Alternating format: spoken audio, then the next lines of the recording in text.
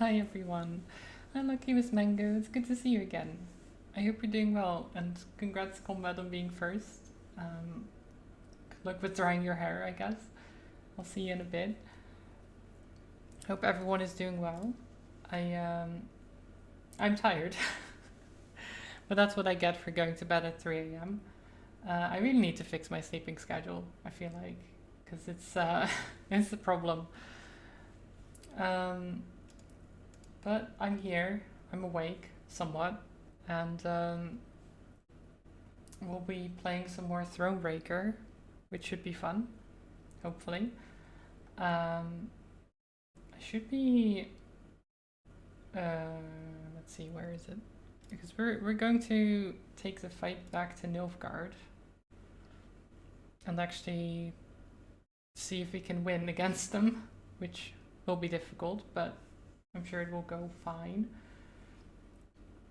I actually woke up too late. I didn't get to do my Japanese reviews, which I normally do, and I've just been busy.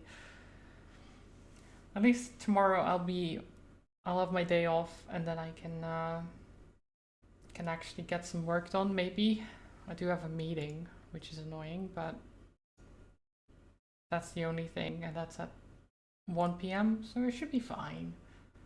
Should have most of the day to do whatever. But yeah, let me go to the game screen. There we are.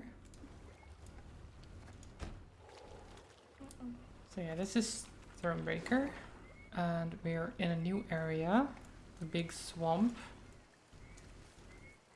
It's quite big. So the first course of action is we are going to try to take this fort, which I'm sure will be just fine. There will be nothing that stands in our way, surely. And then I don't know how this. I guess we'd go around here and then through there. There's a lot of winding passages and such. There's a fort there. Where does it end? Is there like an end to this map?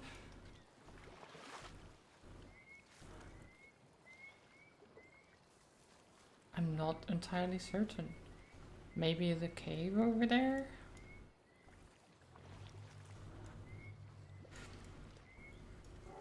Because the previous maps used to have a pretty obvious end to them. Previous chapters. I guess we'll find out. There's no point in just trying to find it. Let's get some resources. So in case this is the first time you're seeing any of this, Thronebreaker is a side game of the Witcher franchise. It's basically a standalone Gwent game where you have a separate story about Queen Meve. Hidden among brambles, Meve watched the Nilfgaardian sentries atop the palace. Who's fighting against the Nilfgaardians? In full gear, alert in stance, they looked sharp and ready to defend the stronghold. Blast! Meve hissed, for she now knew Red Lobendon would not fall by surprise. A siege would be needed. Welcome back, slow Combat. her advance. I'm doing well. Yet there was naught she could do, A as bit this tired, was of her course. one road to Angren and to Caldwell. Reynard wiped the sweat from his brow, donned his helmet, and dropped his visor with a tap. On your command, Your Majesty.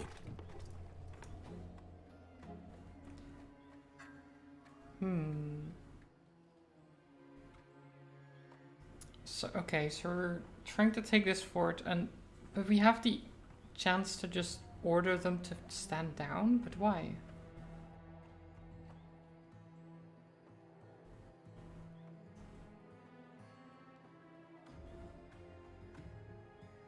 Like, because we can attack them, but what happens if we stand down? What do we do? Like, do we find a different point of entry? Either way will be difficult.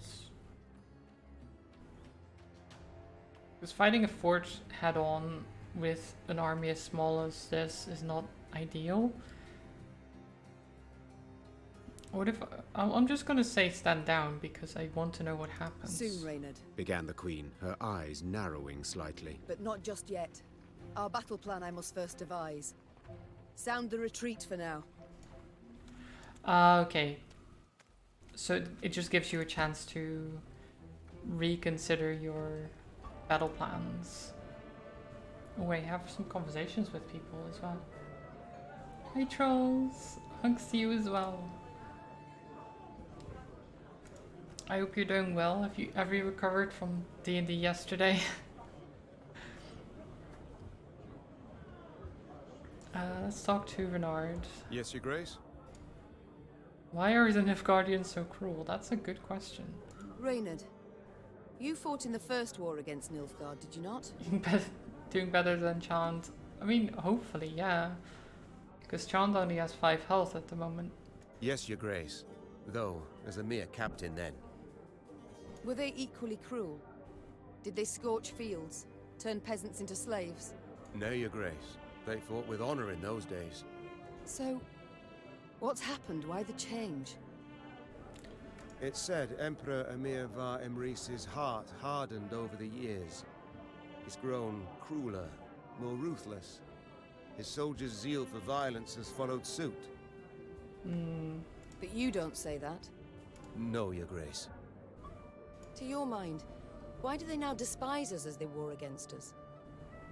Chant does have a purpose in life. I feel like having a purpose in life is overrated. Just enjoy life, I say. Tis ever easier to loathe those you know. You know, hang out with friends, play D&D, that type of stuff. Before the First War, they knew nothing about us. Then they saw they'd the better weapons, larger cities, superior craft.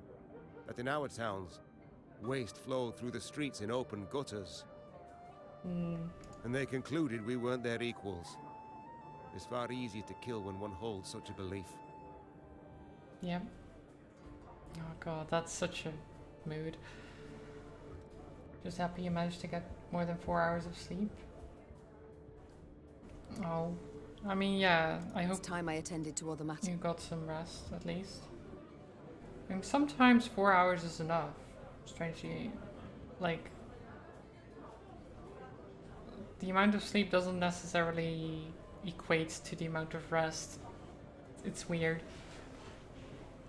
When did I leave the call? I don't know exactly, like 3 a.m.-ish. Just passed.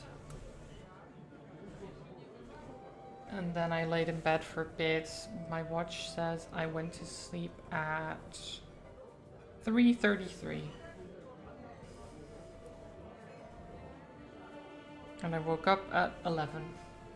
Well, technically I woke up earlier, but my watch doesn't quite do that. Hey ho, how's my favourite queen in the north?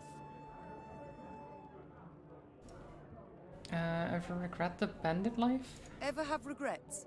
Feel remorse? For what? Oh, I don't know. Killing innocents, perhaps? Murdering travelers, pilgrims? I've always warned them. Won't touch a hair on your heads, provided you don't resist. So, see, gave them a choice. Is it a choice? It's not a great choice though, is it?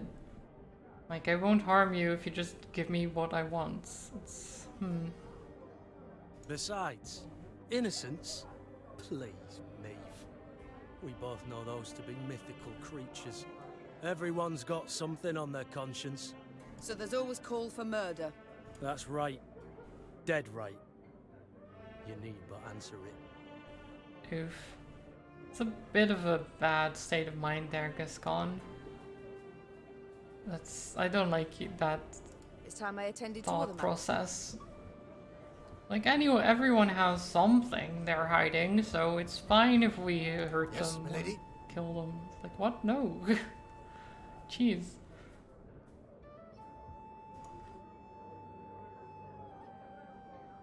You saved my life. Yeah, Xavier is a good man. Good boy. It's too bad about his face. I haven't had the opportunity to thank you. Had you not been so alert, we'd have fallen to our deaths in Mahakam. We just don't hide anything. They could be hiding something. They just have to put more effort into it. I merely did my duty, Your Majesty. Modest as ever. Yet once the war is over, I shall make certain you're properly rewarded. My lady, the one reward I desire is victory. Your victory. Oh, Xavier. Other matters await my attention. We shall speak later. As you wish, my lady. I love Xavier as a character, as a card. He's great. He's a good boy. You need my help with anything? Anything at all. I've ideas aplenty. Hi, Barnabas. How are you getting along with the others? Ever travelled with an army before? Frankly, can't say that I have. You folk are my first. And let me say, it's not nearly as dull as I expected. Your travelling companions are fascinating, truly. Is that so? Who, if I might ask? Let me think. Then there's that aged woman. Isabel, is it? Oh, Your Grace, a complete lunatic, that one. Did you know she believes the world to be round? Round! When did you say? Like an egg! Wait. When did you say I'm back? Wait. I mean, at 5 past? Like 10 minutes ago?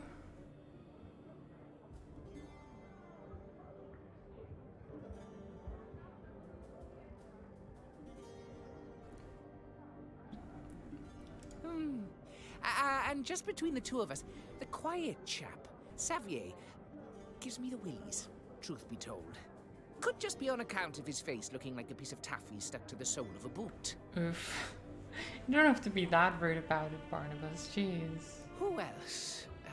Oh, right. He's word of got burn advice. scars. Never play Gascon at cards. He's a hustler, that one. And he tells tall tales. About debts, specifically. Ones that I supposedly owe him. And the Reynard fellow. What a jester. Always good for a laugh. I'm sorry, what? Every day he barks at me, stand at attention, with a perfectly straight face. And last, he asked asked if I'd served in the Norm Army. I mean, really. Sometimes I just can't with that man. Very thorough, Barnabas. I thank you. Time I attended to other matters.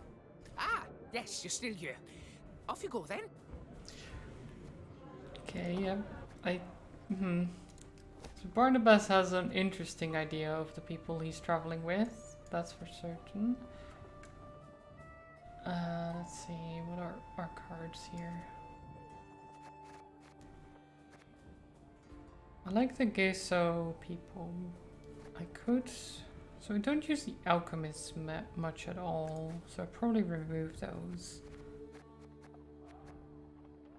I'll remove one field medic as well. I'll keep one.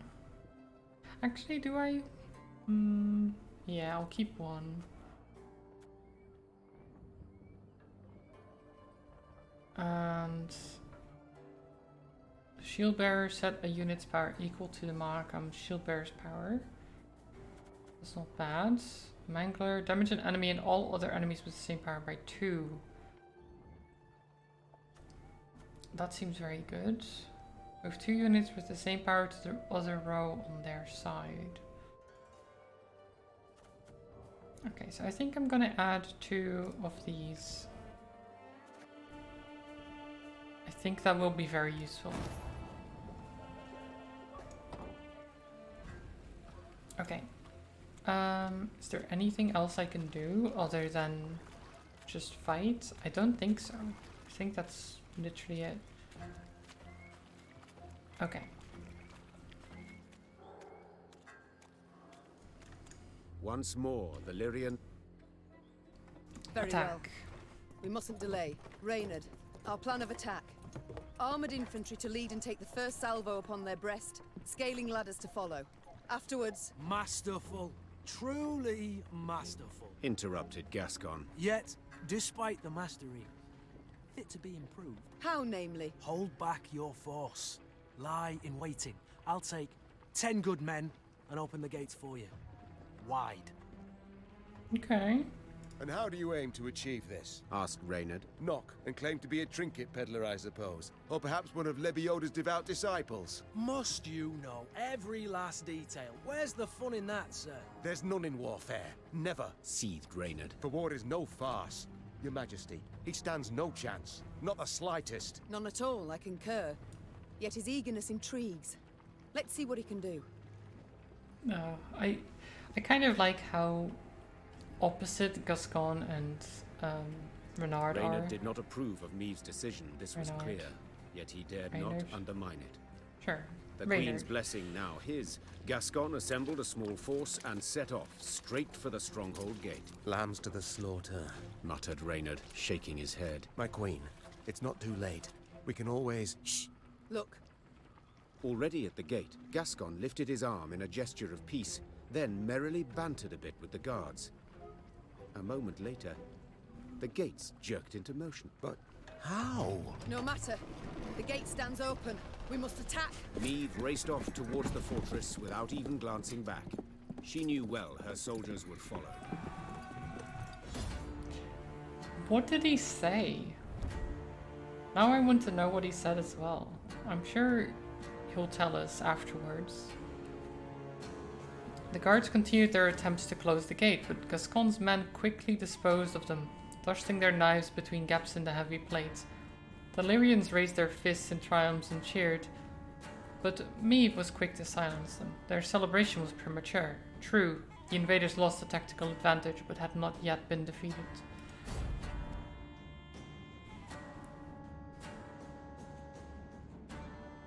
We'll get them. These Nilfgaardians don't stand a chance. Okay. Keep you.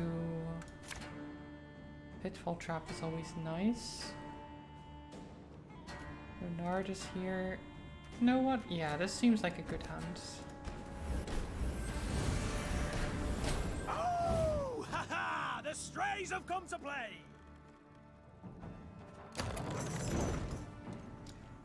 Okay, they've got a field full of stuff already. I've already got some as well. Let me search you around.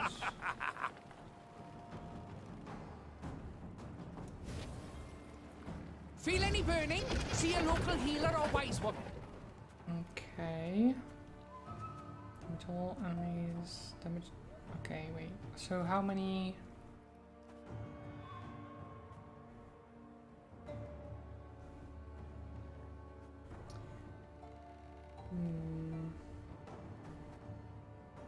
Every 2 turns on turn start, destroy a random Nilfgaardian ally.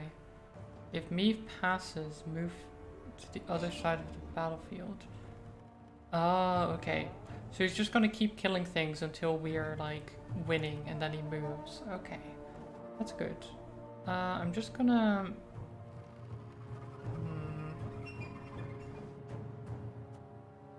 We'll play the pitfall trap over here.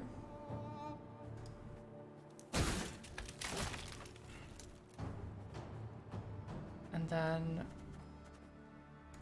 hit these.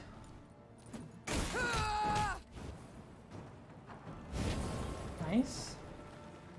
Hi Mortara, welcome. I hope you're doing well.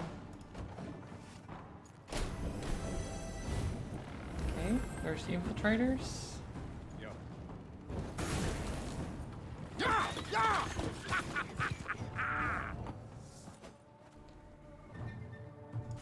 There's thunder. Boom. There's the doggo. I feel like they don't stand a Wise chance. choice. Honestly. Okay. Random trinkets. Draw 2 units, set their power to 1. Yeah, no problem. That's actually pretty good. Damage a unit by 10 if it survived, boost by 25. Do that.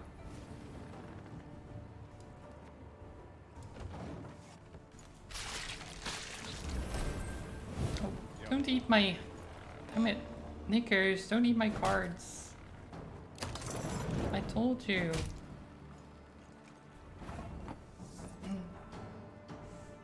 The Turks who you're working with have today and tomorrow free due to Eid al-Fitr, so you have nothing to do.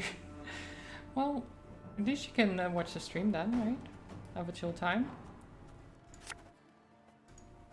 Don't like this.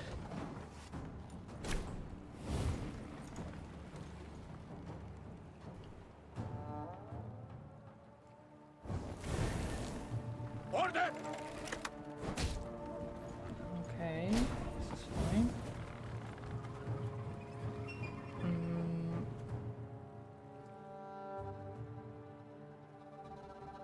Damage all damage enemies by 4, then damage all enemies by 2. So if I do this... Oh, that's spicy. Spicy. Oh, they're all gone. Well, Order will triumph. It must triumph. every 2 turns destroy a random Nilfgaardian ally. Can you just kill this guy? That would be nice. Because he's immune, which means they can't be manually targeted, but if it's random and he's the only card left, surely he will just die, right?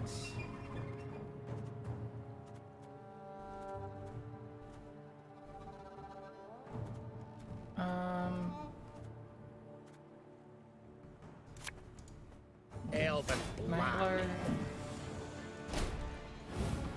Praise be to the great sun! Oh, there's another one. Okay.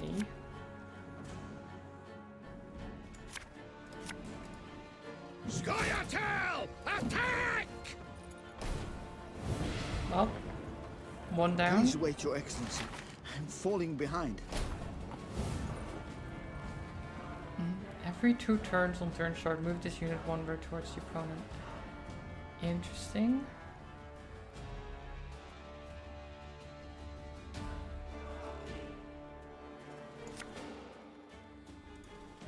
Have it the white of an eye from half a league away. We'll just keep placing cards. Sand aplenty. Oh, raid! Raid! Hi Robin! How are you doing? Thank you so much for the raid. How was Elden Ring? Did you get far into the castle? Not my Gwent. I'm sorry, Spoon, it's not quite the Gwent you know. So what I like about this situation is that we have a spy in our midst, right? And he's trying to move towards the opponent, but I filled this row. So it's full, and he can't move forward because there's no space. So now he's stuck on our side. Kinda ditched the castle but killed the tree sentinel and the demi-human bosses. Nice! Tree sentinel is not an easy task early on. Good job. We're fighting the Nilfgaardians. Gascon has invaded their ranks and is killing someone every 2 turns. Let's see. So we want...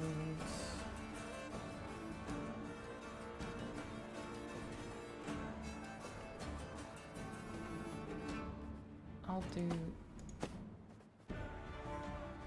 this because it doesn't do anything. And then damage you,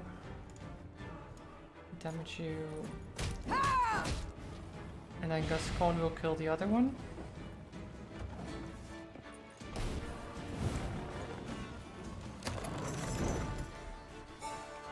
These Nilfgaardians have had a bad time. A real bad time. Yeah, yeah!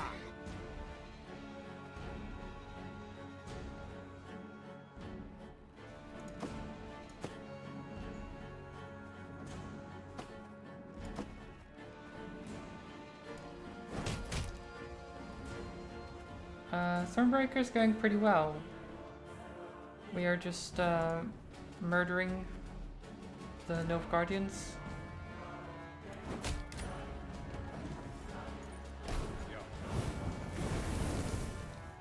Oh, set the row on fire. That's rude. Break any thrones yet? Not yet. Not yet. I'm sure it will happen soon, though. My pain serves a purpose.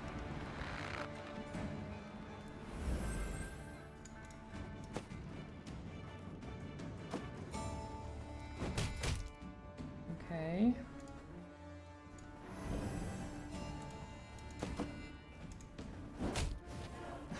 Okay, there you go. We have one card left. Did they do anything? Oh, they paused.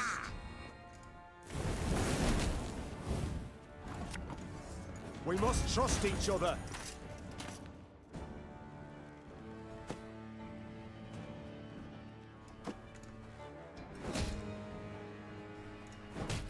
Oh, I could have actually. Oh well, whatever.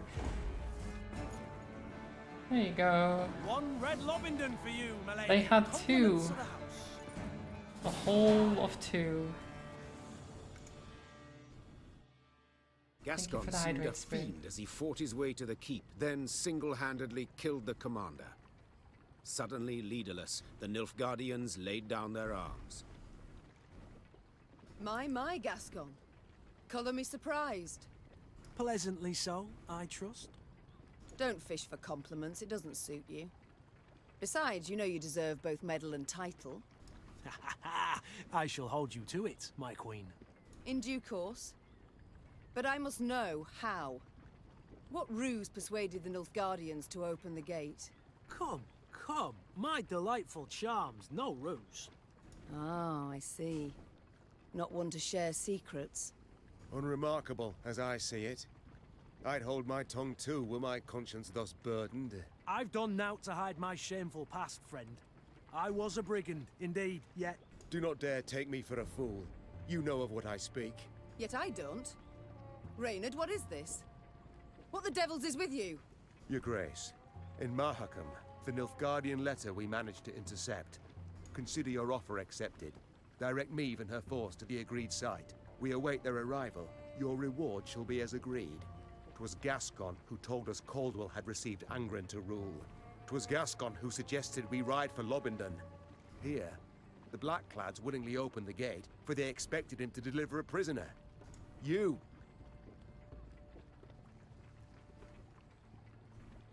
I mean, even if that is the case,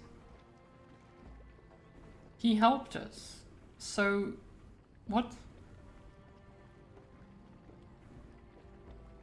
Like, what?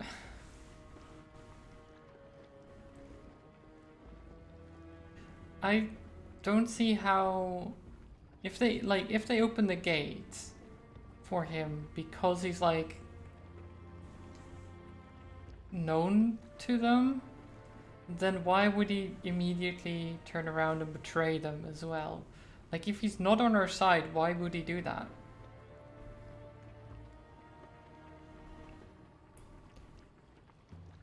Because he's fighting the Nilfgaardians with us. I don't understand how he would... why he would betray us and them at the same time. Like, what point is there? KC, hi. How are you doing?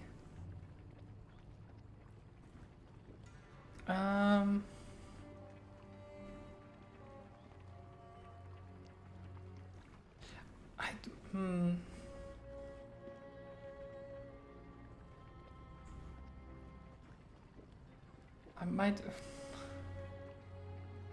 Oh, the Nilf Guardians. Not MILF. Okay, see, that's something else.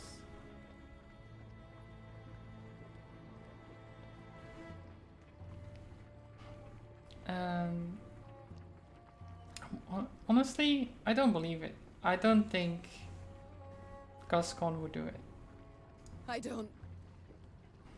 don't believe this. No, it cannot be. Deny it, Gascon. Go on. Tell me I'm wrong. Do you require any more proof, Your Grace? What do they promise you? Amnesty? Coin in heaps? Both. I knew Nilfgaard wouldn't parley with me as a matter of course. To be treated seriously, I needed something they valued. A stroke of luck, it was, the chance to free you from Caldwell's grip. Okay. 'Twas in Edern that we first spoke. Then came to an understanding after Rosberg's fall. Why do I still live then? Why not snatch me under Knight's mantle? Drag Exactly. me to Red Lobendon in chains? Leave. I sought to sell you out, I did, and aimed to gain by it. Yet in Edern, you earned my respect. In Mahakam, my admiration. I swore then I wouldn't follow the terms of the accord I'd made. Instead, I'd let you into the fort and make damn sure the Commandant couldn't reveal the truth. Alas, seems I underestimated Reynard. Flattery will get you knout. You, sir, are a traitor. I mean, initially, yes, but... not quite. Oh, please, friend. You appear to me a pot that calls the kettle black.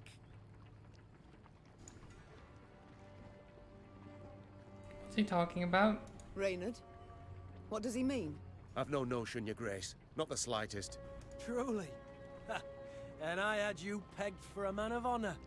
Come now, Reynard. Who sent secret missives to Willem? Go on, you really should tell your queen. Traitors all. What? Reynard? Everyone is betraying me. His Highness guest chambers in Mahakam. One of my lads snuck in. Found a letter bearing the signature of one Reynard Odo. Execute every last one of them. Well, the problem is, I don't really have anything. Like, if they're all I have, it's kind of a problem if I execute them. I don't have anything to return to, and we still need to fight the Nilfgaardians. So, really, as long as they don't rat me out necessarily, it's fine. Like, and the fact that it comes to light now means they can't really hide it anymore. And if they realize that I'm fine with them having done that as long as they keep serving me,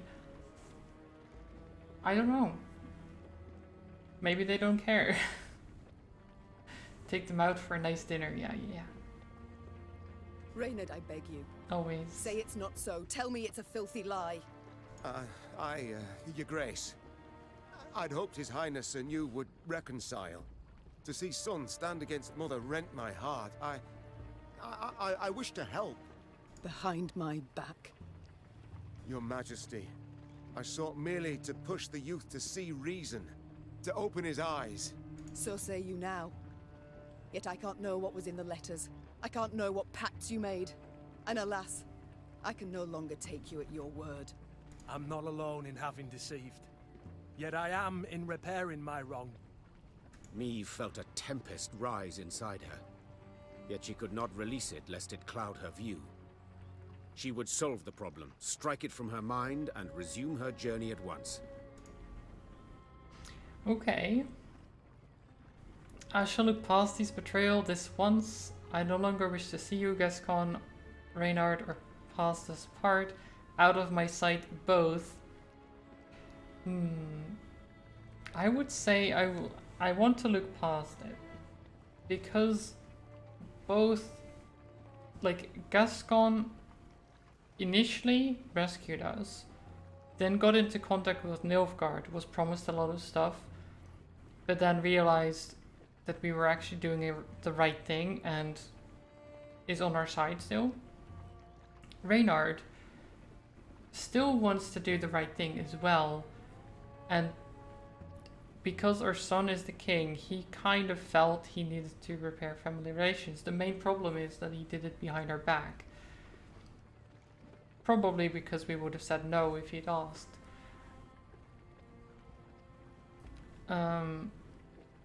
Like, they're not disloyal necessarily. They have their issues, but I'm sure we can look past them. Drawn and quartered I should have you both. Yet in truth, I cannot do without your aid. Now more than ever. 'Tis the one reason I show mercy and forgive. Your Grace, perhaps made with doubt, but 'tis the right decision. I shall prove it. Reynard and I rarely see eye to eye, but under the circumstances, I second his every word. Always murder. Murderers never change. They didn't murder though. Reynard sent a letter. And Gascon also did letters, communication with the enemy. They didn't murder. Well, they did murder the Nilfgaardians, but so did we, so I mean... we are? Yeah. Let's get him? No. We can take it out on the Nilfgaardians, Casey. We don't have to kill our allies. Not yet. You don't kill your allies before you kill your enemies. Now! Only once you run out of enemies to kill do you start killing your allies, right? I think. That's normally the way to go, right? The Queen's wish was clear and fierce. Gascon and Reynard slid off, leaving Meve to her thoughts. If everyone is an enemy, that's not an issue. From the palisades rampart, everyone being an Meve enemy is an gazed issue, out though. over the marshlands across the Iruga. The Queen sighed deeply. She expected great challenges in Angren. She had also expected, even hoped, to find the one traitor in her midst. But two, and both her close aides-de-camp. She felt a weight upon her heart now. Blast it all, she muttered. Not the first dagger I've taken in the back. Likely not the last either. Yet to pity my lot will help not at all. From the captive Nilfgaardians, Meve learned Caldwell was at Tuzla Castle, in Angren's very heart. Okay. A small detachment would remain at Red Lobindon, while the Queen with the rest of her force set off to face the treacherous Count. Yeah, I want to take Caldwell Mom, down. I must speak to you when you find a free moment. Isabel wants to talk to us? To Palatine Caldwell, from Duke Adol Abdahi, Grand Chancellor, Commander of Army Group East. Your request to return to Lyria has been rejected. I agree with your argument that King Willem requires the support of an experienced politician. That is why I shall advise him should the need arise. For now, your talents are more useful in Angren. As you know, the Emperor depends on the rapid delivery of building materials to our shipyards. I advise you to make the fulfillment of his wishes your top priority. Delays are unacceptable. Money? Okay, there's a bunch of battles over there and a puzzle.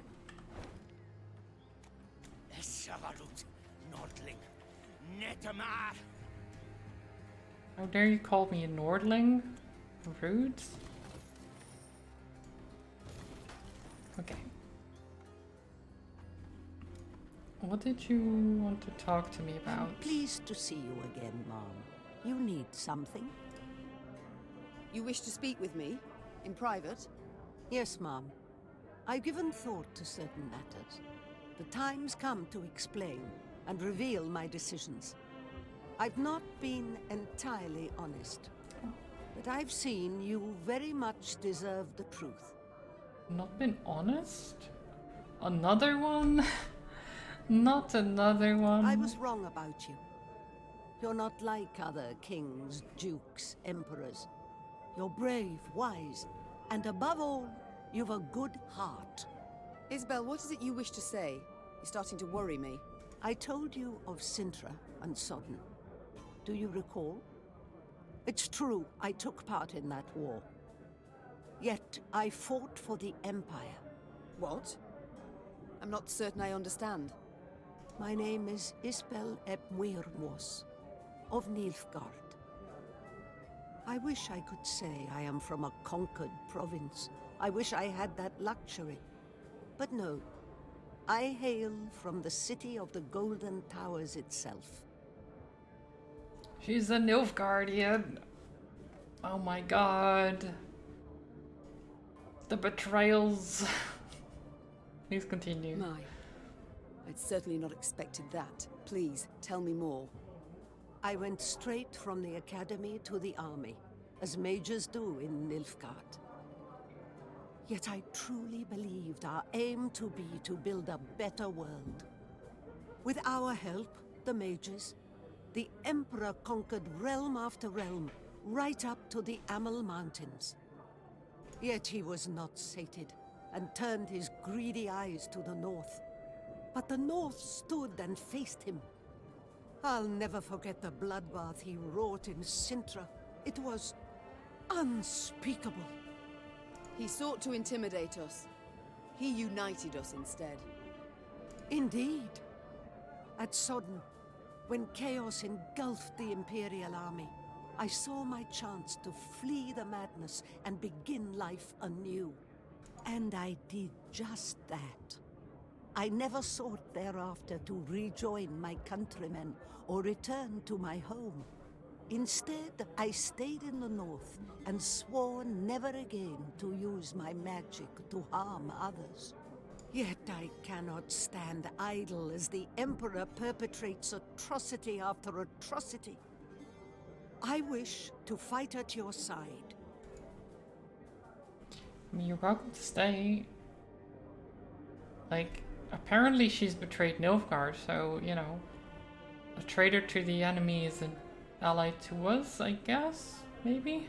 All deserve a second chance. Yet from now on, there are to be no more secrets between us. Certainly. I thank you.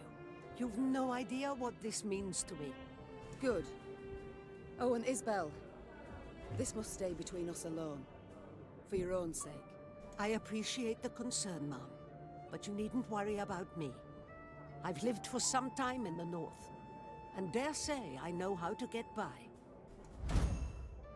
Isbel Destroyer? Oh. Tell me more about Nilfgaard. The city of the Golden Towers. I want to Don't look think at I that know card any soul though. who's seen it with their own eyes. Did you know many common folk believe they're made of real gold, the towers? Yet they're named for how the southern sun dances off their rooftops. My family lived in the capital long before Nilfgaard was ever an empire. The city is of great beauty, was always a source of pride, turned arrogance in time. When I was but a lass, my father would take me to the grand amphitheater to watch the gladiators fight. A daughter of Nilfgaard should grow accustomed to the sight of blood, he said. For to conquer the world was our destiny. Dreadful. You must have hated it. At the time, I saw nothing wrong in it. I admired the gladiators for their bravery, skill, finesse. Though now it shames me to admit it. Duty calls. I mean, yeah, must if go. you grow up with that mindset, course. of course Should you- you're like, well, that's just how it is, right? If we're gonna conquer the world, then yeah, that's just how it would be. Isbel Destroyer. Damage damage enemies at random by the total damage taken during the battle. Oh my god. I do want that.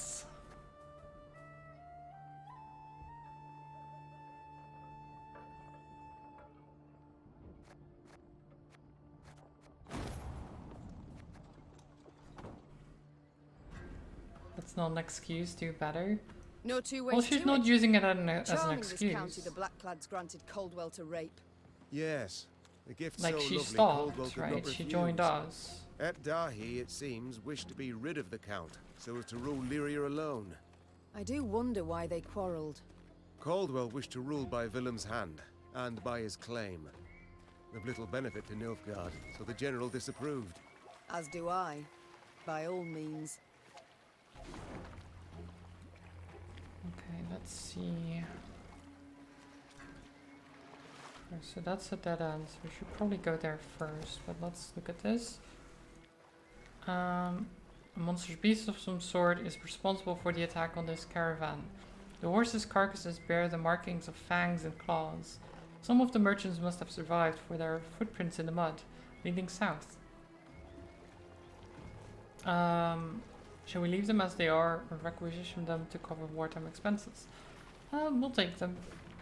Because, I mean... why not?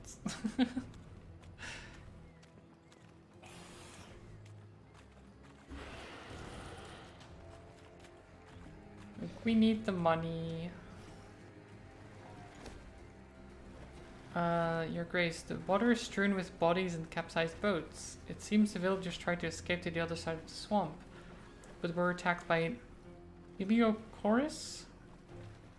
We could try to fish out their possessions, but you should be aware that movement along the banks may alert monsters. That's fine. We just lose a couple of men in the process. But money. But money, though. The inhabitants of Angren had always endured many hardships. War, disease, poisonous swamp gases, and above all else, monsters. Nowhere was safe, not even their own homes. Let's fight.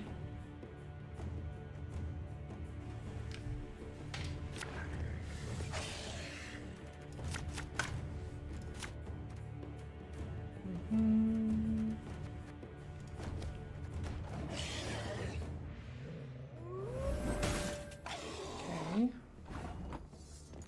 Blood-drunk Katakan. Whenever a vampire is played, boosted by 2. Okay. Well, the wolf is not a vampire, for one.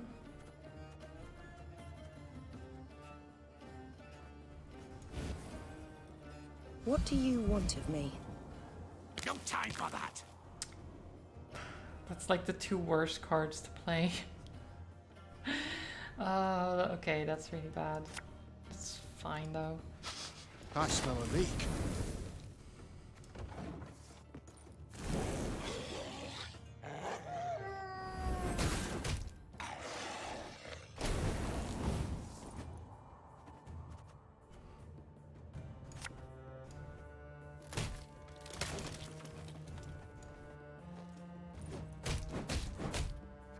Okay. Oh, there's a vampire. Oh, you can't just... You can't just seize my arbalest. Rude.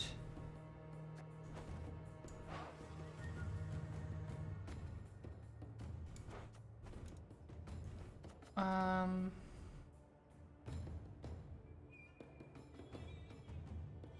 guess. Let's do that. There's the doggo.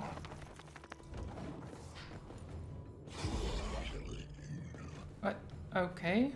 You passed already. Interesting choice.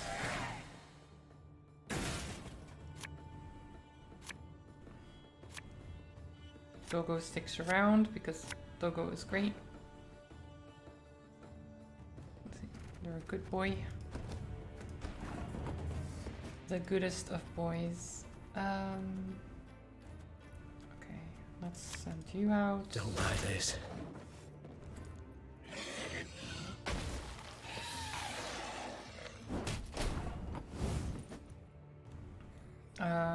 Damage a random enemy by 2 on turn end. Summon this unit from your graveyard. Weaken it by 4. Okay. Thing about slings, they hide well.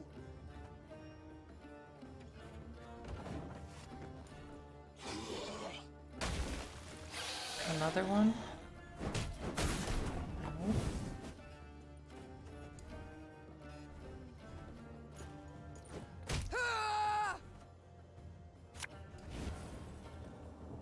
Summon 3 bronze units from the opponent's deck to your side and lock them. Okay. Huh.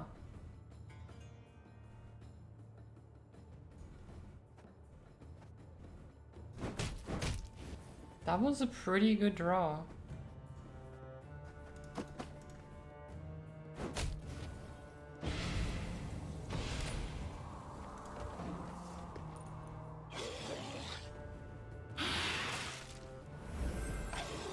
Don't steal my slinger. I need them. Sorry, turnips back for an encore. Damage 3 units by 3. If already damaged, destroy them instead. Let's do this one.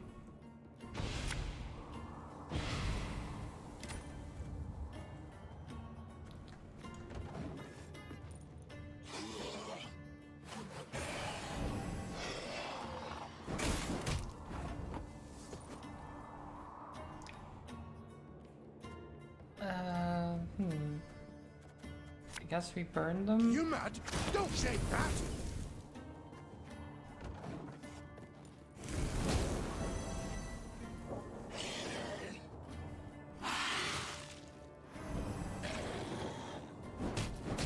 Oh, stop stealing my units. I need those.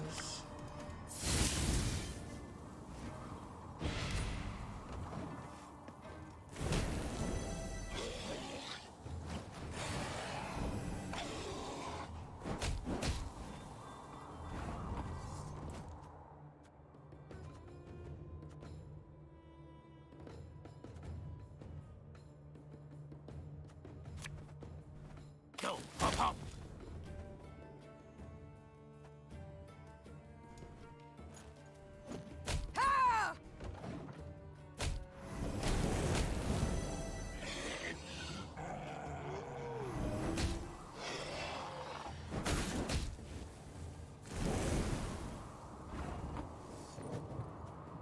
Okay.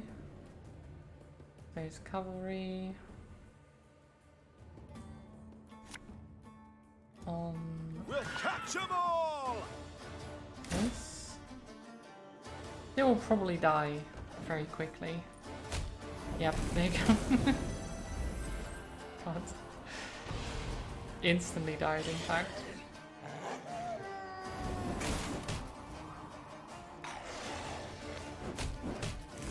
Isn't looking great.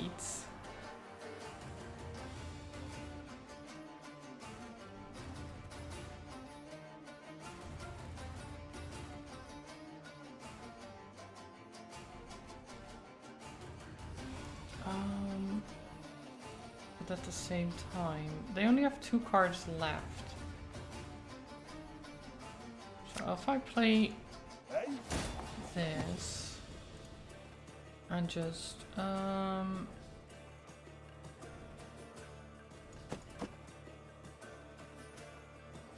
do that.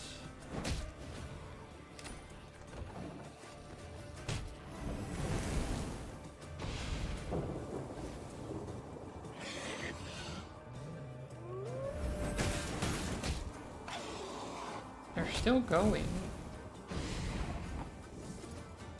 Interesting.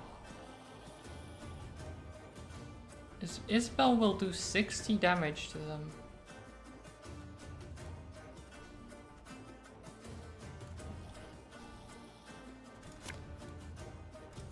Make love, not war.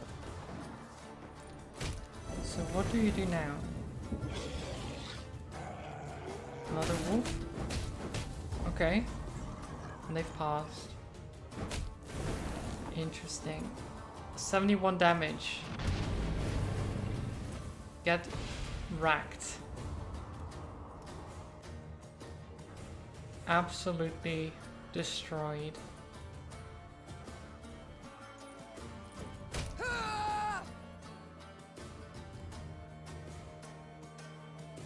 Oh, I need to play something right. Sure. My pain serves a purpose. Might as well win more, I guess.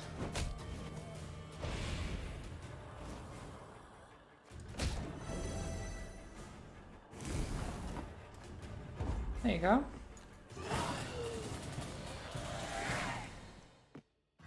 Hello there.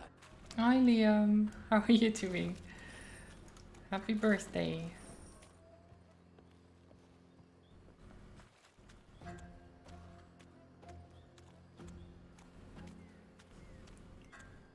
Are you still mad at me? Fix the bridge. Oh, there's a puzzle. No, you're not. Oh, I'm glad.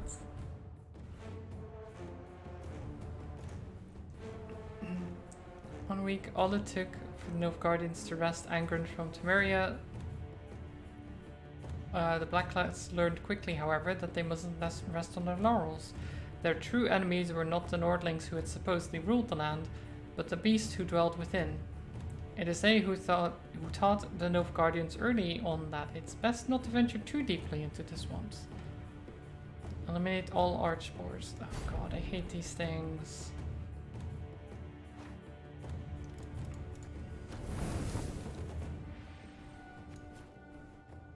Oh, they're on. Okay.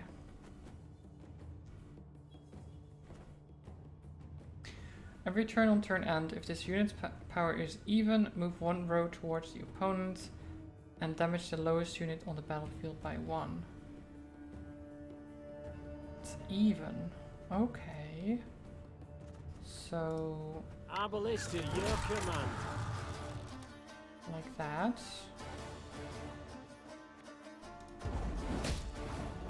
Wait. What do you mean lowest unit on the... Oh, I guess not counting itself. I see. I see. I'm aboard, sir. Liam. You smell. Thank you. Thank you for the 4 months.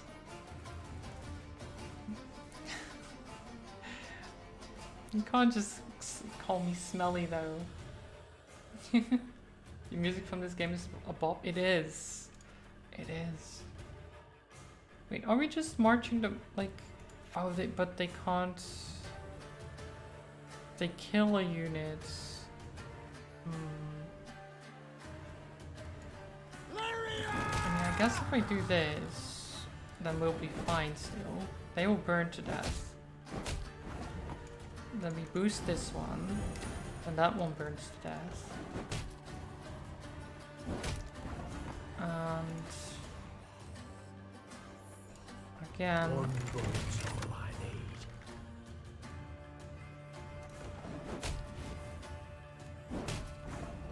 Okay. I mean, I guess we can just shoot it now. There you go. Great. That was actually not too bad at all. Where obelisk? I'm sorry, Pip. I'm not playing across the obelisk again. I'm not that addicted, you know? A Nordlingen Fancloir? What? Quickly? Below? At ease Nordling, Vakal Nordling. Away begone van voort.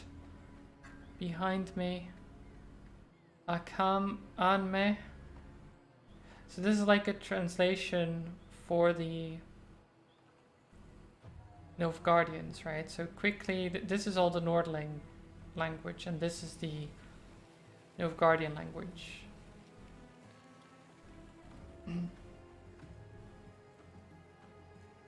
Interesting.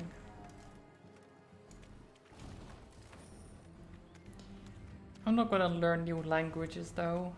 Too difficult. So Another monster. There's so many monsters in this swamp.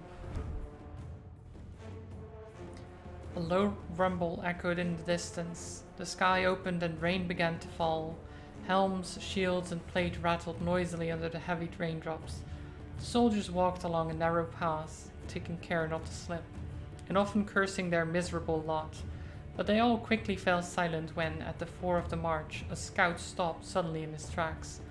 Over the loud roar and the patter of rain, he had heard something. Something that chilled his blood. You can say Ni hao, that's enough? Exactly. Ni hao is enough for everyone, really, right?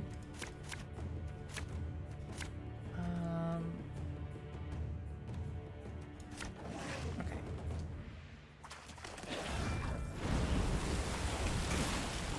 Wow. Truly raining on our parade, that is. Every 4 turns on turn start, destroy the lowest units, then damage a random enemy by the power of the destroyed unit. Okay. Tell me you jest. Scheiß! In! Try! Okay, so I use the power of the Gesserfootman to summon another Gesserfootman. Sure. I mean, why not? Okay. Let's dispel the rain. Cursed traitors. We don't like the rain.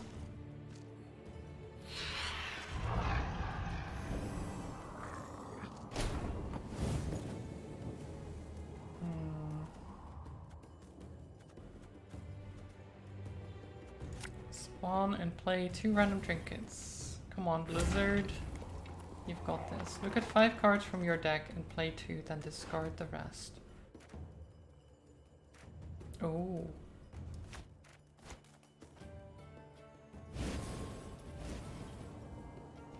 Her Majesty knows what she's doing. I think you'll really like this one.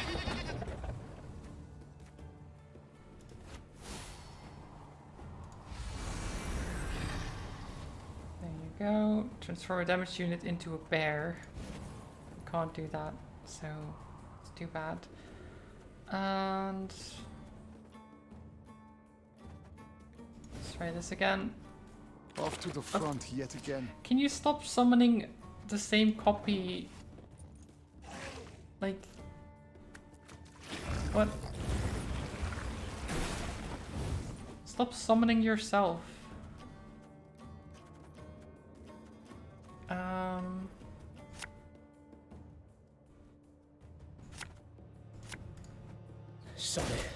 Sod it all. Get rid of the rain again. What? You just... Why did they die? I'm not sure. Well, we win. That's good. Doggo stays around. Oh, did we reach a draw limit? Shit, okay.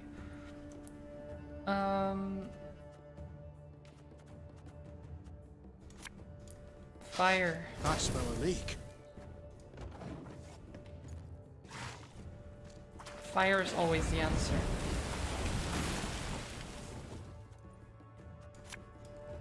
You mad? Don't say that! More fire.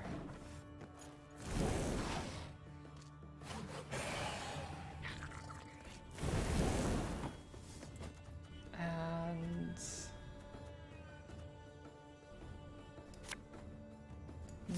no, not yet. We'll leave that for now. The slinger... Sure. That bit's the white of an eye from half a league away.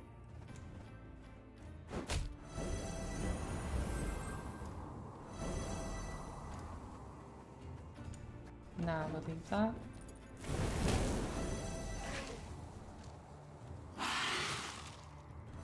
Oh, they're taking my bomber.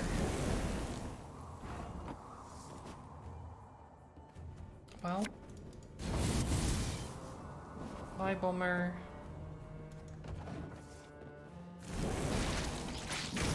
No, they ate my doggo.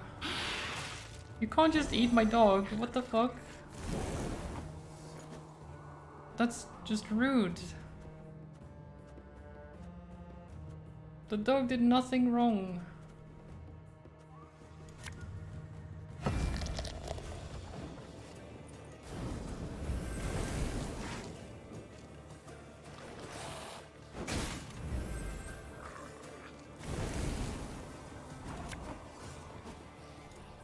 Fuck, our ass is moving.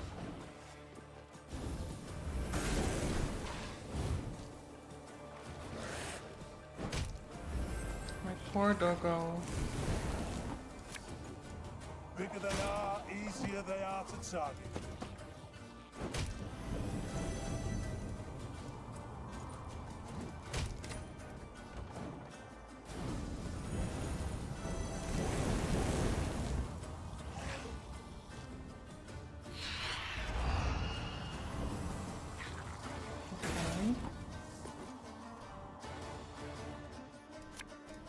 How's order?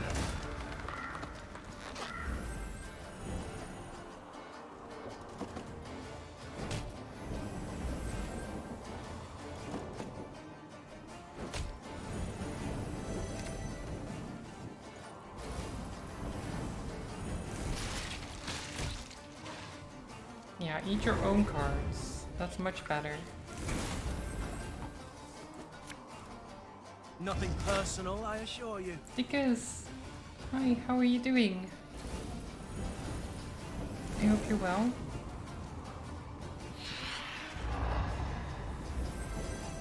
We're fighting vampires.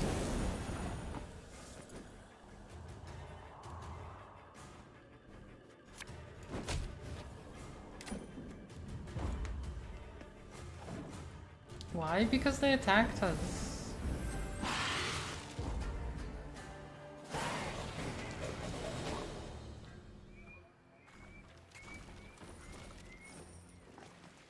If the vampires attack us, I'm gonna kill them. That's just how it works. So, well, if I don't kill them, then they will kill me. Am I supposed to let them just kill me? From Foltest, King of Temeria, Pontar, Mahakam, Sodden and Angron. 2 Angrenian Foreign Defense Corps. The Nilfgaardians have breached our defenses. I am ordering a complete retreat to Temeria and Brugge via the shortest routes. Do not confront Nilfgaardian forces, except in cases of direct attack or attempts of disarmament. All should negotiate the withdrawal of garrisons for each town they reach. Or sexy vamp time? I don't know. I don't think it works like that. Something made of precious metal shimmers on the floor of the swamp. It could be ancient elven treasure. We can attempt to pull it out, but we must be prepared for the worst. These waters are not the safest. Barnabas. Create a contraption to fetch the treasure. Nice.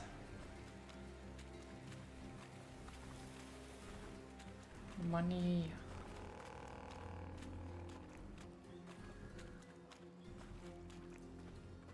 Do we have enough money for an upgrade actually?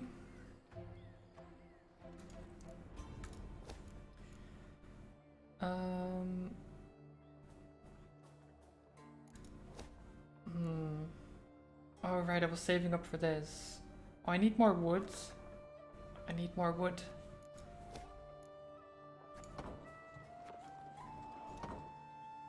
How to get more wood?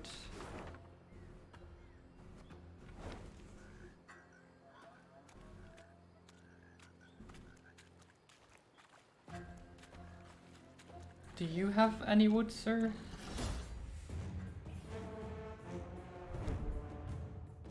The bridge connecting the 2 banks of the backwater had rotted through, forcing the Lyrians to circumvent it.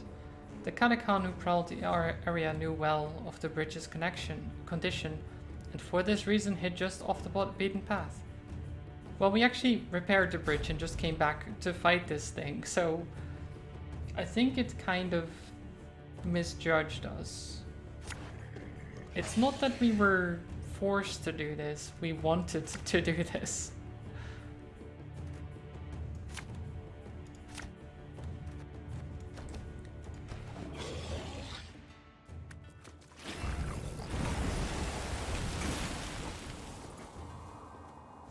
They're raining on our parade.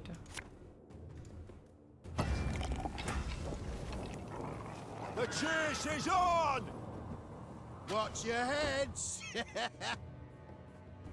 Okay.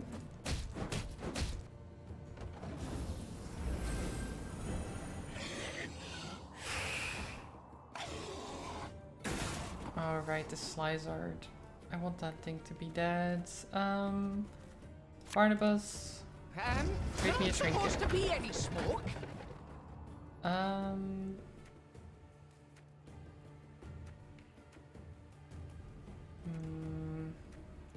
Mandrake. Bigger they are, easier they are to target.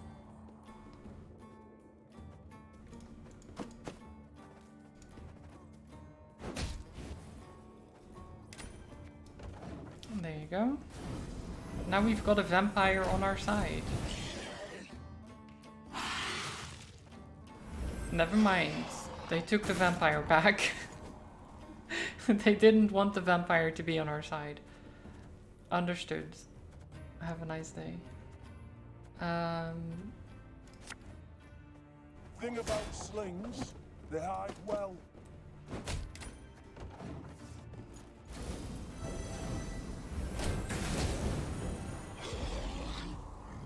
You're passing already?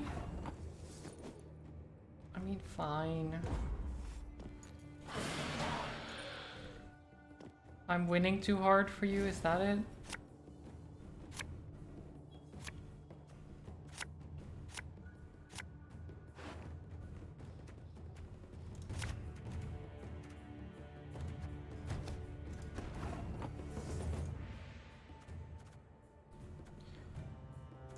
Okay. Hey?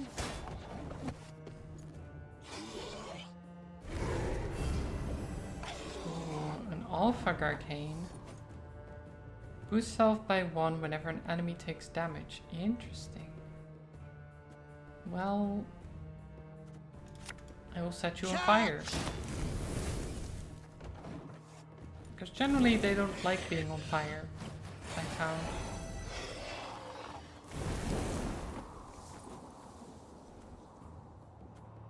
Strange thing that.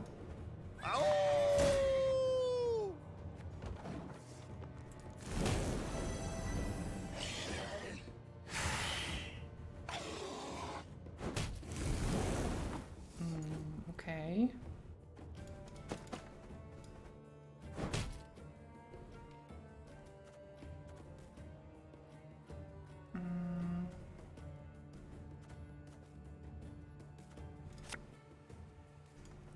Ever have a stone knock out one of your teeth? Do that.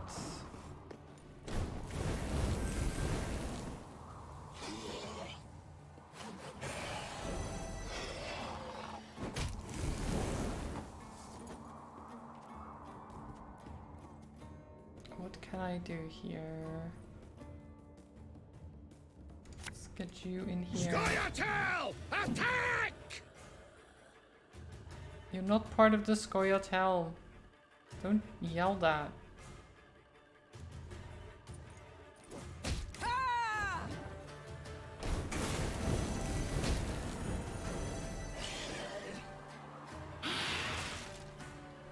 Oh. Why do you keep stealing my units? Don't you have your own?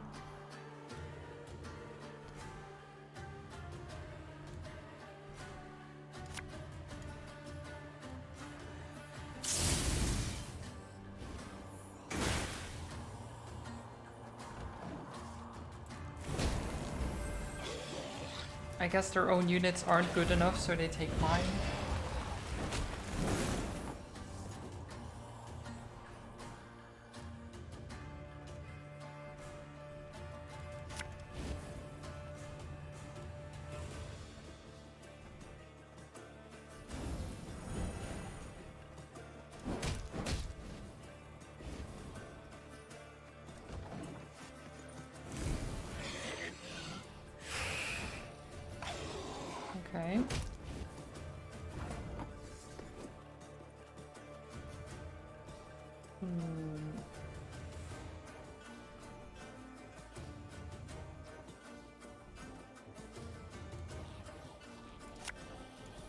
Make love, not war. Shoot down. Oh, don't steal. Oh. I was gonna use him. Damn it.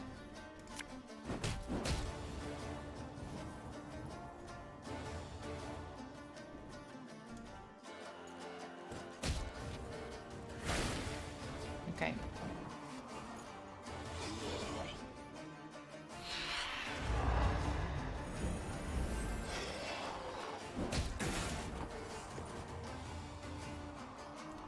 So... Okay. We must trust each other. Like, no matter what they play, it will die. Actually, I can't even... I have to pass, so... Well... You have nothing.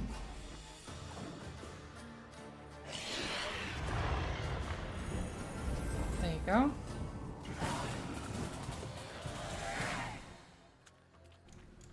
Much better.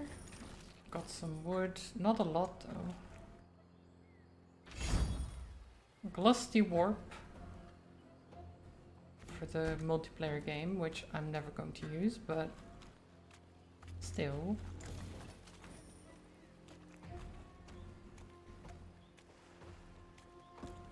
Okay. Further on. The Lyrians came to a crossroads. As Meve and her scouts conferred about the proper path to take, a footman, of a sudden, collapsed upon the muddy ground. His comrades strove to rouse him. Alas, to no avail. Meve called for a medic. One arrived, post-haste. He checked for wounds, a heartbeat, all else for which a medic checks. Then he peered down the soldier's throat. In a flash, he was on his feet, his hand over his mouth, backing away. What's with him? What's wrong? The Queen asked, her eyes darting between the medic and his patient. Typhus exanthematicus, Your Grace. Replied the physician, wiping his hands with a spirit-soaked cloth. Typhus fever. Contagious? Extremely, I fear. Though not yet at this stage. The spots are but in his mouth for now. Tomorrow he'll be blotched all over. It's then the disease turns infectious. I see. What about a cure? Is one known? The medic looked at Meve, shook his head and shrugged. Alas, there was precisely naught he could do. But where medicine fails, magic may at times stand in. Without giving it two thoughts, Meve called for Isbel. It's typhus, I've no doubt. The healer confirmed. I know a spell that could be helpful. Vigal's cleansing, we call it. It takes time to prepare and many ingredients. Rather costly, or... Yeah, you know what? Prepare the spell. Coin's no object, said Meve. Get to work at once. Isbel returned from Have the the local money. herbalist with herbs valuable and rare. Fern blossoms, mandrake root, comfrey seeds, and more. She then pulled from her bundle a variety of vessels, funnels, retorts, alembics, carafes. Colored concoctions she then brewed, steam and strange odors rising from them. Hours later, after much effort, she had a few drops of a thick substance in a flask. Isbel whispered an incantation, then gave the remedy to the dying man. His tremors and fever subsided at once, the other symptoms fading within hours. At last, Meve could breathe a deep sigh of relief. Nice. Morale is up. 'Tis a land of monsters. Belongs to them, it does. Human folk are lout. Would you rather swim in a pool of Nutella or honey? That is an odd question for one, Casey, but honestly, probably honey.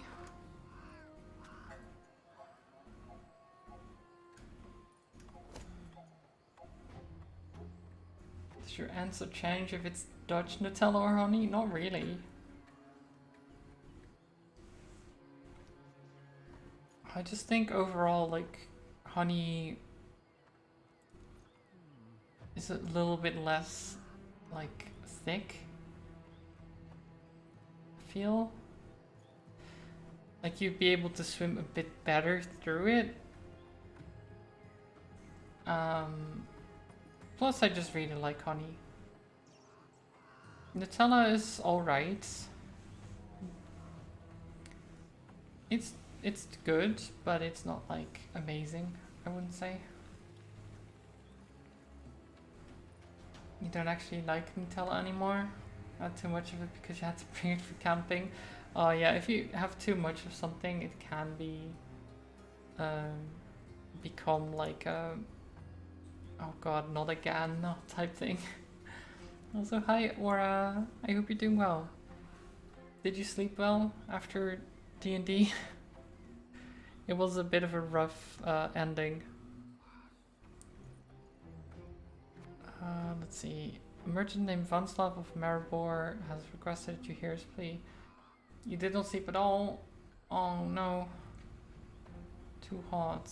That sucks. That really sucks.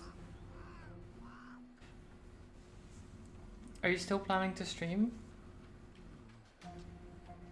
Were you going to do some drawing, maybe? Or something chill, maybe?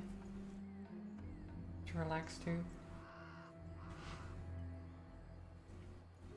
His horses died of some unknown affliction, leaving his wagon of goods stuck in the swamp. He is prepared to sell his entire stock at a reduced price. Actually, yeah, we need a lot of wood. Yeah.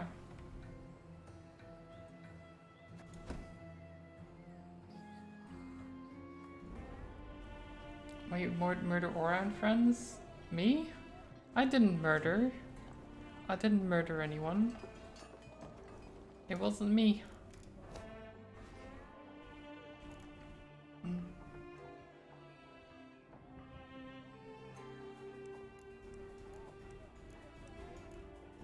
We're going for this, right?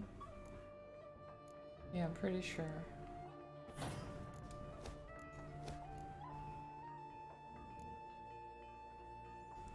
Might as well increase this movement, to be honest.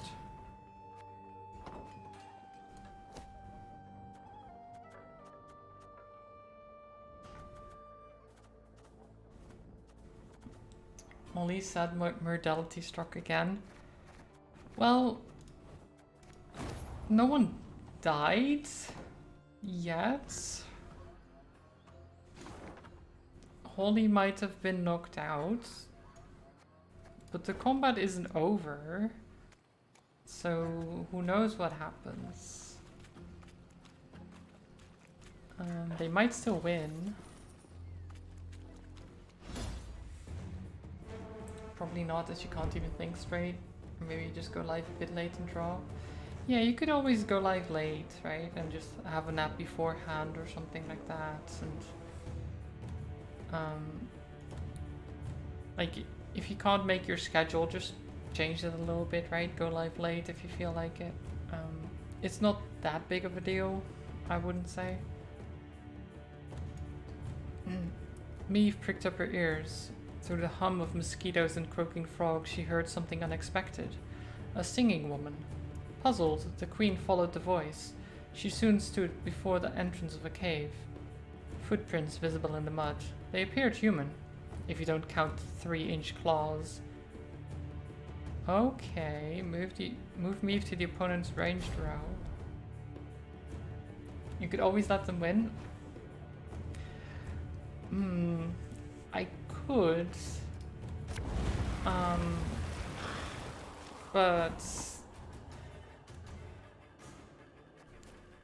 that wouldn't be any fun.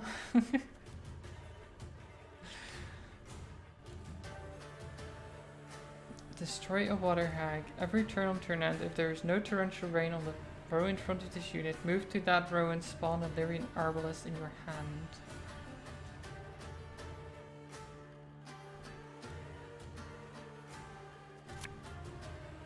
Okay, we can't. Okay, so we can only play it on the ranged row. We will never bow to the What? invader. What? What just happened?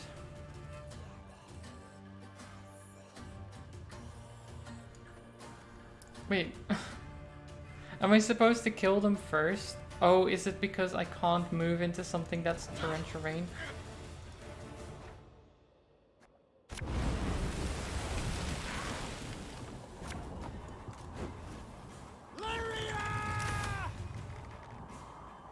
Choose and play one of 2 cards.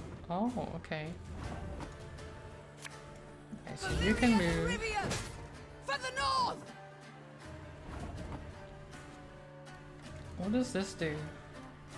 Move the water hag, one up, move. Ah, okay, yeah. So move you down.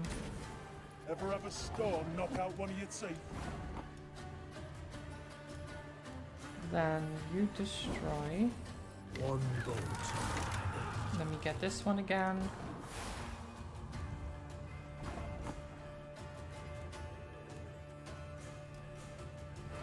And then we move you up. Have it the white of an eye from half a league away. Boop. Give me a time.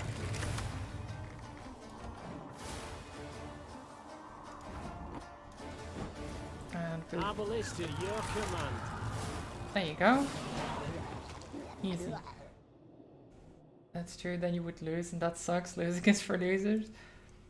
I mean, I'd never really lose in D&D. Because how could I lose if I'm having a good time with friends?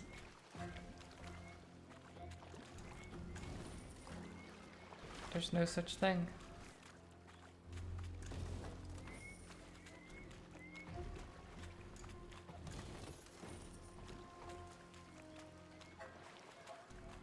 That's what people who lose say. I mean, that's fine by me. If you think I'm a loser, then you can think that. That's fine.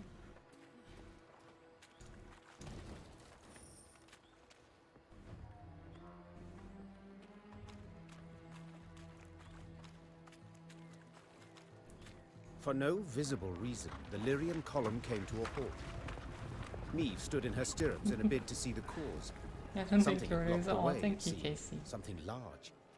A tree felled by a storm, or an abandoned wagon, the Queen thought. Neither was true.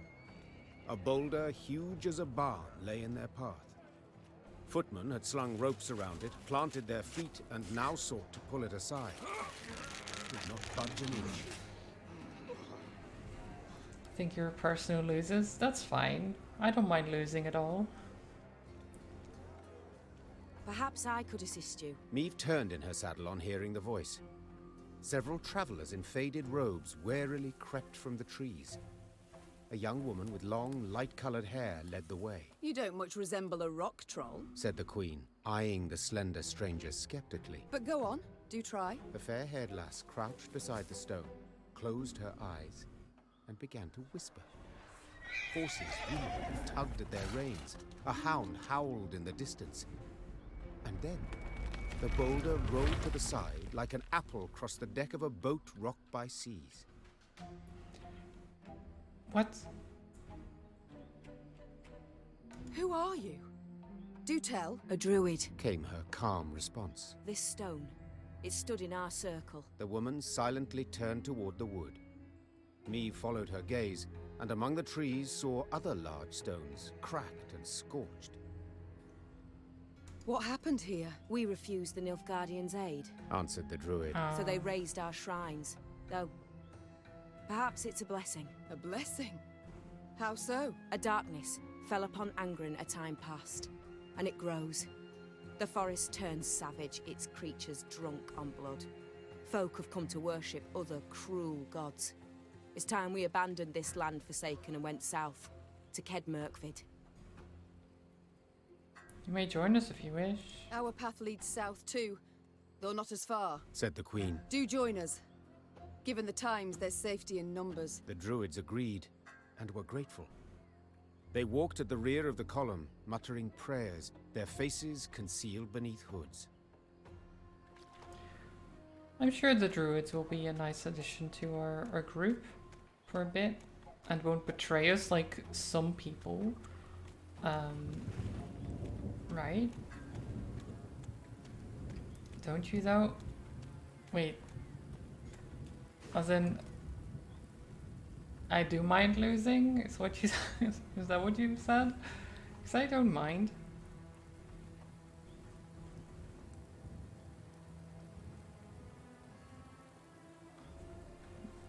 It depends on the situation though. It does depend. This is a logging zone. Any attempt to impede operations will be treated as sabotage, thus subject to punishment of the highest order. Sabotage?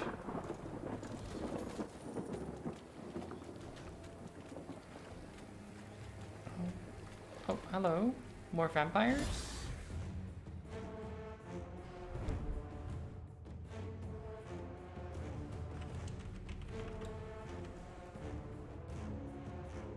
Who was that, Dex? Wait, why am I getting the good character rolls again? High Dex, high Charisma, high Wisdom, and a pretty good Strength, Con, and Int.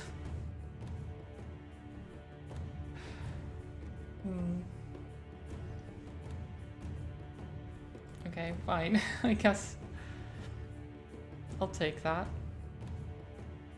Rumor has it the Nilfgaardian Empire eradicated nearly all monsters within its borders. If true, Angren must have proved a wholly unpleasant change for the Imperials. At every turn, every trip to relieve oneself in the bushes, a bloodthirsty beast lurks just out of sight.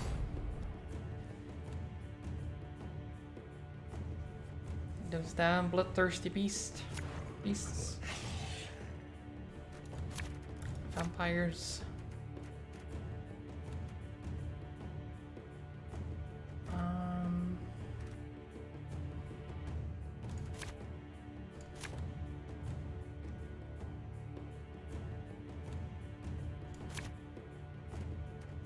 Okay.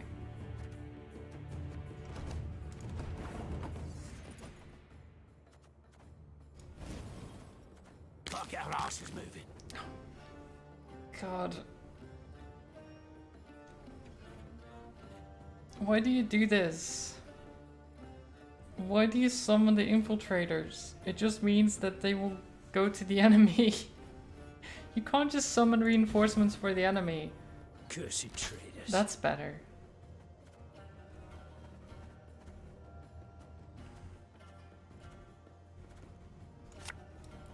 Oh, sorry, turnips back for an encore. Give you 8 armor. Damage the highest unit on the battlefield by up to 15. Then boost the lowest unit by the amount damaged.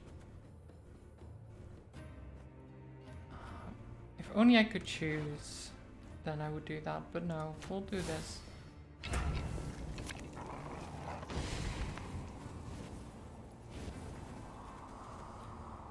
Okay. Your mom said you're the most charming. I think you're very charming, Casey.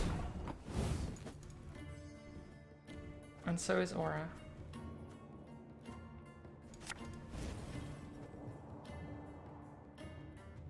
Oh no. Doggo! It's fine though. Doggo's back.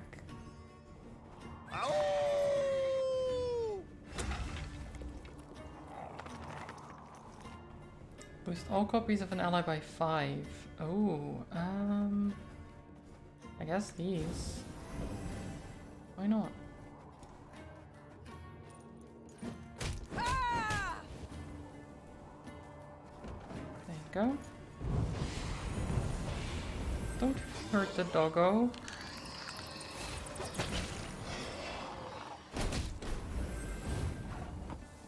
And there he goes.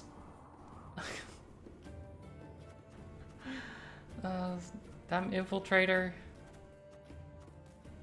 The traitor. Sorry. You betrayed us. Sorry all.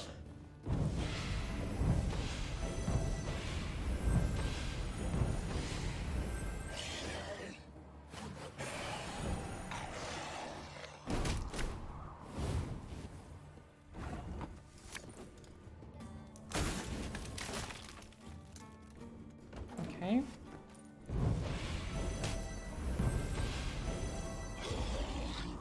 past. Okay.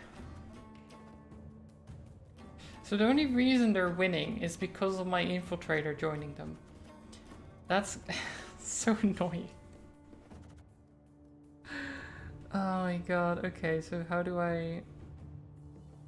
Okay, we'll just do this. Hey?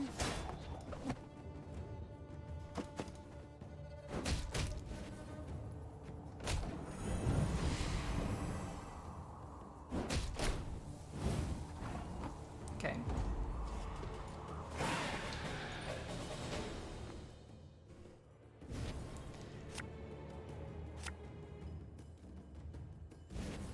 Well, we keep having a full hand and I'm losing a card because of it. I know what, I don't want the infiltrator. The traitors.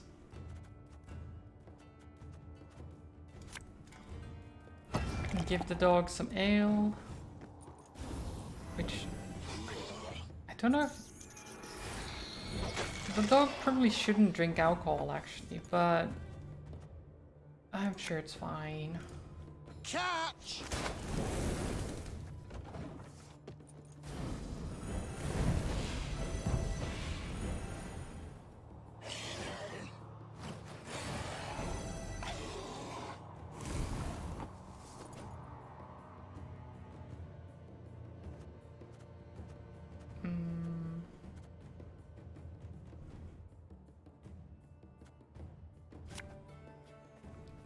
Cavalry on this.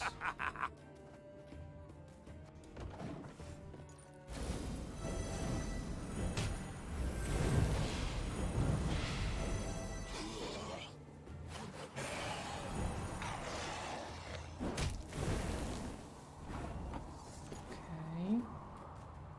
Then Alchemist. No, let's get this. Never had your Mangler kneecaps there. broken.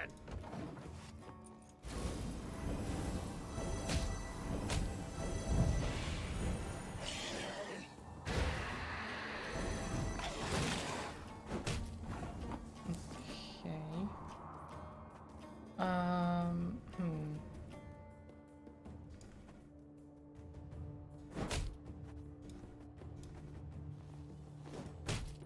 Let's do that. And then damage all damaged enemies. There you go. Next turn, Alzur's Thunder. Right in the middle. Oh. Well.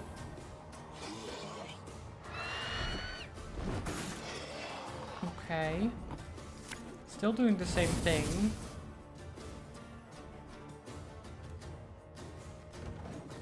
I don't like how they destroyed one of my units though.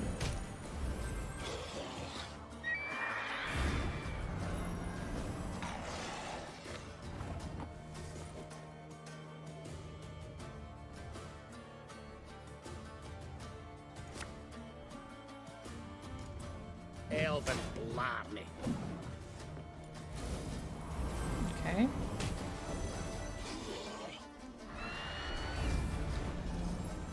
Oh, stop boosting your allies. If anyone asks, you've not seen me. Okay, we're one away. Never mind. We're one ahead. Never mind. 28 damage. Okay, so...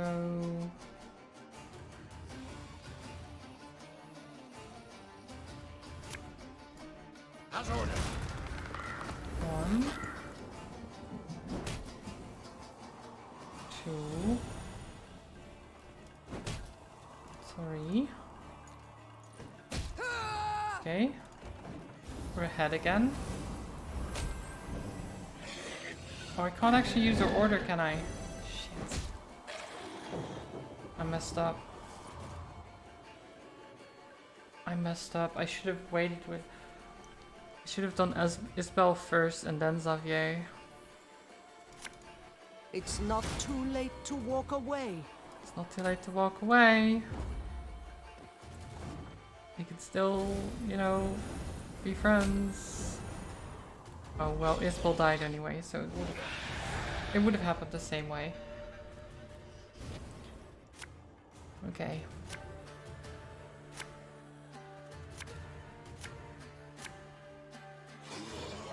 What do we get from the medic? That is very important here.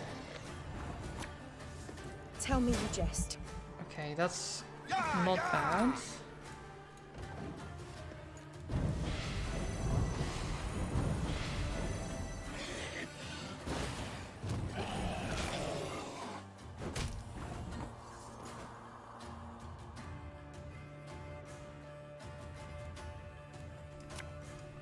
Ever have a storm knock out one of your teeth?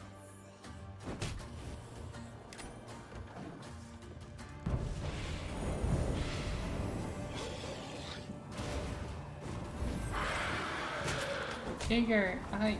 Thank you for the hydrate and the posture check as well.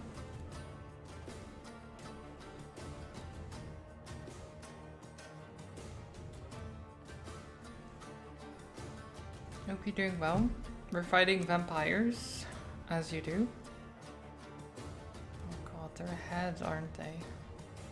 Shit. We'll catch them all! This doesn't even matter.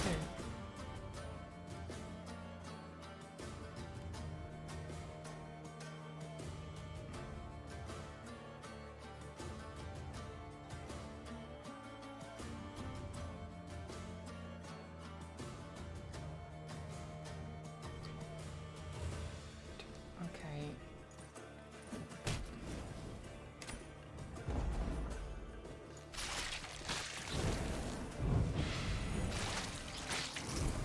So we win, right? Tie? Does that... Wait, are we... No, we... A tie is defeat, apparently. Oh no, you bastards. Now I have to do the entire thing over again. How dare they?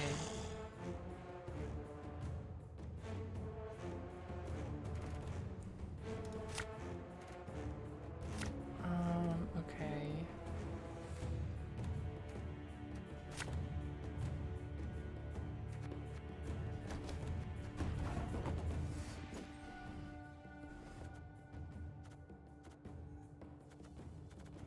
I'm just gonna go with Barnabas. Feel any burning? See a local healer or wise woman.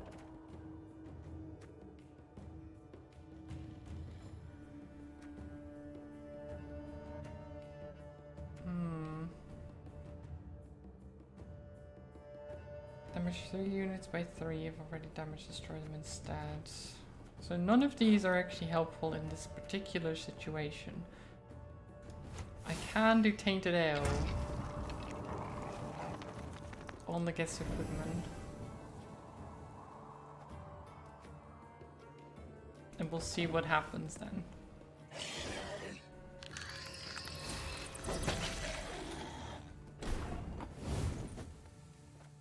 Pitfall trap. Boom. And you're dead. Okay, I'll have to keep an eye on this counter.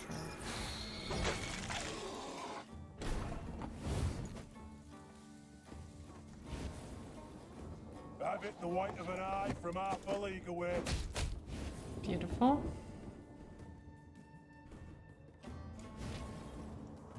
Greetings. What is it? And then... I mean, what even...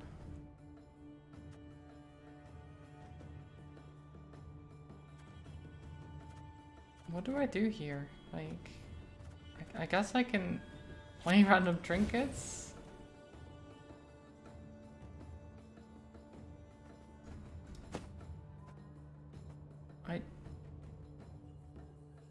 I don't want to hurt my own units, but I guess I have to?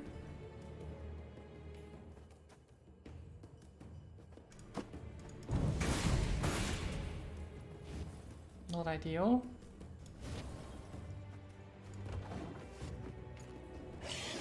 Okay, maybe I shouldn't have created the random trinkets.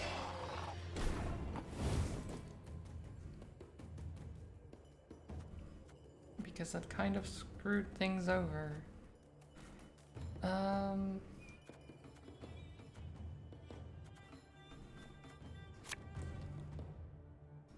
Bigger they are, easier they are to target.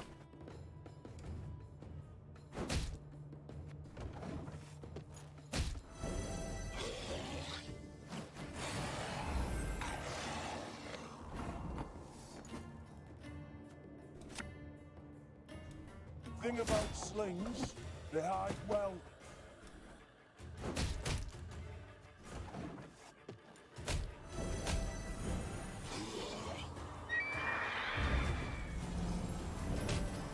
Okay.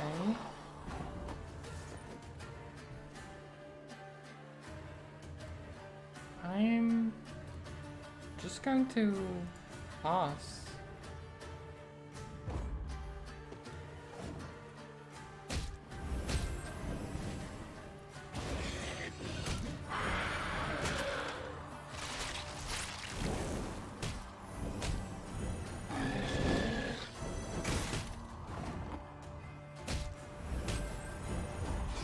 Okay.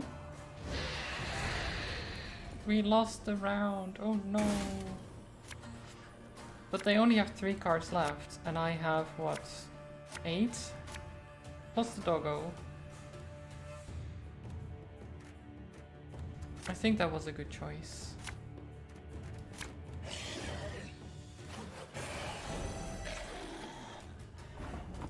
Medic. You must sweat like a swine in that jacket.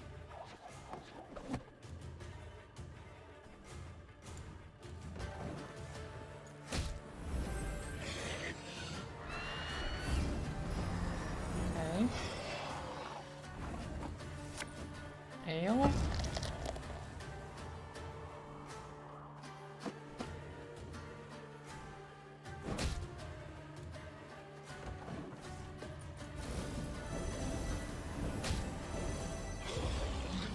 They paused, really?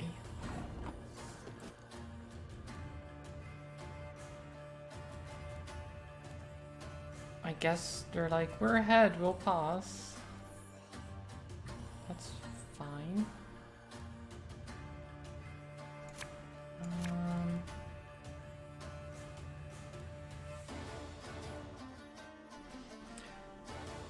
I don't know if the Mahakam Ale triggers if I pause. I guess we'll do this. Can't pause now though, so we'll have to play something as well.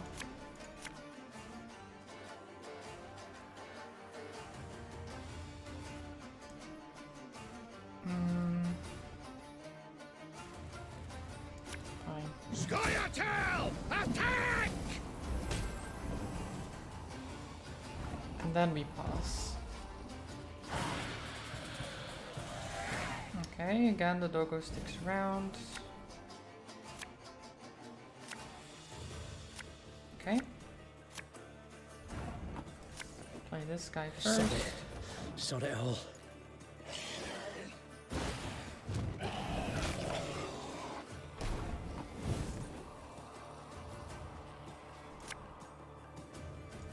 You mad? Don't shake that! Burn. Well, they ate my doggo. Again, I don't like it when they do that. This could hurt.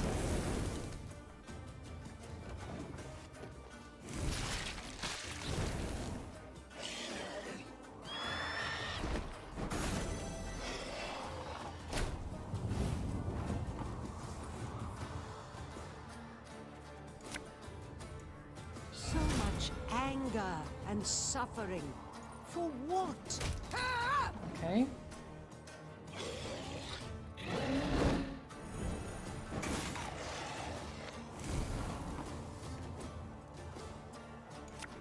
Zap.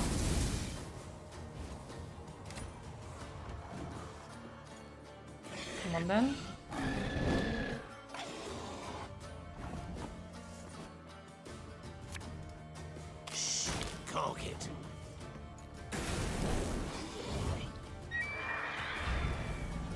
Ooh, thanks for the boost. They're boosting my infiltrator. How nice of them. Nothing personal, I assure you.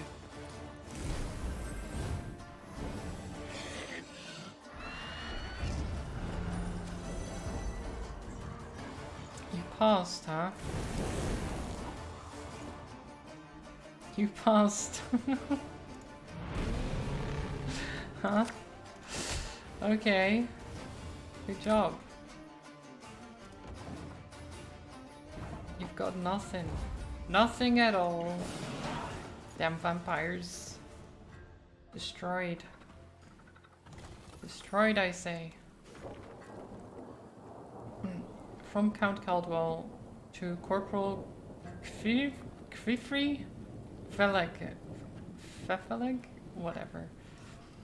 We still lack enough loggers to meet the expectations of our most gracious Emperor, Emhyr var Amris.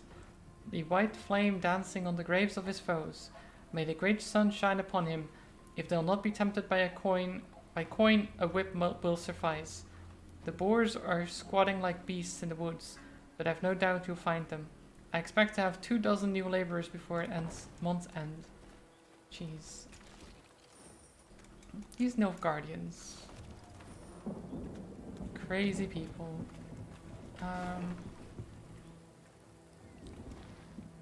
Okay, so go around this way. Really, if you just follow the main quest, I feel like this game is a lot shorter. But I'm just going all around and fighting things. Before Meve arrived in Engren, her only knowledge of the land came from the songs of troubadours who frequented her castle. Supposedly, it was a land cursed by the gods, where evil lurked at every turn. At the time, it seemed the poet's aim was to exaggerate for effect. Now, on the verge of her next clash with a swamp beast, standing waist deep in putrid bog, she understood there was a truth to their every word. Oh, have a good nap, Casey. Sleep well.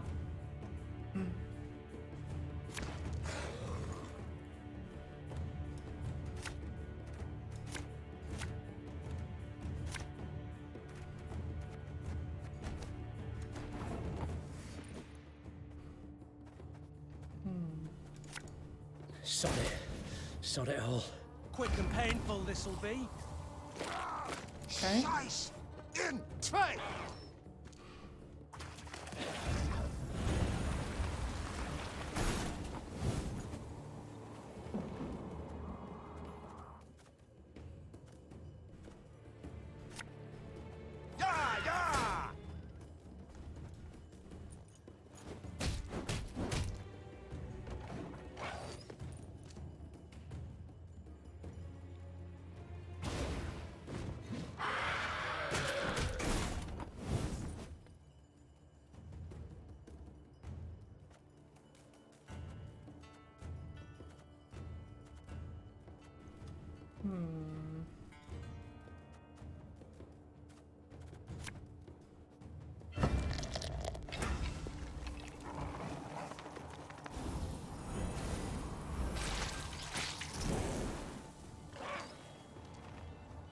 Well, that's just rude.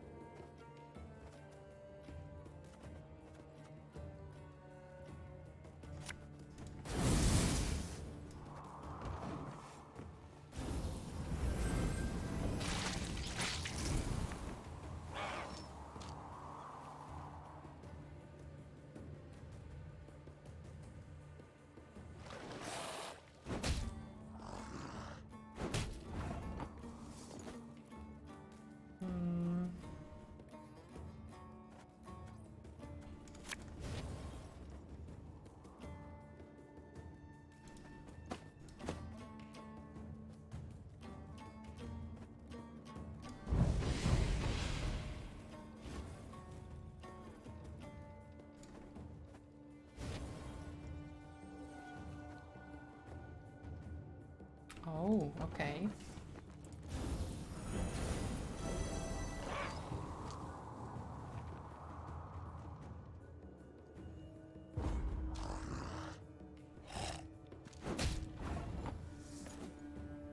Well, there's no reason for me to continue then if you're passing.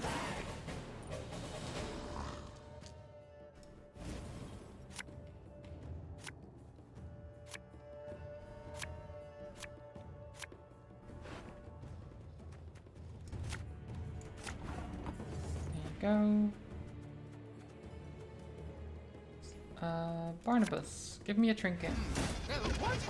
Oh, yes, I'm on it.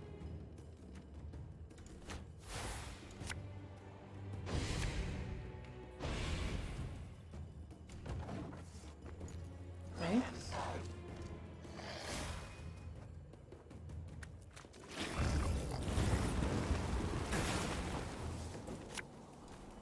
What do you want of me?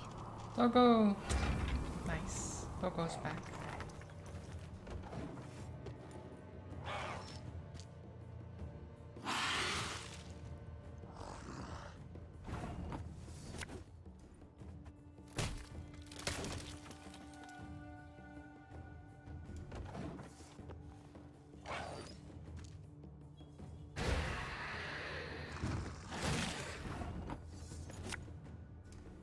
Bigger they are, easier they are to target. Okay.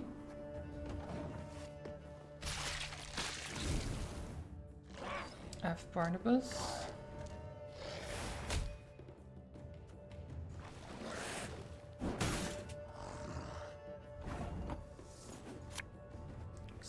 On fire.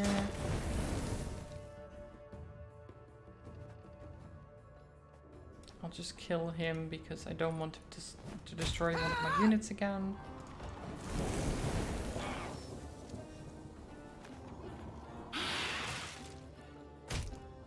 Okay.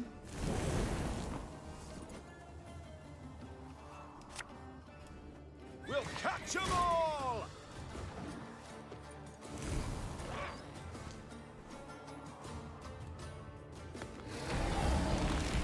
Ooh, a fiend.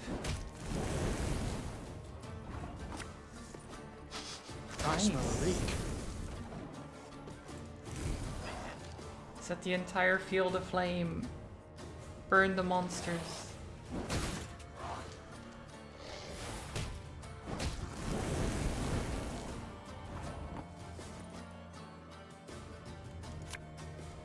Never had your kneecaps broken.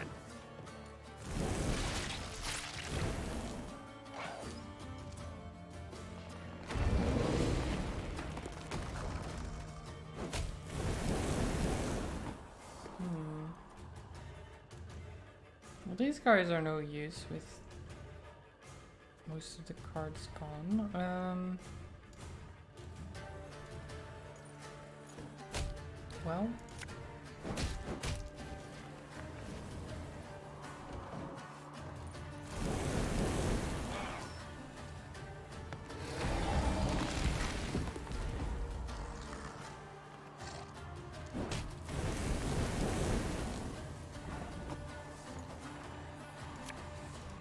My pain serves a purpose.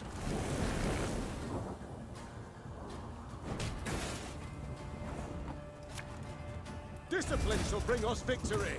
There you go. Just barely, but we won.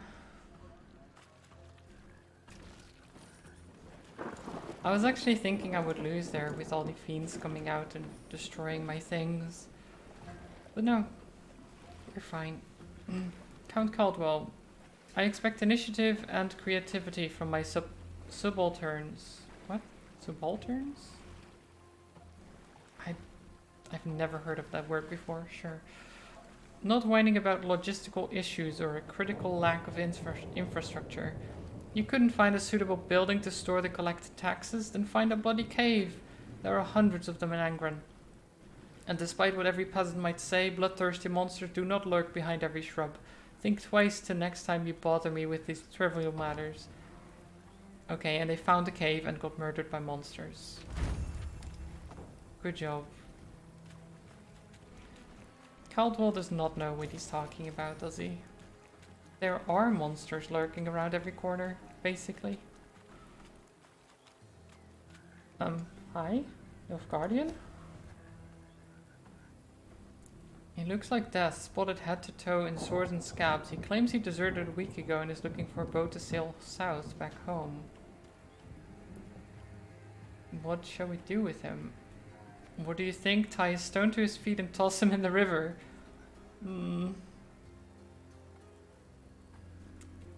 Let him go home, I say. It doesn't help the morale of the soldiers, but that's beside the point. I can't go and kill every enemy I come across, even if they're trying to desert, you know? If the enemy surrenders, if they're not trying to fight, I won't fight them either. It's that simple.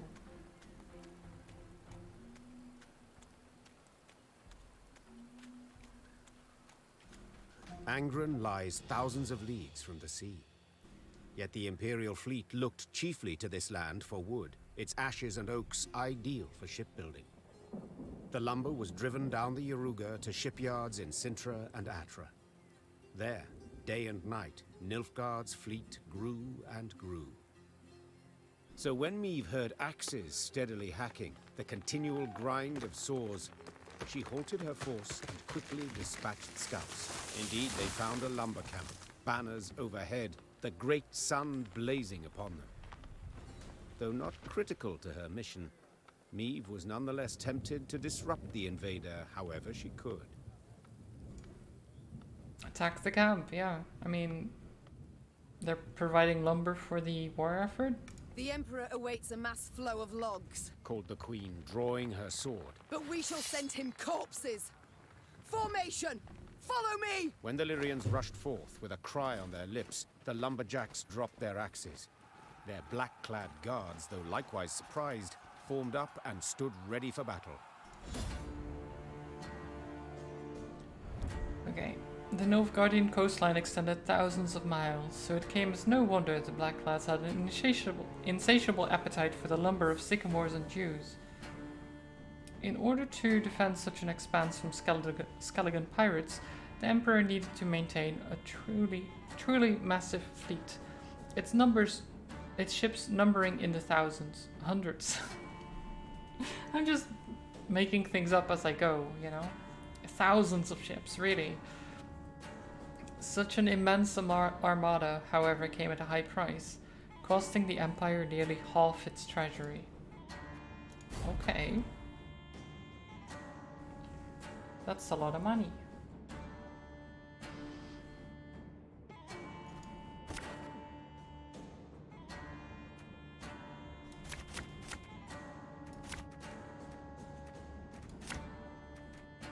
Nice. Larvat! Essaytu Naveen!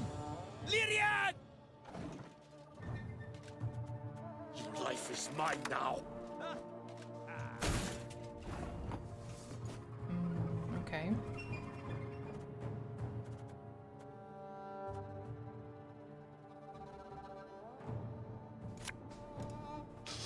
I smell a leak. Fire. There's been a mistake. I'm no mage. Don't lie, this.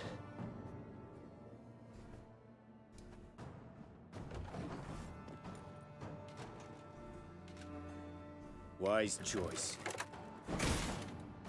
Ow.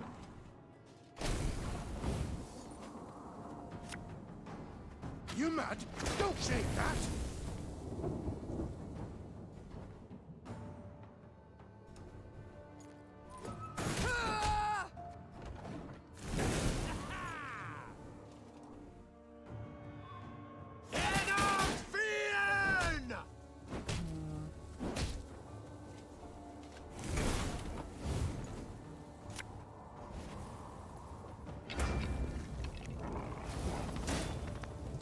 Armor.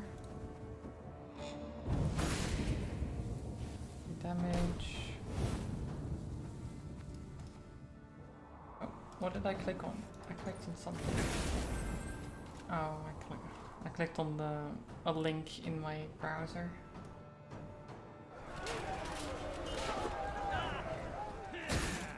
It's annoying that it doesn't limit the cursor to the screen, but at the same time I like it. Just I need to be careful when just clicking. Okay, zap.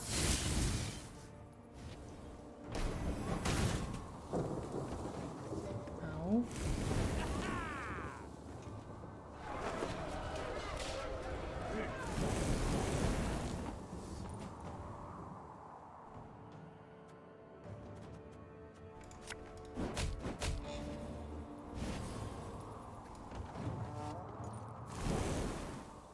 Oh, come on, really? Obedience or the lash!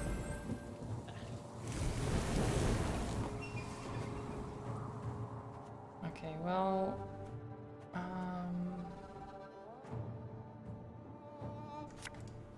So much Spell? anger and suffering. For what?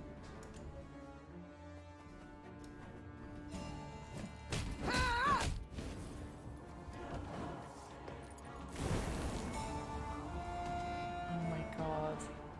They just keep coming back. Back in line! No! Dispel! Shit. That was my trump card. Oh well. We don't need her. Sorry, turnips back for an encore. Damage the units by 3. I've already damage destroyed them instead. Yes. 1, 2, 3.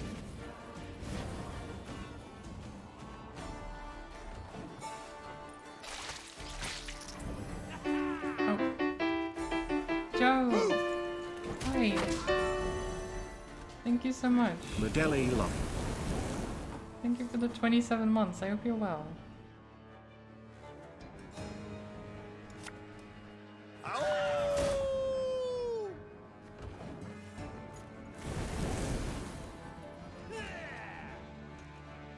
That will do.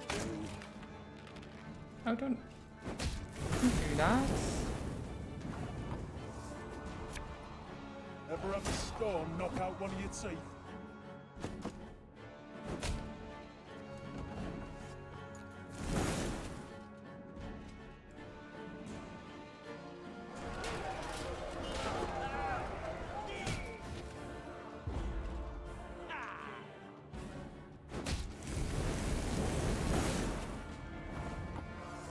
Okay, well, I pass with 69.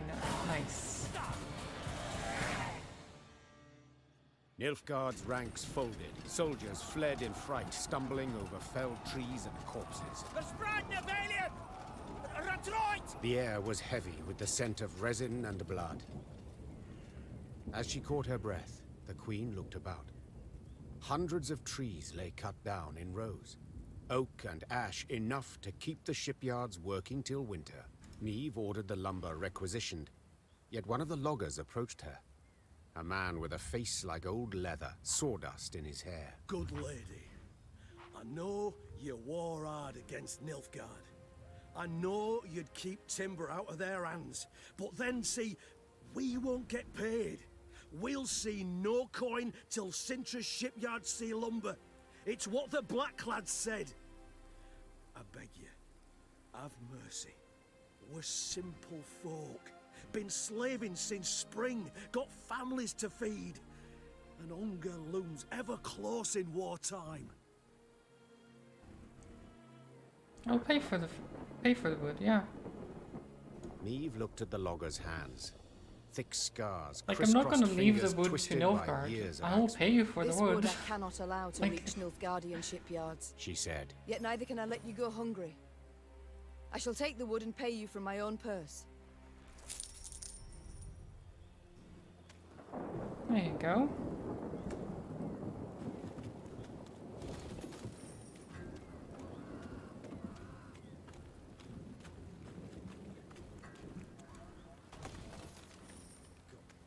blisters on my hands from all this work.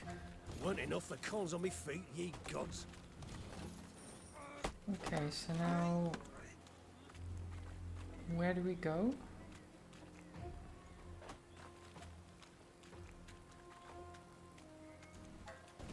Is this just a separate area? It is. Okay. So I guess we go this direction then.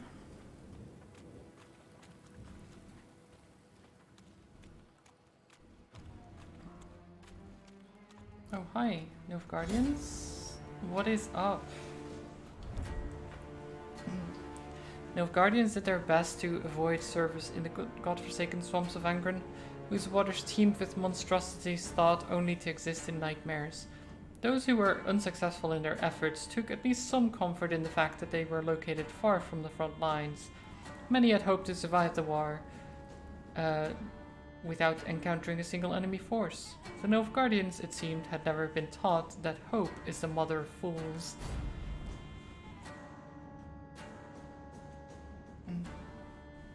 Well, I'm sorry, Nilfgaardians. You're in our way. It's nothing personal, really.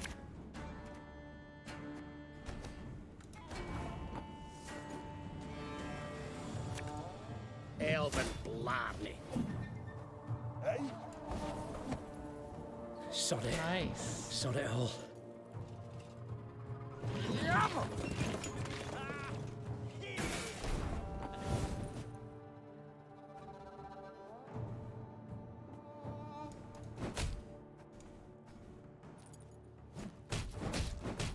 Yeah, no summoning copies of that card.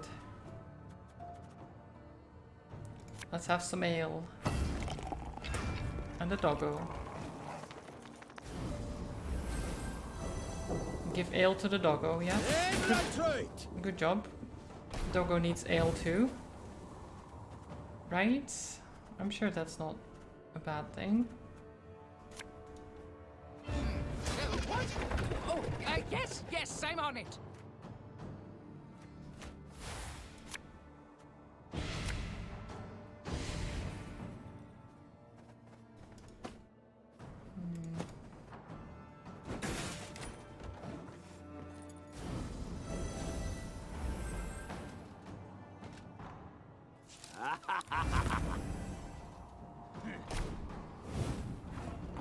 After 3 turns on turn start, repeat the deployability. Okay.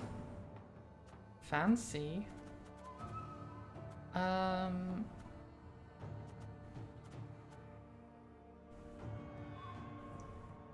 You just had your Enderman blow up your TNT duper replacing a block. Wow. Smart Enderman. He knew what he was doing, surely. Catch!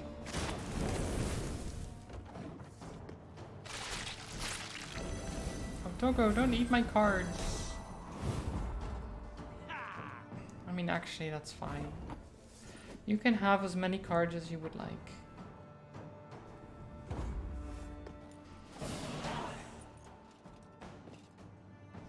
You're being sabotaged by Enderman? Well, did you do something to anger the Enderman?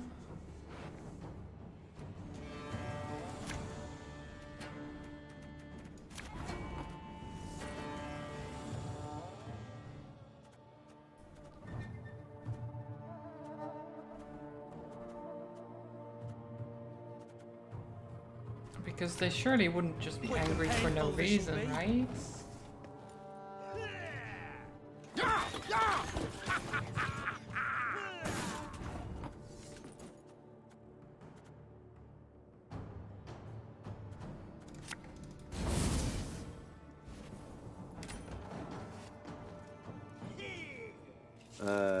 Varu? Okay.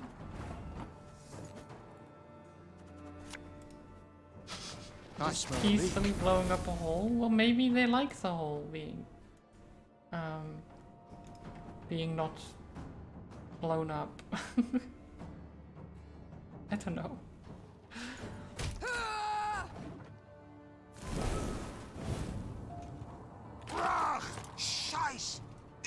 Try!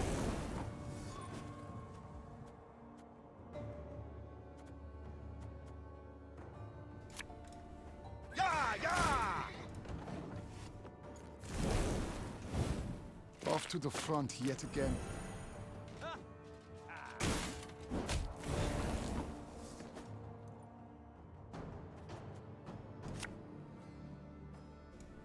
Scoia'tael! Attack!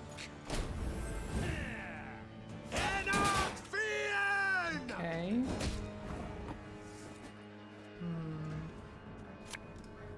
Ever have a storm knock out one of your teeth?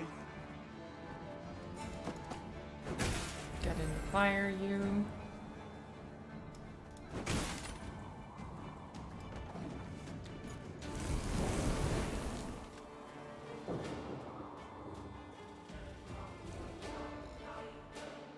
Quiet, or the commissar will hear.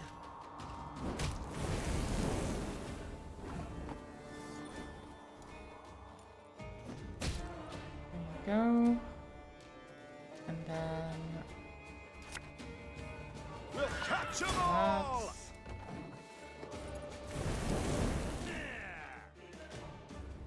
Brach! Scheiß! In! Try! okay. Isabel won't actually do a lot here, but Have it the white these of an eye will. from half a league away.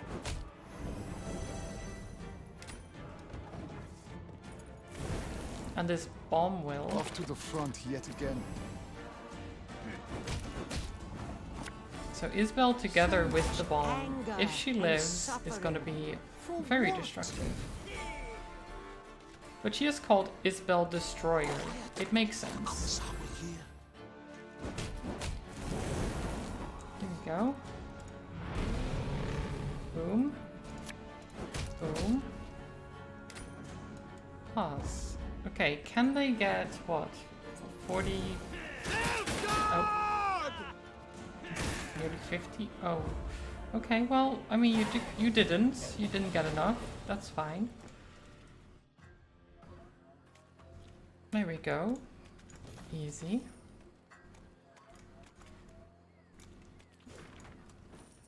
Darkest night's darkest dreams. Cheeks are split with bloody streams. Neath the depths our mistress waits. Drunk on terrors her appetite sates. Strength she saps, muddies the head. Lures you in, kind words she said. Then swamp you enter to find your end. Rejoice for now, you've yet time to spend. Interesting poem.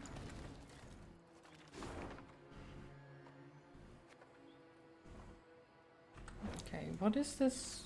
Like shrine? Or something? Scouts report that substantial riches are located in this abandoned hovel. Along with the swarm of vermin, the floor is black with the blood of bloated leeches and maggots. Bats hang from the ceiling and spiderwebs cover the windows. I called for volunteers to recover the valuables. None stepped forward. Nah. We don't need the money. We don't need the money.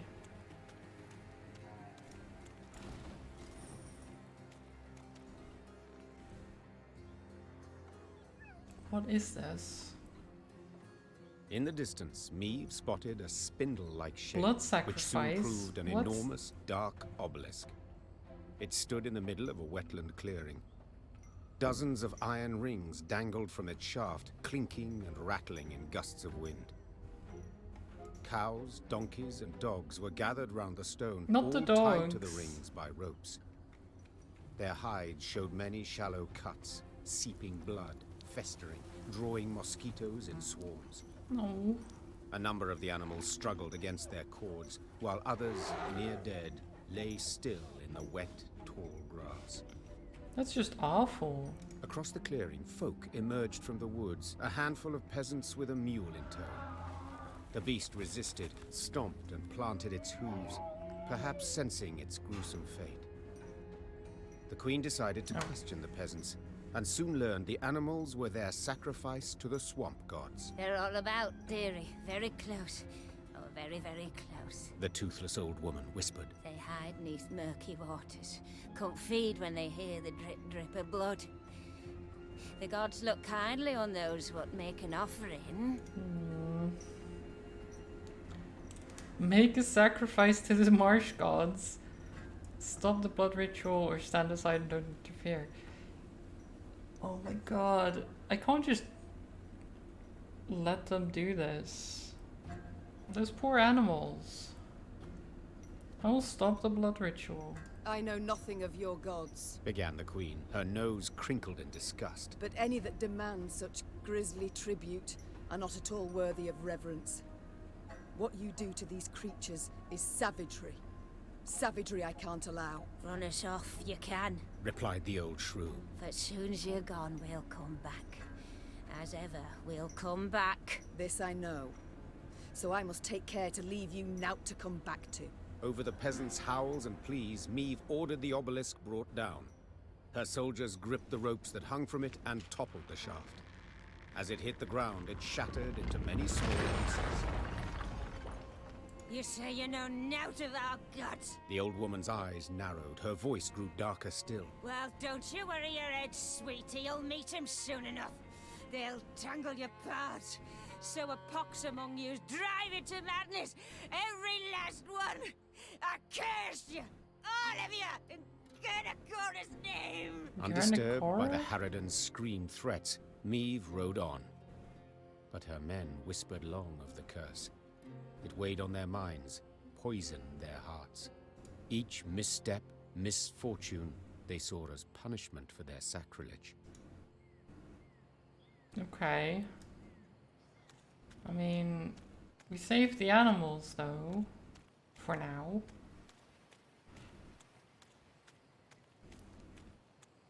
I mean, if the marsh gods are gonna come for us, then let them come, I guess. You know what? I'm just gonna take this money now. Bye.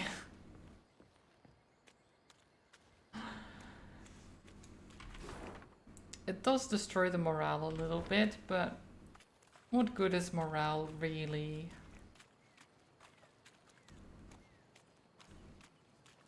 Who needs morale?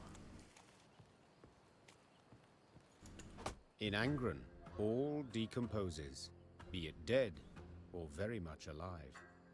Rot blights trees, seeping sores torment beasts, and the whole swamp emits the acrid, stifling stench of decay. Miles Morales. So when, in the swamp's distant corner, the Lyrians We don't need caught him whiffs of either. smoke and roasted meat, they stopped dead in their tracks. The scouts followed their noses to a clearing framed by a palisade. Through the gaps in the posts, they spotted a small fort. Any banners upon it? Whose do you see? Asked the queen. There aren't none, your grace. Not one golden sun, not one silver lily. Look at the gate. Meve gave the gate a few solid knocks with her shield. Moments later, a dozen armed men appeared atop the rampart. The one who led them wore a beard.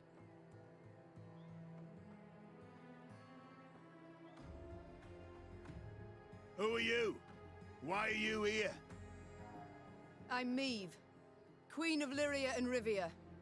At war with Nilfgaard, I ventured into these swamps.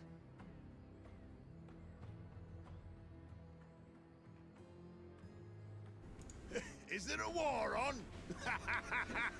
Hey, that's news. Certainly, but little concern to me. The name's Gimpy Gerwin and I rule these lands. Gimpy Gerwin?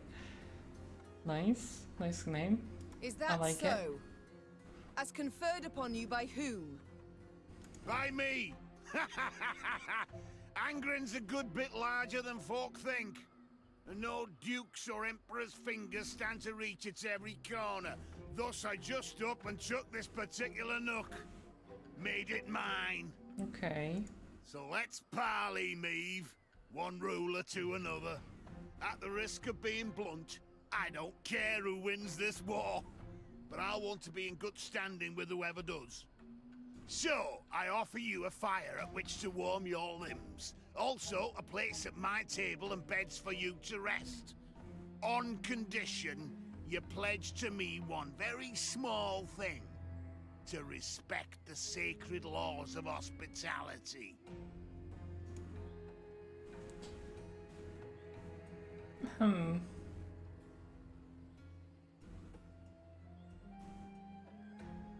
I mean, that doesn't sound bad. They might be lying, but you know what? Accept the invitation. So be it. I do solemnly swear before the gods and my This is ancestors fine. that we shall honor all the lords of hospitality. Then you're most welcome inside. The fort was simple, built of logs, covered with thatch. Hey, morale went up. But Nice. inside, it was warm, dry. Hot, steaming dishes were piled upon platters, the tables beneath them bent from their weight. Smiles appeared on her soldiers' drained faces, and Maeve's spirits were lifted at last. Gerwin proved a cordial host, and eagerly shared both food and tales. He'd led a mercenary band, and they'd stumbled into Angren, discovered a land unclaimed by any feudal lord. He'd erected the fort, then united the surrounding villages under his very own rule. The folk here are savage, defiant, he said, sipping wine. I keep them on a tight lead for their own good. Elsewise they'd slit your throat first chance they got. Late that night, Maeve went to see if her mare had been dressed. In the stable, she happened on a farmhand. Recognizing the queen, the man fell to his knees and averted his eyes. Maeve noticed a strange object dangling from a rope around his neck. A human hand half rotted to the bone. What? What is that? My wife's hand, Your Grace, stammered the peasant. Lord Gerwin caught her sneaking some grub. Scraps, really. Took her and told me to wear it, so I'd remember what happens when...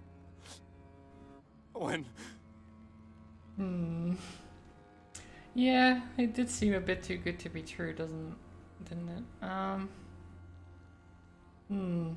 Maeve left the stable without uttering another word. She went straight to the servants' barracks. In the pale glow of her torch, she looked over the peasants, all terrified, all with fresh, bleeding wounds. The queen felt rage rise inside her.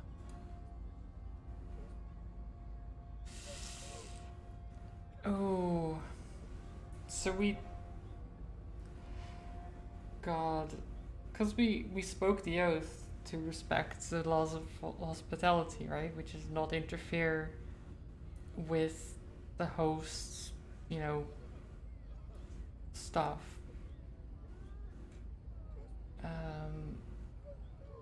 But what about the oath to be a decent human? Exactly. That's why I'm like, look, if he wants to fight us over this, I mean, if he's doing stuff like this, I don't know, let him come. Let's fight. The queen blew her horn. Lyrian soldiers filled the yard. They hastily donned their armor, strapped on their swords. Unsure of Maeve's intentions, Gerwin's men likewise stood at the ready, weapons in hand. Gerwin! Roared Maeve.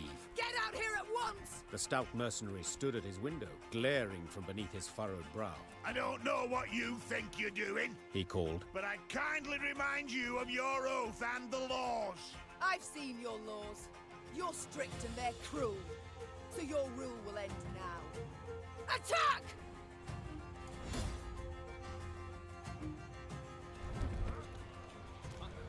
Wait, hope you're well. I heard Dick has had some rice. Care to explain? What do you mean, combat? I didn't give any rice to Dickus. So what do I have to explain? If you want rice, you can get some yourself as well. Just like Dickus did. Probably. I don't know. You can just get your own rice. It's not that difficult. Don't feed ducks rice. True. Maeve cursed her naivete. She should have noticed sooner the deep neck scar on the servant opening the gates, the gouged eye of the elder who tended the animals, the servant girls who averted their gaze in shame, the queen's sword hissed as she drew it from its sheath. Just one man's rights, but you won't share it with me? I would share it with you if you were closer to me. Like, I would make you rice, but if I have to send it over there, it takes too long. It wouldn't be good anymore.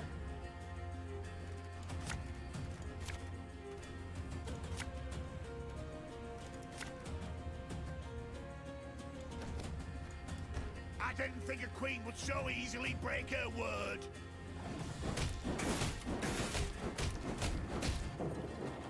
To arms!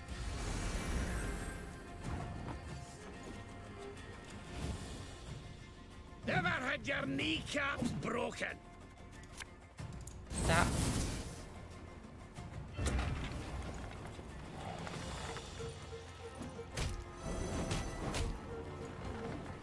Get him. Try them!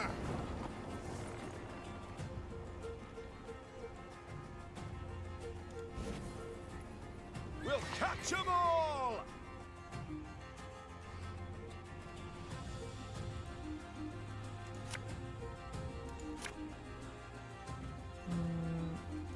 Yeah, got the slingers out there. From half a league away.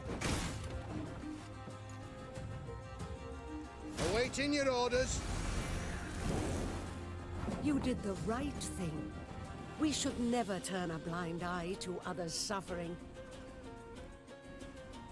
At least she's with me.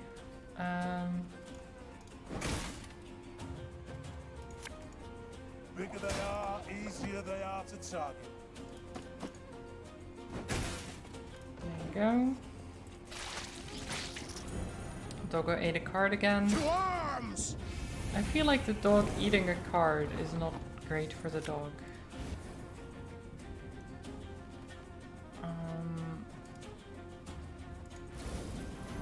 But maybe it's okay.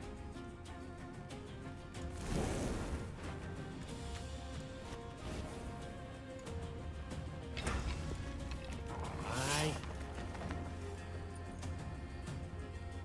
Sod it. Sod it all. Okay. Watch your heads!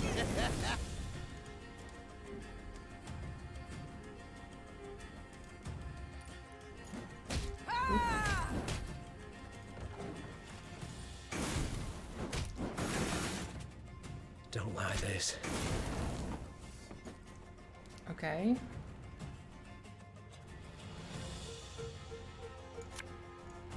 Elven blarney. Cursed traitors. There we go. Boop. Bernard. We must trust each other. Boop. Boop. Boop. And boop.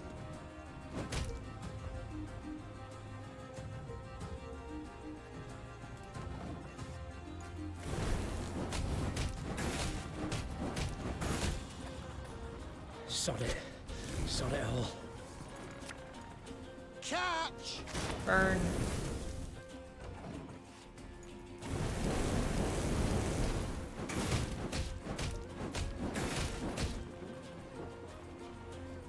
No time for that. Oh. Okay. Roots.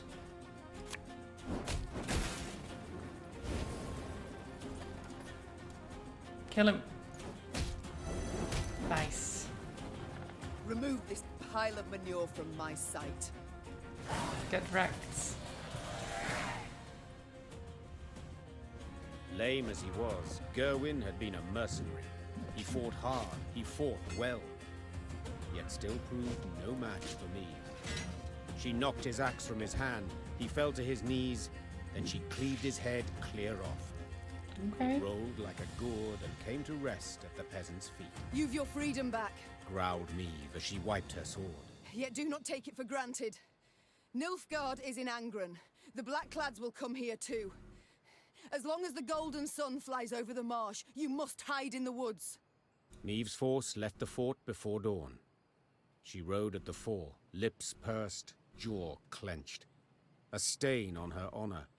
She'd broken her word. Apart from all else, it stung on the inside. I mean,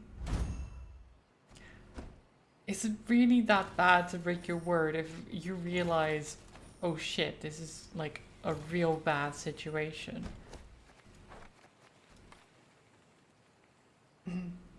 It's like, oh, I promise never to kill someone.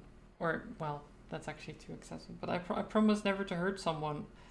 But then someone tries to hurt you. It's like, well, what do? You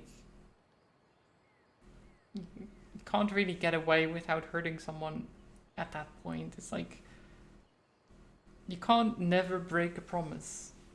It's just nearly impossible. It's the point of this false honor if you lose your humanity. Exactly. It should be about like serving the people and being a good person, not never breaking your oath. If the guy tells you to swear an oath and you're like, okay, fine, I'll swear the oath. And then you find out he made you swear the oath because he's a dick and he doesn't want you to talk about how he treats his people, then you're like, well, I'm going to break the oath then, because, geez, what the fuck? Can't just not do that. Can't just not break the oath and be fine with it. Listen up, bumpkins. All transgressions shall be punished with the utmost severity. Theft, off with your arm. Insolence, off with your tongue. Laziness or carelessness, 50 lashes, trying to escape death. Like, if those are the rules... That's Gerwin's code. If those are the rules, fuck the rules. Out with the rules. That's terrible.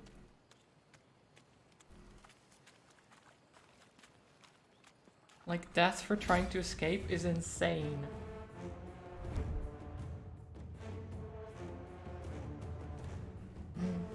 Have you heard of the monster known to Skelligers as him? No?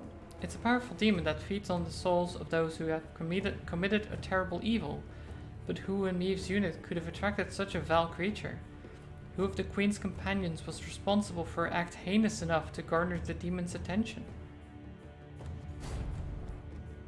That is a good question.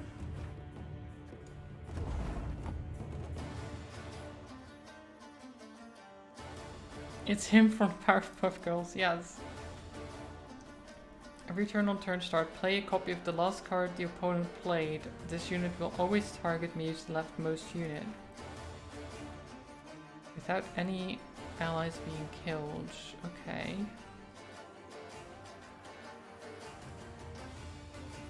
Interesting. Damage unit by 1 uses 58 times.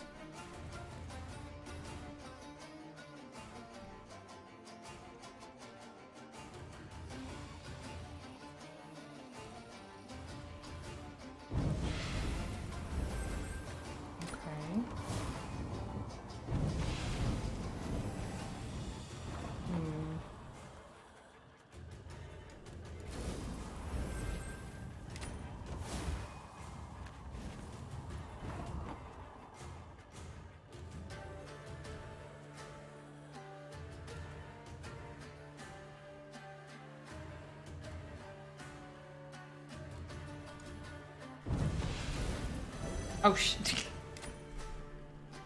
Why did I do that? Why did I do that? Okay. I messed that up. I had the right idea and then I was just like, oh right. Let me just kill my own unit. Well, not kill, but like hurt my own unit. Okay. So this is fine.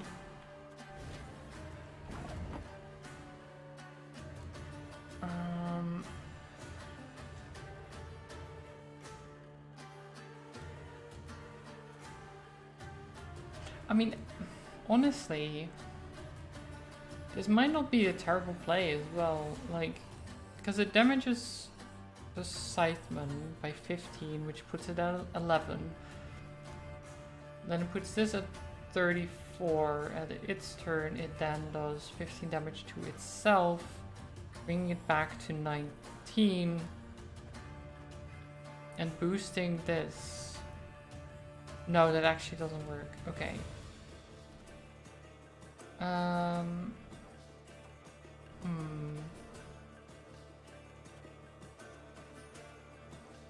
So these two together only do 18 damage, so I need to use this. But how?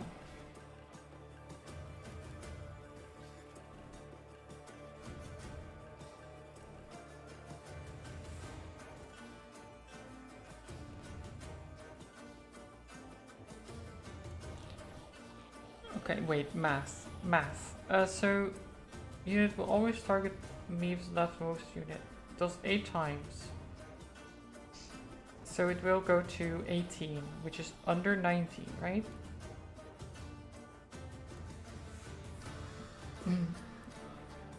So if I do,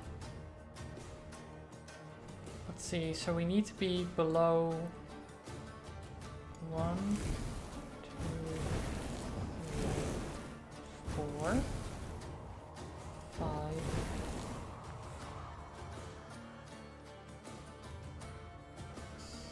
6, 7,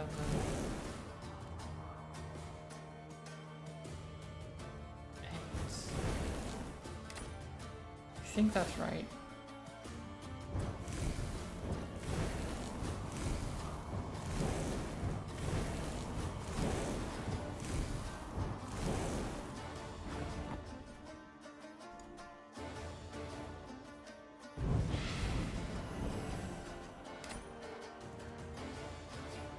Does that even work? Because then it...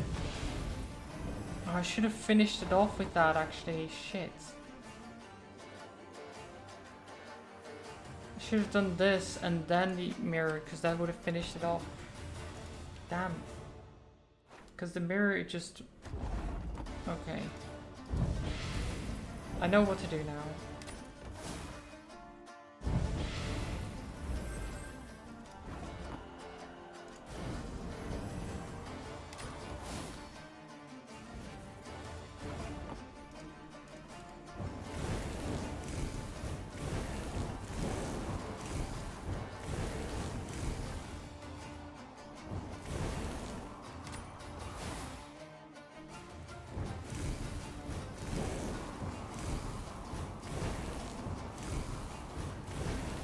Okay, yeah, keep damaging. There you go. Then zap, which will damage.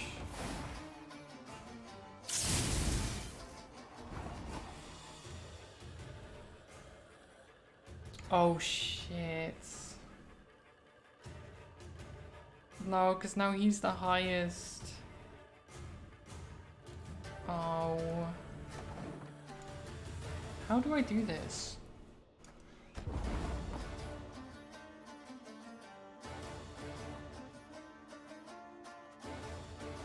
So this start is definitely the right thing to do.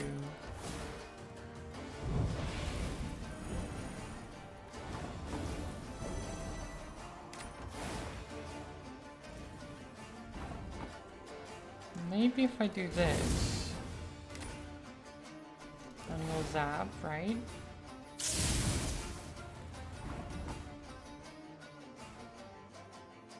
So he's gonna do 8 on this guy, so if you do 8 on this guy,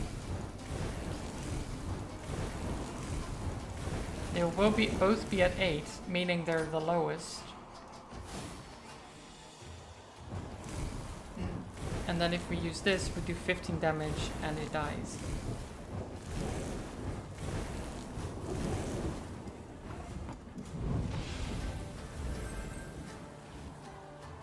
There you go. Nice. Divana Runestone. What does that do?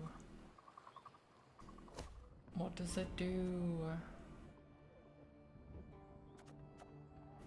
Restraint. Spawn 3 copies of a Death Wish unit on the battlefield, then destroy them.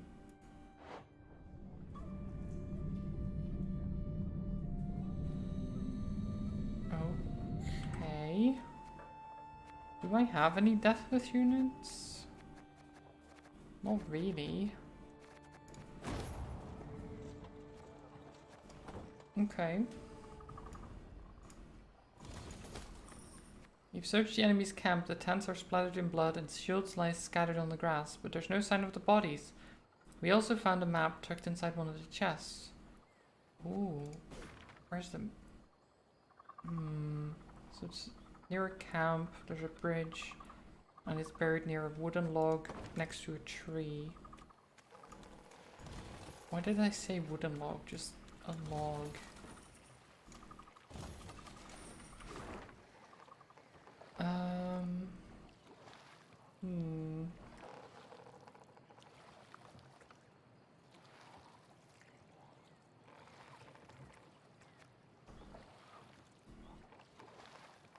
Maybe here?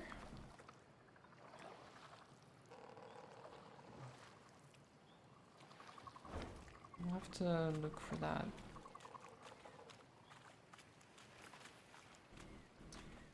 Okay, where would I be if I was treasure?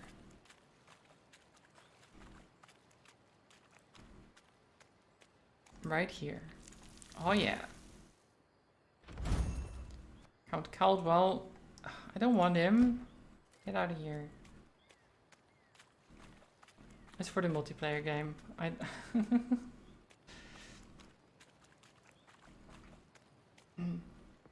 Your bag of holding, you hope? For now. For now.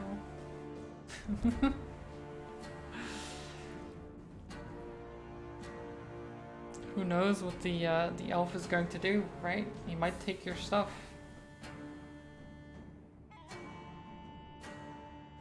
The Black Clouds quickly realized they were in no position to control all of Angren. Instead, they focused their energies on strategically important locations, inns, watchtowers, and bridges. They fought with the Lyrian army on one of them, Westperly Bridge. Who were the victors, you ask? Let's not get ahead of ourselves. Okay. Puzzle time. Okay, so we destroy all enemy units.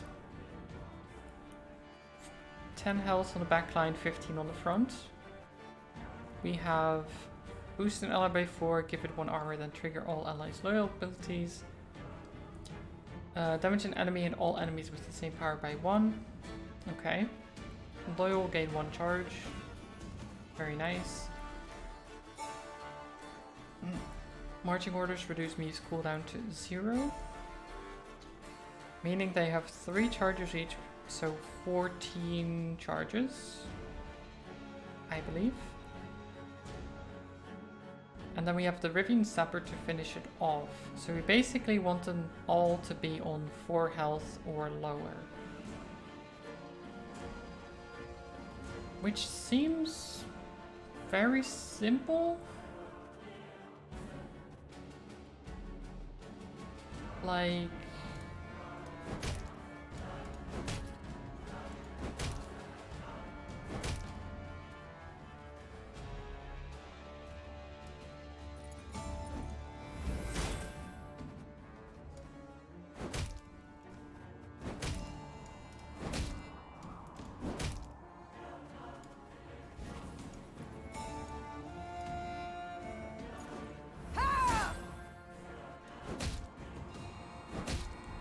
Like, I don't... Is this a puzzle? Is this supposed to be difficult? Because it's not. Gonna need It's really not. nails and a tub full of pegs.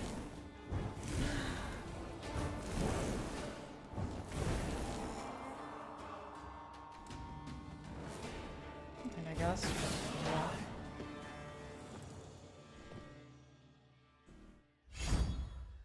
Marching orders.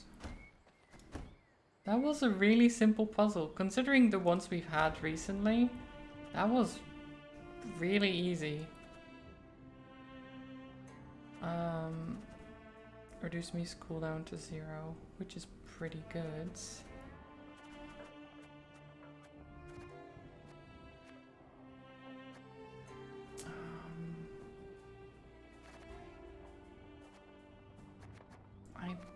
Hmm.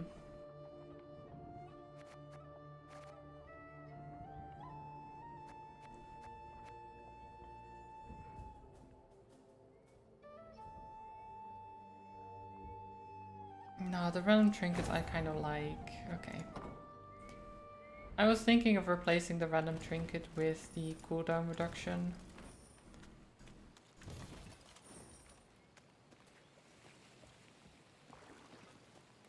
But I don't think it's worth it. Meave stood waiting while her scouts Oh, cut not through again. the tangled branches and roots that had overgrown the trail through the swamp. Suddenly, a Blood soldier doubled over and sacrifice. began to retch blood. The same symptoms soon afflicted others in her ranks. A potent poison, was the medic's verdict. It seemed all those who'd fallen ill had shared a tent. One night, they'd chattered about an obelisk they'd destroyed and the group of incensed peasants who'd cursed them for it. Fearing for their lives, the footman had gone to a local herbalist. She'd brewed them a potion to ward off black magic. Alas, the concoction had proved poisonous, while the herbalist had vanished without a trace. I mean... So you just caused your own misfortune that you were afraid of. Congrats, I guess. Like... We're afraid that something might happen, so we're just gonna go to a random herbalist to have her brew a potion that might help. Like, okay? Why? Happily, Isbel concocted an antidote in time to deliver the soldiers from a certain and agonizing death. The mage explained their misfortune had not issued from a dark, corrupt force, but from simple human wickedness. Yeah. Her calming voice and gentle smile lifted the soldiers' spirits. Trusting in her care, they soon wholly forgot the so-called curse. Great. Isbel proving her worth once again. I'm really glad I picked her up back then. Okay, so there's a bunch of stuff over there. There's some ruins that look elvish in nature. Elven. Meave rode at the front, her eyes fixed on the ground, and thus spotted the pit masked by leaves and branches. She tugged hard on her reins and steered her mount to the side. Alas, the cavalryman behind her did not follow her lead. Leaves rustled, boughs snapped, and the horseman crashed to the pit's bottom, snapping his neck. Moments later, it was clear who'd set the trap, when the forest came alive and a cry rang out.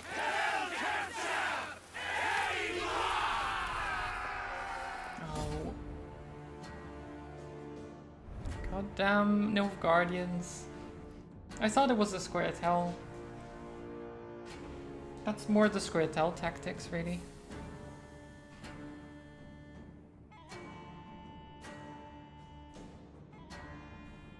Okay. It's a shortened battle. One turn. We can win easily. These Nilfgaardians don't know who they're facing.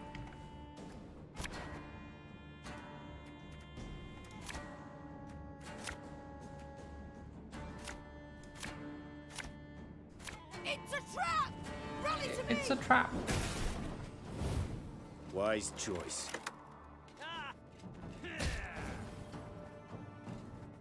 Well, they killed one of my arbalists, which is very rude, I might add. There you go.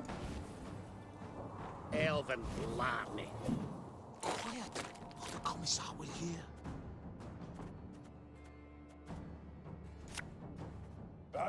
After 3 turns on turn start, trigger an ambush. Okay.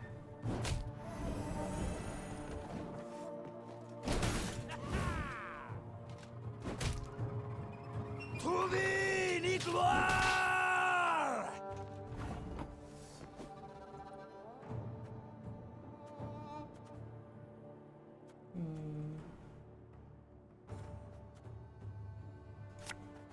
No, I'm not gonna do that yet. You mad? Don't say that! Do this. Is that why? Oh. Order! Okay.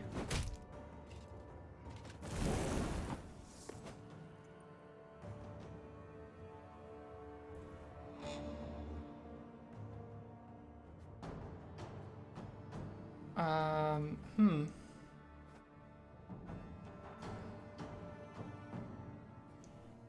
Damage an enemy by the total number of enemy units. Force an enemy to damage Disgraced Warrior by its power, then damage the enemy by Disgraced Warrior's power. Damage self and 2 enemies by 3.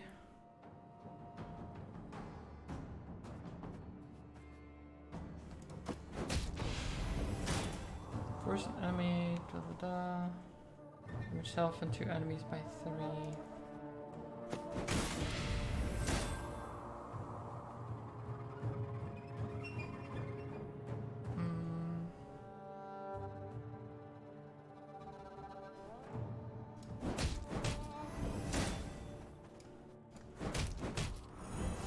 Okay, that kind of works.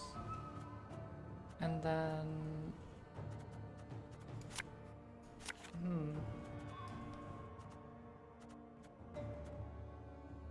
I guess we can send you in. Scoia'tael! Attack! Alba! Alba! This could hurt. They sure like to yell. Your life is mine now. Have some alcohol.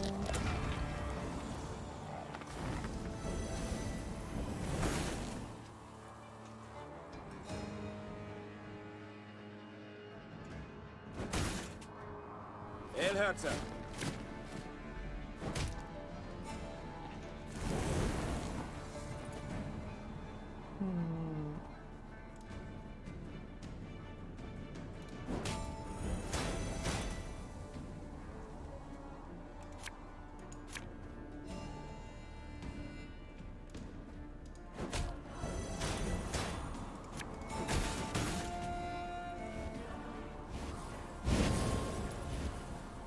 Nice.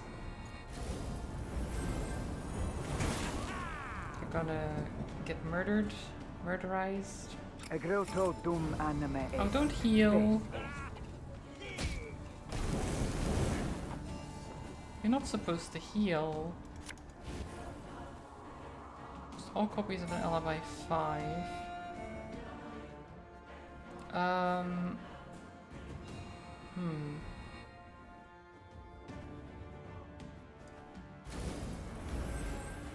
Sure. And then destroy the highest ally and play 2 allies from your graveyard. That actually works somewhat. And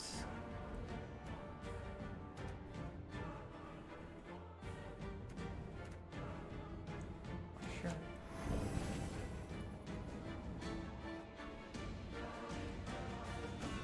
Bigger they are, easier they are to tug.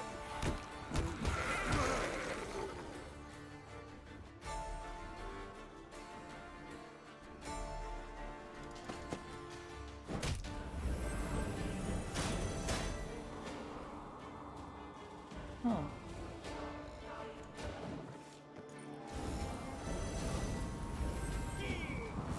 Very gloire!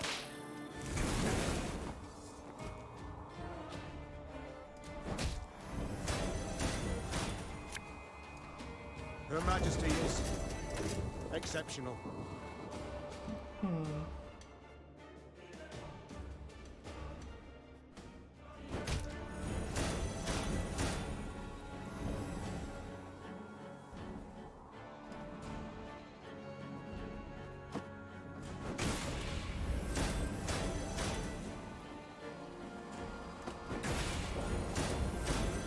This is not working, is it?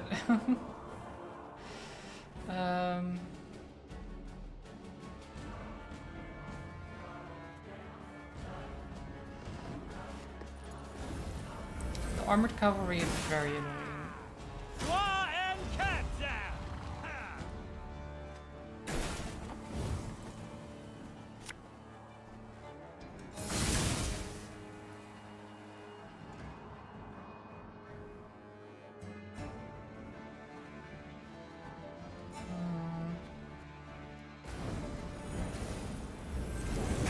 I mean, we win. would have liked to win better, though. Can always win more. Retreat! Fall back! Caught between Lyrian hammer and Skelligan stone, Nilfgaard was shattered, destroyed. The victors Yeah, the now stood Skelligans came eyeing to each our other. rescue, interestingly These enough. islanders were not like those Meve had met before. They wore no armor and carried no shields. At their fore stood a man as stout as an ox and bald as an ancient ghoul. His men called him Arnulf, the Patricide. I thank you for your aid, Arnulf. Said Meve, extending a hand. Aid, she says. Aid? Do you hear that, mates? The Skelligers exchanged glances, then erupted in roaring laughter. Not here to help yous, not at all. We're after killing. Join me and you shall have your fill. Join nuisance? Just who the hell are you? Meve, Queen of Rivia and Lyria. Meve? Arnulf said, his tone sobering. I know the name. Lippy Goodman called ye bold, praised your courage to the high heaven. So be it. We'll follow you into fire, wench. Just let us taste of blood. Grant us a death worthy of heroes. Meve couldn't help but smile, then nodded to accept. Oh. The Lyrians stepped aside as tattooed warriors joined their ranks. Okay. Arnulf, Patricide, Dagger, 2 blades. Disgraced brawlers, disgraced warriors. Okay. What do they do? What do they... So the disgraced brawlers we just used. So we know what they do, but what do these do? Play all Skellige units from your graveyard. Okay. That's very good as long as you're using a lot of Skellige units, but I'm not. Damage an enemy by the total number of enemy units. Right. So that is quite nice. Do I replace someone? Or do I just not get him? Because I think we're alright without.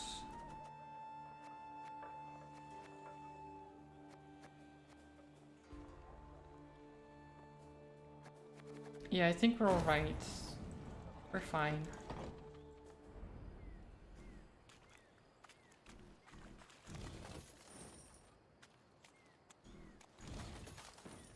Any loot in this camp? There's some lumber. Nope.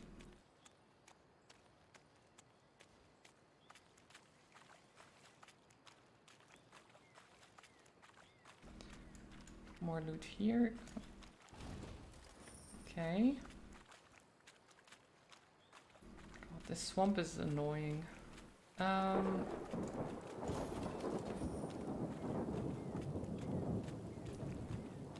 Where are we going? These are the ruins that I saw on the map. The scouts rode at the fore, with Meve right behind them. Their task, to find safe passage for the rest of the force. One among them probed for the quagmire's depth, a pole of 5 ells in hand. Suddenly, all heard a loud clang. The scouts dismounted, then heaved a bronze statue from the mire. Once it was cleaned of slime and muck, Meve instantly recognized its elven handiwork. The sculpture was exceedingly well preserved, save one detail. The face. Someone had removed its face, leaving a black hole in its stead. Search the environs. Ordered. Amongst some brambles, they discovered the entrance to a vast tomb. Its doors had been torn open. On the ground before them lay scattered bones, some yellowed with age, others fresh, cracked and tattered from having been gnawed. Enter the tomb, I guess. Meve stood silent and contemplating at the tomb's threshold. Then, torch in hand, she entered and waded into fetid waters. Her soldiers followed close, arms at the ready, a nervous sweat on their brows. Frescoes on the tomb walls depicted Angren swamps and the beasts that prowled them. 2 words were inscribed over the largest of the horrors: Gwern Iker. The bloody mistress. Barnabas Beckenbauer whispered. Suddenly, a roar thundered from deeper inside the tomb. Meve turned from the frescoes to see monstrous eyes blazing in the dark. I'm sure that's fine. I'm sure that's nothing to worry about, right? 250? I'm sorry. To whom had this half-sunken ivy-strewn tomb belonged? No one in recent memory could say for sure. The elves who built the structure had fled Angren centuries past. The locals now only knew it as the final resting place for a great warrior, a defender of the marshes against an ancient evil. Ancient fiend.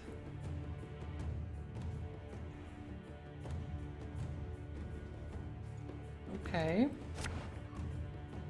We need to destroy the ancient fiend somehow.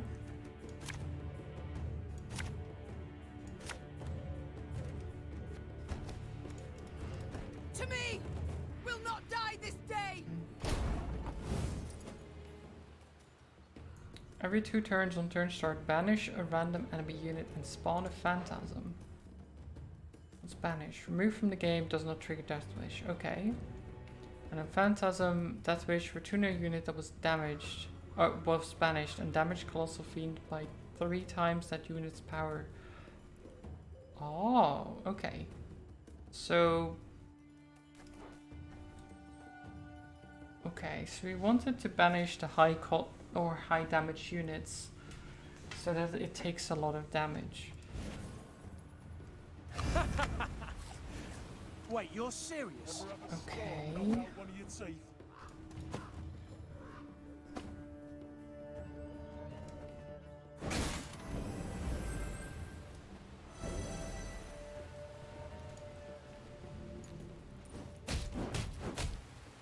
Well, we did 12 damage already, and we haven't even played a card. I smell a leak. Okay, there's the phantasm. What did he banish?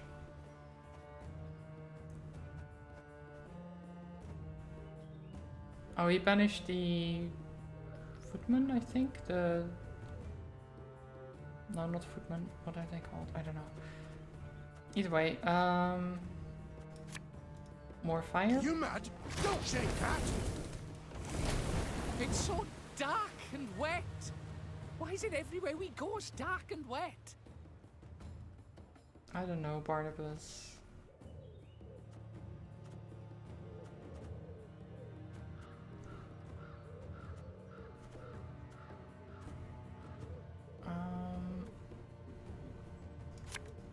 Have it the white of an eye from half a league away.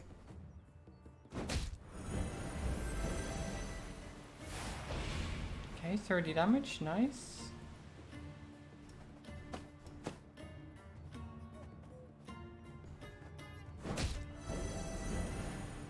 Just killing my own unit. What did he banish? I wish it was more clear on what unit he actually banished.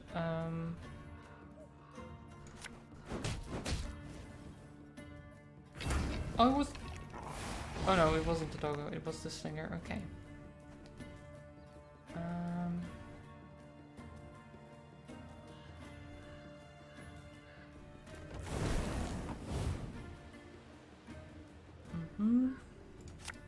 Cursed traitors.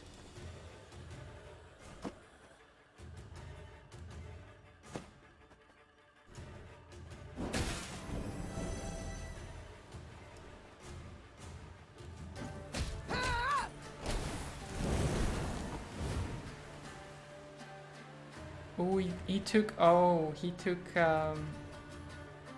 Gascon.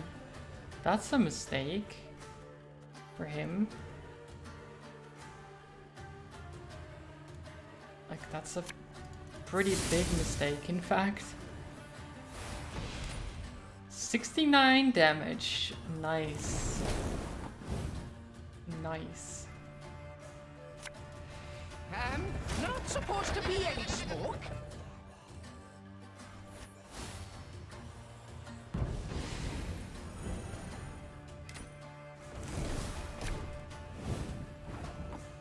Okay. Xavier? My scars? No. They don't hurt. Boop. And then boop.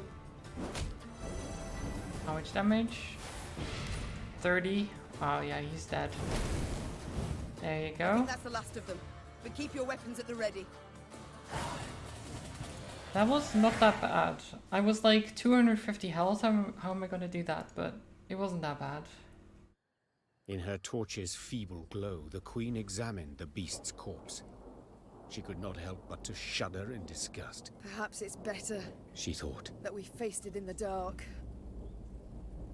At the corridor's end, they found a closed door. Oh. Before any could draw near, it opened with a crash. Beyond lay a circular room. Light shone through a hole in the chamber's ceiling, illuminating a stone pedestal and the sword that lay upon it. The air in here, it crackles with magic, whispered Isbel. Is it like the Master Sword? I mean, it doesn't look like the Master Sword, but is it like the sword in the stone, Excalibur, like a cool Meve sword? gripped the blade's hilt. A soothing warmth filled her arms and spread across her shoulders. Her tired muscles ceased trembling. Her fingers, stiff as sticks, relaxed. She brandished her prize, the air hissing as the blade sliced through it. She then nodded approvingly. The reward had been worth the risk. And Granny Blade. Barnabas Beckenbauer, a gleam in his eye, asked to look at the unsheathed sword. The gnome studied the quillions intently, having spotted an inscription there. Can you say what's written there? Asked Meve. Yes, perhaps. They're clear, the words. Their meaning, not necessarily so. Wieldeth me, and loseth not hope amongst the blood-red waters. It sounds like a riddle, but I've no wish to solve. We should move on, and quickly so. Okay. So what is this sword? Because it sounds great. Oh here. Sorry. Granny Blade. Shuffle an ally into the deck and play 2 cards from your deck, then trigger all allies' abilities. Interesting. Cooldown 6.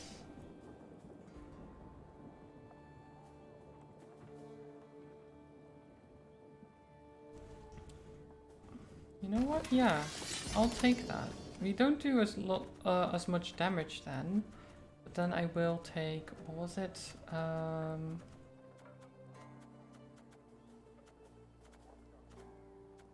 shit, this one. Marching orders. Instead of...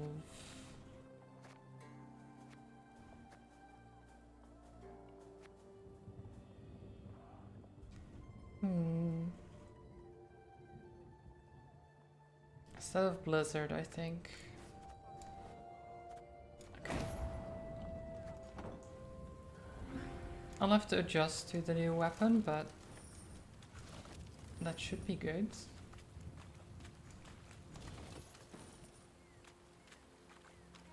I'm glad we went here.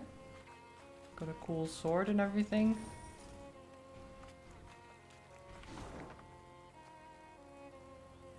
There's a little crevasse over there. Little extension. Oh. A wealth of golden coins sits beneath these ruins. We can try to delve into it, but this will require time and the preparation of special equipment.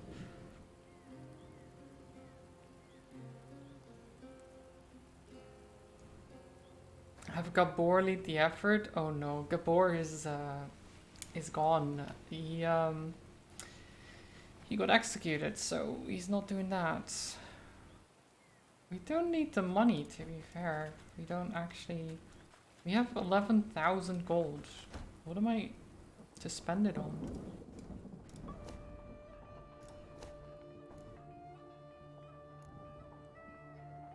Armory?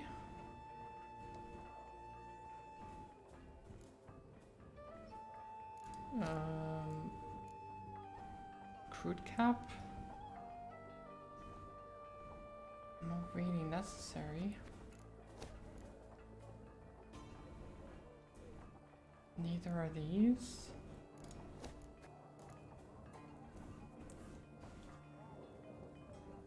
Nor do I need more recruits either.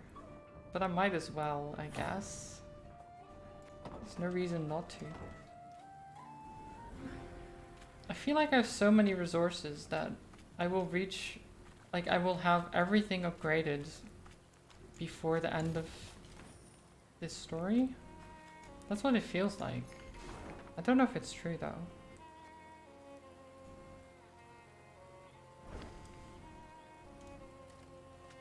It is quite a long game after all. But I don't know if it's that long. Nilfgaardian soldiers quickly realized that Angrid is nothing short of a hellscape. That's why they did everything possible to avoid being stationed there, yeah.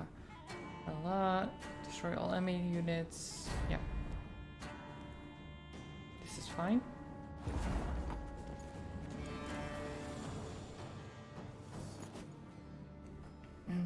Damage a unit by 1, then trigger all allies' loyal abilities. Increase the damage dealt by 1 for each unit destroyed by this ability. Okay. Destroy 2 cards to the right. If they were units, boost self by their combined power. If either was an artifact, boost self by current power.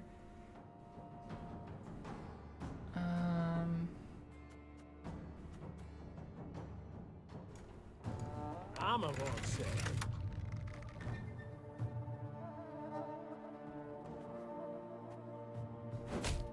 It's how am I destroy all enemy units.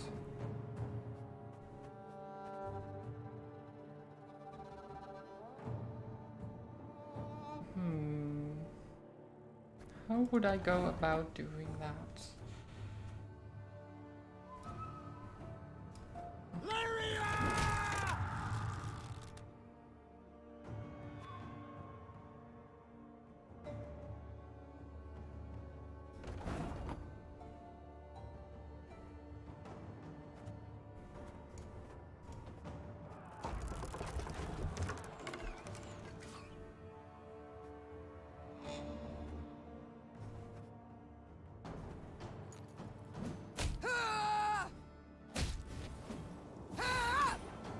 So now it's 2 damage.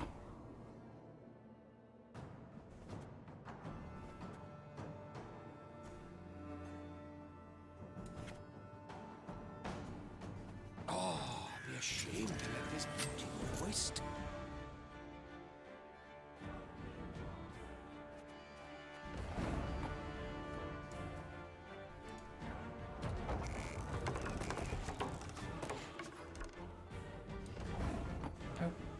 Okay. One bolt's all I need.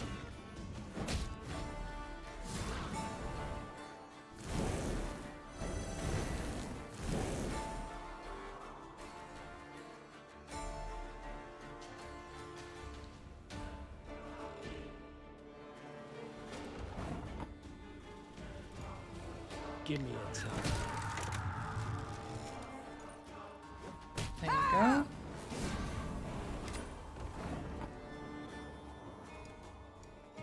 Ballista, your command. Turn. Kill. That's 4 damage now. Armor won't save.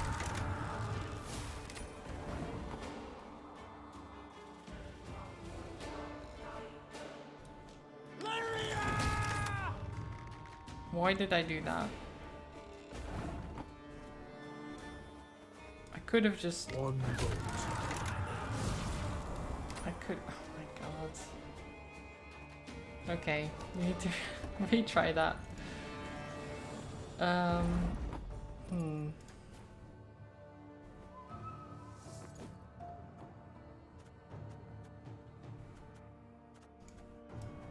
Ballista, your command.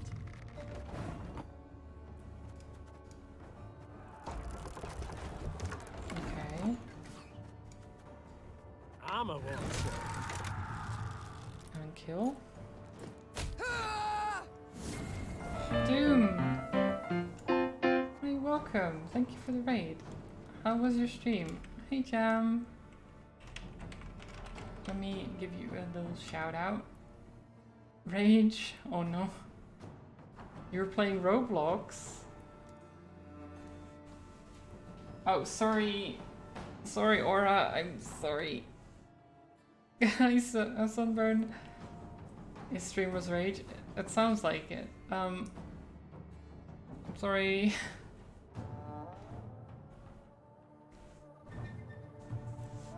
It doesn't recognize you. Yeah, no. I can change it to actually be a different name if you want. Like I can change it in the database, that's fine.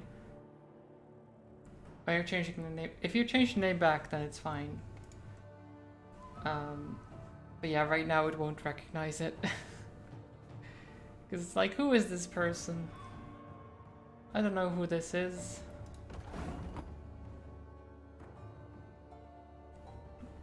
Okay, so this... We're currently doing puzzles. Hard puzzles.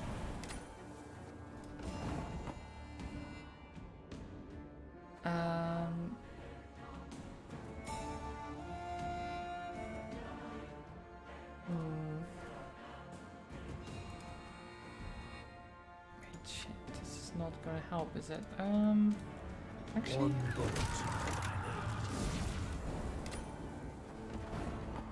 This is fine. Give me a time.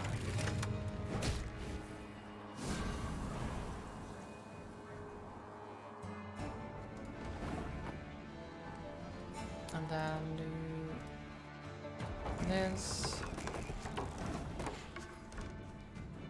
Then you. If the ring won't come off, just take the whole that. finger.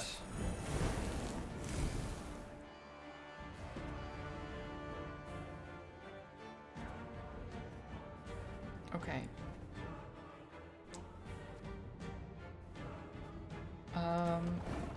Wait, won't we just win? No matter what? Arbalist at your command.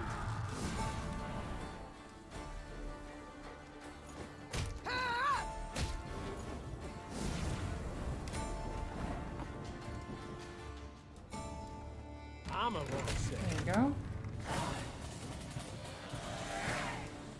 You've got it.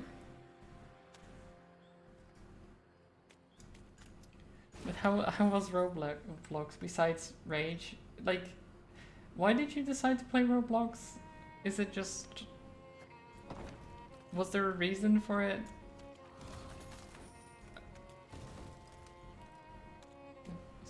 Playing boxing beta on it? Yeah, I don't know anything about Roblox, really. Which he really likes. So, why was it Rage if he likes it? I guess it didn't go well. He's trying to fix his bandwidth issue. Oh, right. I see. That would cause problems, yeah. I entrust you a mission requiring the utmost discretion. It defaulted to like 500 instead of 3k plus. What? That's a big difference. Count Caldwell's usefulness to us is nearing its end. He must soon be removed, but in such a way as to avoid causing fear among our other allies in the north. Given the Count's well-known passion for wine and spirits, poison should prove most effective. We shall put the plan into motion once Queen Maeve is no longer an issue. It shouldn't be long now. Await my signal. What? So they're trying to kill him anyway? But I want to be the one to kill him. And now it kind of feels like I shouldn't.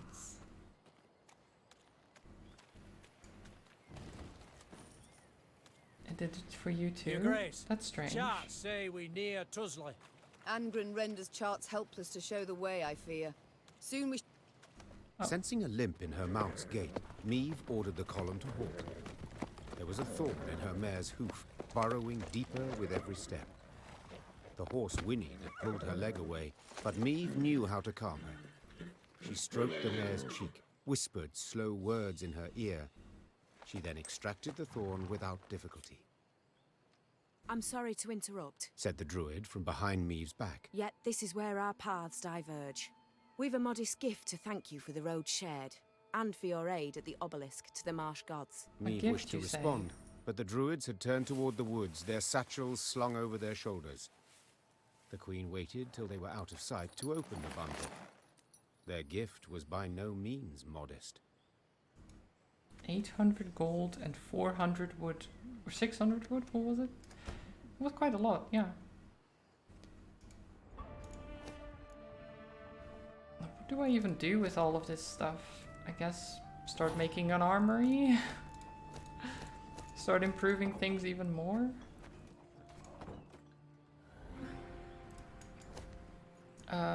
One of our scouts has discovered a tree hollow filled with gold and precious stones. When he reached in to fetch one, all he got back was his own bloody stump of a hand. There's something inside that tree and it's got some very sharp teeth. Yeah, I'll just leave that alone. That's fine.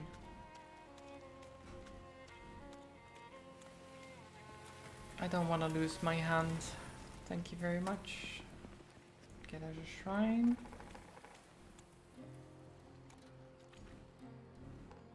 We don't need that right now.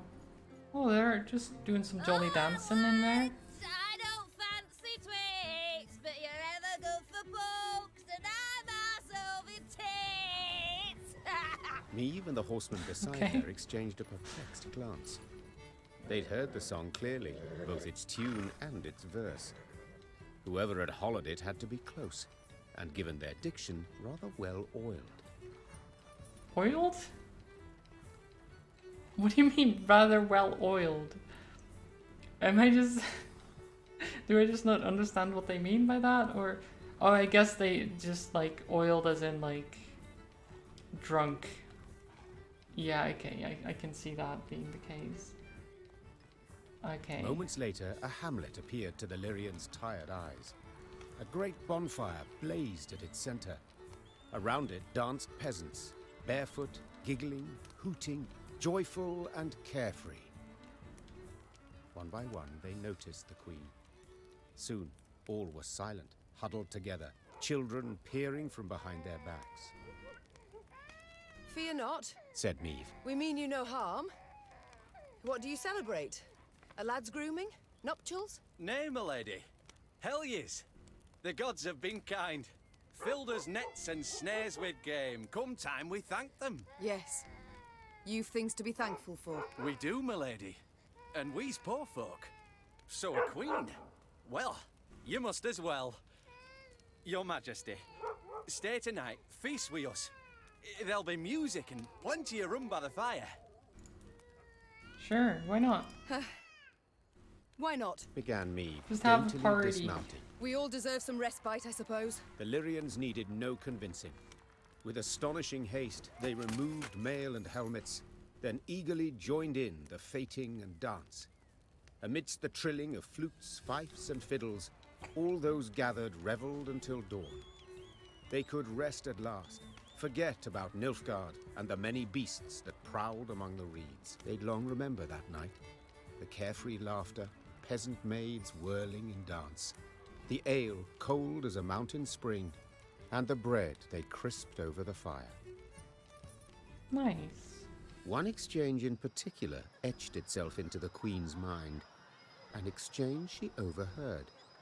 Not a little? Not even a teeny tiny bit? I'll say it again. It's not your concern. Of course it's not. Wouldn't be so damn curious if it were. So be it. Keep your silence. But those eyes like the summer sky, that hair like waves of grain. I see the way you gape. What do you two speak of? Your Majesty.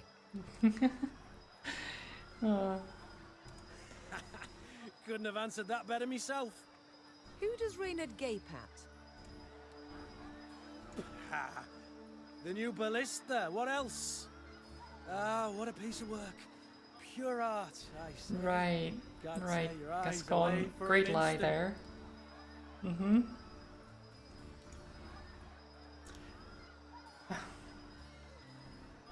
Ballista, of course. Wait, are we... Would that be playing along, or...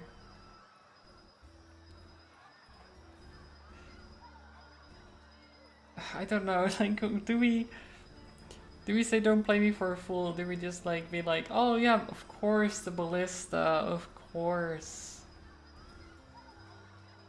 I feel like I like this answer the most. Ah, the ballista, you say? Precisely. And what sets this machine apart from the rest? The smoothness of its wood? Its graceful curves and dainty angles? Majesty, if we may, I prefer not. I understand, Reynard. I know men often discuss the qualities of ballistae. Consider me gone. Meave turned and walked back to the fire, sat down on an old stump. Ha! That was close. Shh! And the faintest of smiles crossed her lips. Meave expected the villagers to request recompense for their welcome. Yet the peasants made not the slightest mention of coin, and the queen was much moved by their kindness. Once again, those with the least had proved the most willing to share. The Lyrians did not assemble come the morn. The force marched off in the afternoon, unshaven, unbathed, dishevelled. Not normally one to overlook contempt for discipline, that day Meave understood even soldiers needed to let their guard down, at times. Yeah. So we didn't pay them at all? I would have not let them just serve us like that and not get some recompense. I know they wouldn't ask for it, but we could give it a little bit, you know? Where is there a fast travel point here? There is, okay. So we can come back to this shrine if our morale gets low.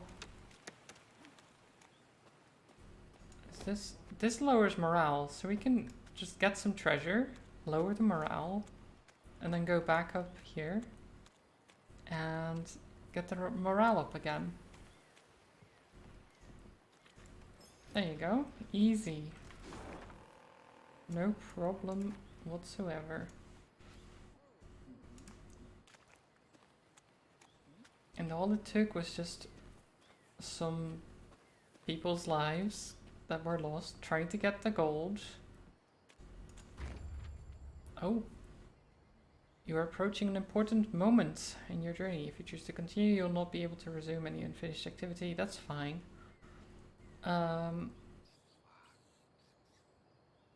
3 out of 7 golden chests found. Some of those are quite well hidden, I feel.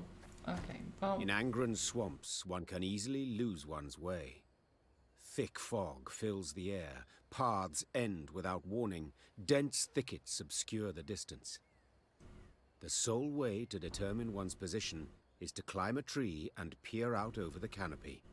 This duty fell to Meave's scouts, while the force halted below. Summit, During hi, one such welcome. delay, Meave caught the words she'd longed Hope you're to doing hear. well. Majesty!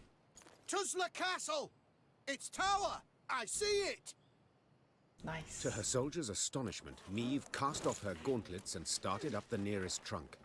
She longed to see the castle for herself, but then she would know sweet vengeance was at hand. The climb proved tricky, as the trunk was slippery and the branches, run through with rot, were frail. Yet Meave showed herself to be skillful and spry. As a child, she had loved to scale trees, much to her governess' dismay. Meave looked out to see a mighty stone tower outlined against the horizon. Legend holds Tuzla Castle was to have had 3 such bastions. Yet King Ragbard, the fort's benefactor, had forsaken the effort when yet another stone transport simply sank into Angren's boggy roads. It was a moment of respite for Meave, a moment of quiet joy. She breathed and tasted air free of the bog stench. She took in silence undisturbed by the hum of mosquito swarms. And she relished her prospects. The coming battle against Caldwell. Attack. The soldiers stood exhausted and filthy, many with raspy coughs, all sick of the meager gruel. But with the command to advance, a new strength sparked within them. Their step was lively, a fire burned in their eyes, each hoping to spill Caldwell's entrails, then dash them upon the fort walls. Yet as they drew near the stronghold, perched atop a stone isle, their verve dwindled, enthusiasm waned. They had taken fortresses with thicker walls, taller towers, and manned by more men. Yet they'd never seen nor laid siege to a fort standing on land so ill-suited. To rush the bulwarks through waist-deep mud. Was this even possible? Prove I was no fool to keep you at my side, said Meve, turning to Gascon and Reynard. A slaughter I must avoid. How will I do it? Your Grace, began Reynard, set our machines to sling boulders. At the west wall, it's weakest. 'Tis our best chance at a breach. Our men'll need cover, added Gascon. Reeds we must harvest and burn. Smoke will cloak us, conceal us from the castle's defenders. Good, agreed the Queen. Now get to work. Amidst billowing blue smoke, Lyrian footmen rushed through the breach wrought by Reynard's catapults. Though she had yet to forgive her companions, Meve had to admit they'd given her sound advice. Nice. Time to get Caldwell. Caldwell was nowhere to be seen, which hadn't surprised me in the least. The Count never fought on the front. Instead, he preferred to stay back, to galvanize the man by shouting encouragement and brandishing his sword, a blade that rarely tasted blood. It's time, almost time for vengeance, guys. Almost time to get Caldwell for what he did to us. For dethroning us.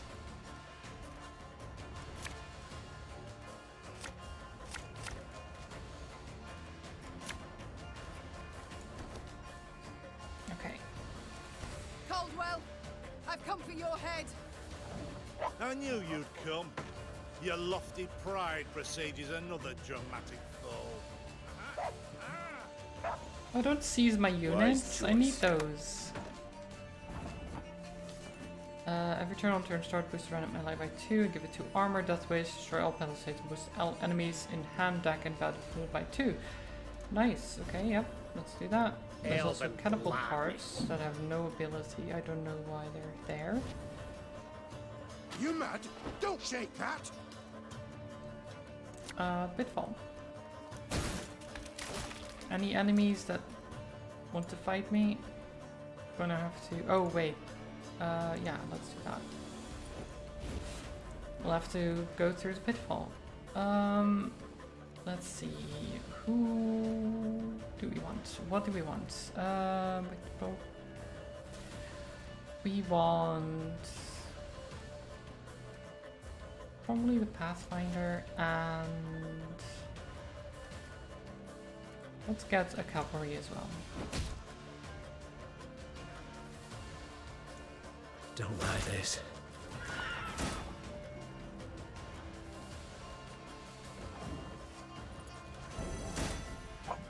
You still like the spam grenadiers?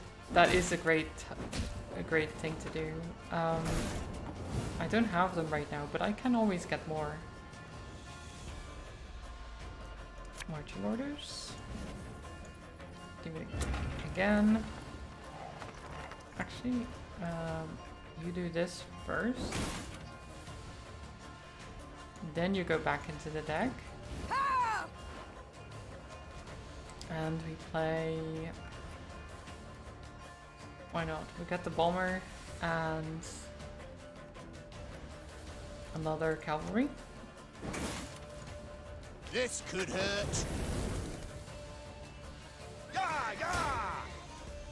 Yeah, they're gonna regret this. Dogo ate a card, that's fine. Order! Dogo is very hungry. It happens. Transform catapult parts into catapult. Oh! I didn't realize this. Okay, wait. Company! We must exploit the breach in their fortification. Doesn't really matter having the catapult. Not necessarily.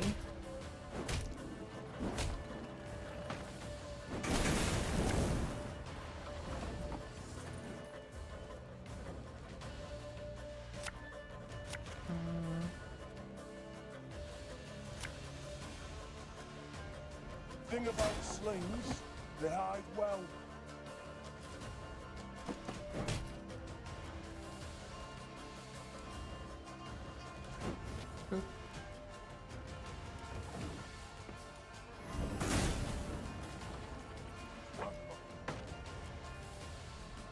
Okay, Caldwell, what have you got? Oh. Secret unit. Interesting. Zap. The palace, or the gate is going down next turn. Yeah, you can seize my unit all you want, that's fine.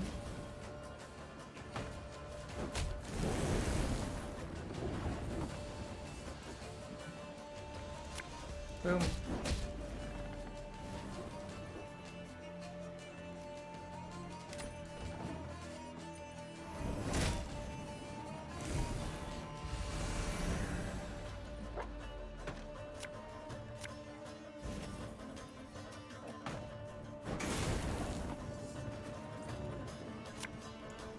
Cursed traitors.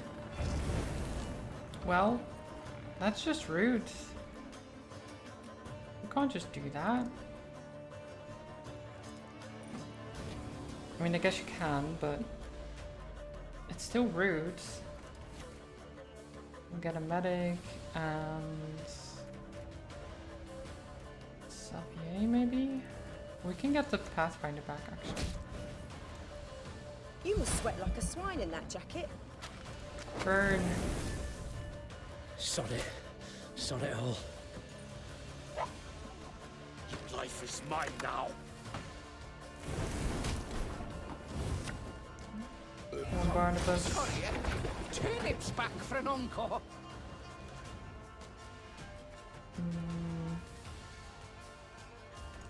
We'll draw more units, why not?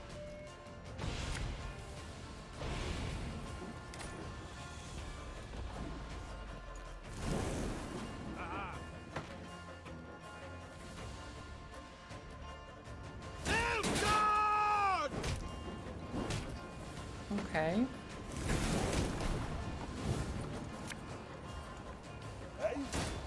Just move back there. Oh, they died. Well, God save the Queen! they do dislike my grenadiers, but that's to be expected, really. We'll catch them all! Considering their entire battlefield is on fire. In retreat!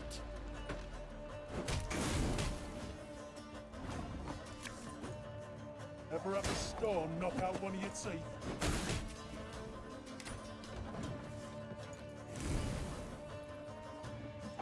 He's not having a great time. He's not having a great time at all.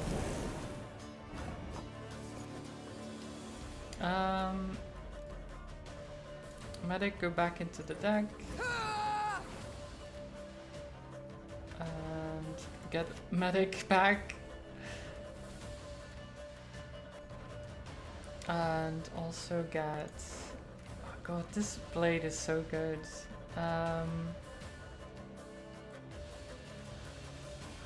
Get another slinger. Tell me you jest. Don't like this.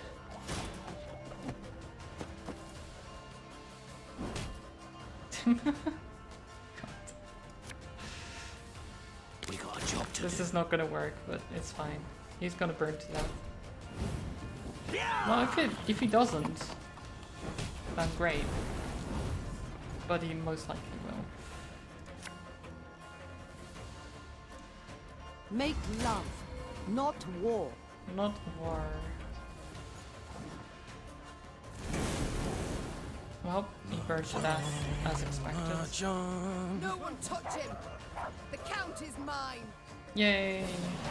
Victory! Many of Meave's victories have been immortalized in poetry and song, but not the fall of Tuzla. Lyrians fought Lyrians. Brothers killed brothers, in rain and mud, midst a cursed swamp. Certainly nothing to inspire a bard. Near the battle's end, Meave stormed the great stone tower to which Caldwell had fled. The Queen ascended the stairs, dealing blow after blow, blood cascading down in her wake.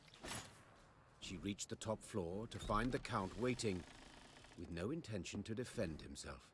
If it's mercy you expect, you'll be sorely disappointed. Mercy? I know you all too well for that, Meave. Ever vindictive and cruel. All this from a paragon of knightly virtues. You stabbed me in the back, Caldwell, and used Willem to do so. My son! Who agreed without a moment's hesitation? Forsaken by your own son, your flesh and blood. What's that say about you? Oh, you tread on thin ice. Choose your next words carefully. Spare me your threats. You'll kill me all the same. Death can come in many ways, Count. Some quick, some slow. My, how you strut and vaunt. Terribly sure of yourself. Perhaps too sure. Your castle is mine. I've crushed your force. I dare say no, I'm not. Precisely my point. Don't you see? The Empire's not one army, it's dozens, hundreds. It's what I strove to knock into that thick dome of yours. Alas, you're too much a dullard. Soon as I'd learned you'd crossed into Angren, I sent for reinforcements. They'll be here soon. 3 regiments, armed to the teeth. Nilfgaardians seem ever to have the upper hand, yet I find the means to defeat them.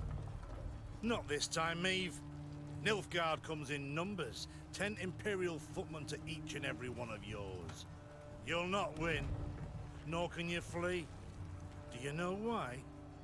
Enlighten me. I dare you. But one bridge leads to Tuzla. As it happens, I ordered it raised as you laid siege. The swamps around the castle are too deep to cross. Try to rebuild the bridge, the Imperial troops will arrive before you can finish. Your men they'll slay as you watch, and then they'll wring your neck. I wouldn't be so pleased were I you. You won't live to see this outcome. I know that, but I take heart in the truth. Though the castle you've seized and will likely kill me, I've won. No, you haven't, Caldwell. You just constantly think lowly of me. Like, we can't win. Like, it's impossible. And that's exactly why you're a traitor and why you're an idiot. Like, just being like, oh, we can't win, so surrender everything and just let our values die. No, fuck that. Fight to the last breath. Outsmarted you, Meave. Twice now. And you know what? 'Twasn't even that hard. Outsmarted. He still doesn't think that he can actually... I mean, he thinks that he's won. He doesn't know. I wouldn't let him live. Like, tie him up, let him live and see our victory over Nilfgaard. Like the next one. Fighting off all those regiments that he sent us reinforcements. And then see what he says. With those words, with his arrogance and contempt, Caldwell had gone too far. The Queen gripped his shoulders, pushed. Caldwell stumbled backwards, then tripped out the window. Okay, well, never mind. He Blood-chilling doesn't live shriek filled the courtyard, to see it. then broke off abruptly. Now fool me thrice. Try. Meave slapped the dust from her hands. The traitor had met a deserving end at last. Yet this was no time to revel in the Count's demise. If Caldwell had spoken the truth, the Queen and her army were in grave danger. Meave's scouts quickly confirmed the traitor's claim. The bridge was indeed in flames, and Nilfgaardian regiments were advancing from the south. Now to confirm if there was truly no other route by which they could flee, the Queen ordered her men to ask the local peasants. One of their number, a stable hand who'd lived near Tuzla all his life, claimed a secret path led out the back of the stronghold. King Ragbard himself ordered it built. Okay. Had him drop Hey, great Zelda. stones into the swamp, Welcome. one after another, Hope you're like well. beads on a string. Bitter water covers them, so you can't see nowt at start.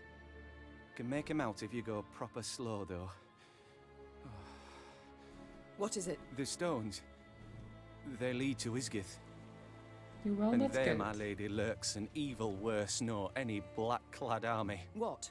A beast of some sort? Some say beast, others god. Gurnikora, they call her. And you'll yet see, my lady. Isgith shines red with her blood.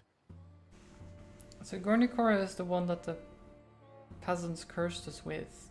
They were like, oh, Gornikora will get ya, blah blah blah. So if we beat Gornikora, then I guess the curse is nothing after all. A silly tale to frighten yeah, I'm children, doing well, Neve Zelda. thought I'm at just first. a bit tired, Then as paused. usual, For I something guess. about the man's voice made his every word believable. But None we're too doing well encouraging. in the Yet preferable to certain in this death. game as well. Tell me, from Isgith, will we reach the banks of the Yaruga, near Red Lobenden perchance? Aye, your majesty. You need but head north. And pray all along the way. Soon, Neve stood where the stable hand had said she should, at the edge of a vast marsh. Carefully, she dipped a foot into the broth and probed for solid ground. Sure enough, she found stone. One cautious step, then another. Neve slowly strode off towards Isgith. Reinforcements, okay. You're still a bit tired from yesterday too? Well, I hope you can manage to get some rest today. If you can.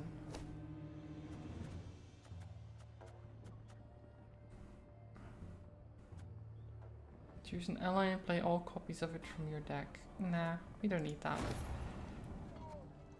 It's good in certain decks, but not mine. I should be able to recover mostly after stream and eating something. At least before D&D happens later today. Count Caldwell speaks truth. Scouts report powerful Nilfgaardian army marching from south. Foragers riding ahead, requisitioning enough food for 6-7 regiments. Plus cavalry and war machines. We stand no chance against such strength. Immediate retreat advised. Oh, I was just gonna fight them and win. I guess we're not. I've denied your request to return to Lyria. Admittedly, your argument that, as a young ruler, King will need support of experience. Wait, I already read this, no? More useful in Angor. No, it's a slightly different letter, actually. The Emperor places great import on the timely delivery of building materials. I thus advise to make the meeting meeting his expectations your top priority. No delays will be tolerated.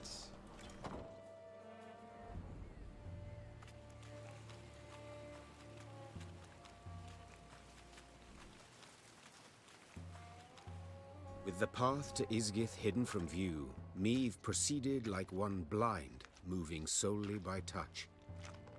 With each step, she could not know if she would find rock or plunge beneath the black water's surface. The Queen's soldiers followed single file, carefully mirroring her every move. The Lyrians, near the end of their strength, got lucky when a light breeze dispersed the fog to reveal dry land. The Queen let out a sigh of relief. At last.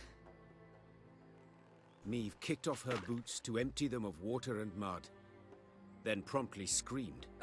Her legs were in leeches, slimy, bloated leeches. Ignoring the pain and trickling blood, she frantically tore them from her legs, wishing to be rid of them. Having plucked the last parasite from her calf, Neve grabbed her boot to crush the bloodsucker beneath her heel. Yet it had already slithered off. She spotted it on the trunk of a birch where, like a very fast snail, it was climbing. What the devils? But Neve's words caught in her throat.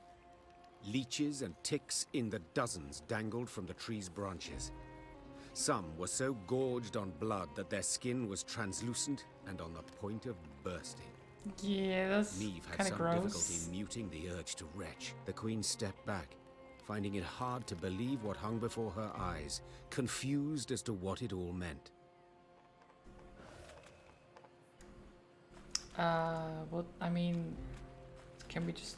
Is it fine to travel through this? I feel like it wouldn't be fine. But I guess it seems alright so far. The fog above the swamp's dark waters began to thicken, enveloping the entire retinue in a milky haze, obscuring their path. Oh.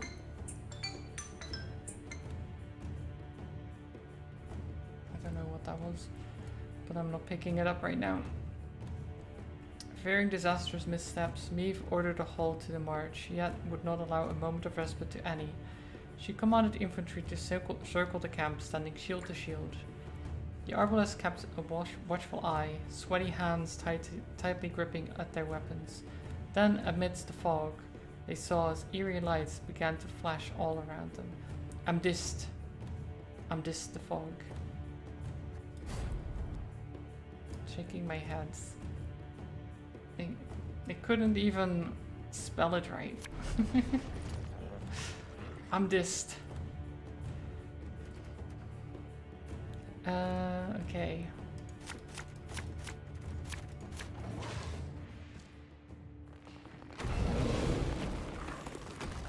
Ow.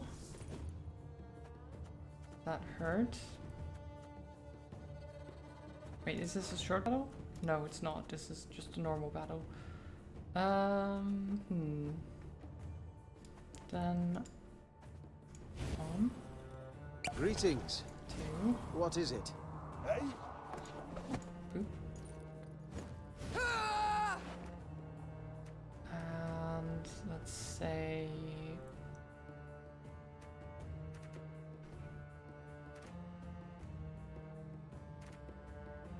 infiltrator and cavalry. Shh, cork it.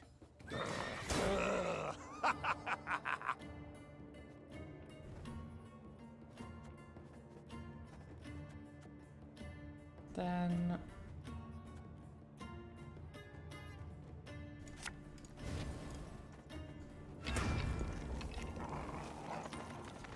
do this again. Get more cavalry. Yeah, yeah! We'll catch them all! There you go.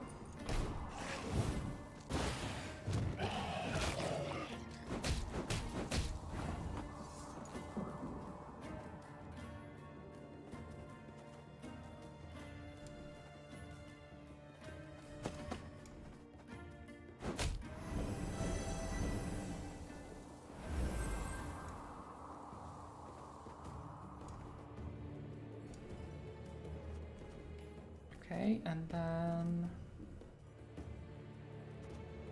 I guess pitfall trap there.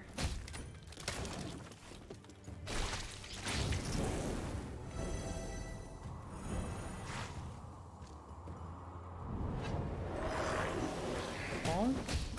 Do we have? No, we don't have the Pathfinder. Watch your heads! It's fine. We'll just set their row on fire.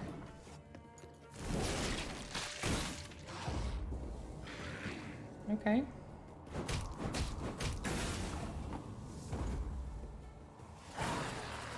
We win. Now all we have to do is just win again. No problem.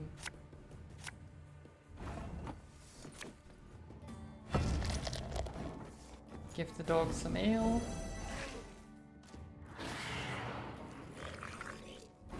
As you do. Don't like this.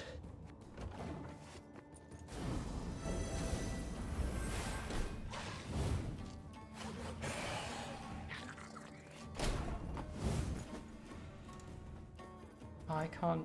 Okay, I can't put Knickers back into the deck and then summon him back. Okay, that would be fun, but no.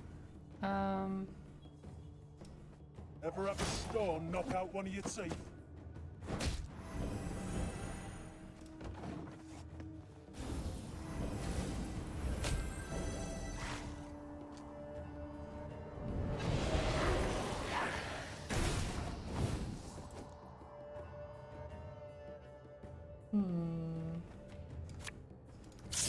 That.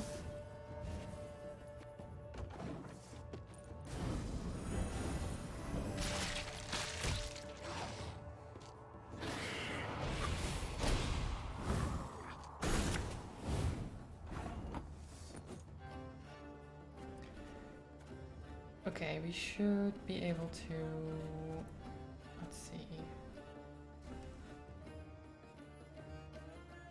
Yeah, let's burn their side of the field. Do this.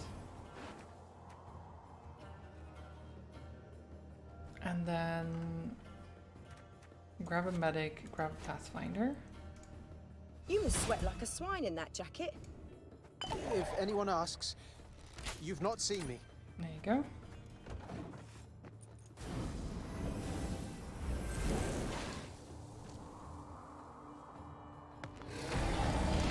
The amount of card draw I can get is insane. Absolutely ridiculous.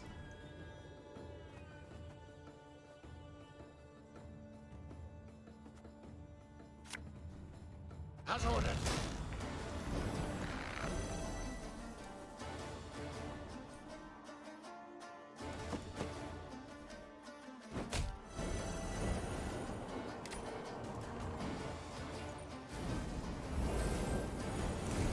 Set them all ablaze. Burn the foglets. Ow.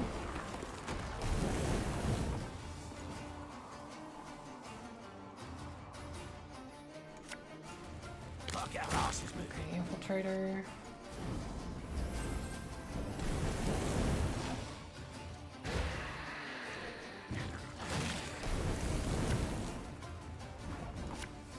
Dive it the white of an eye from half a league away.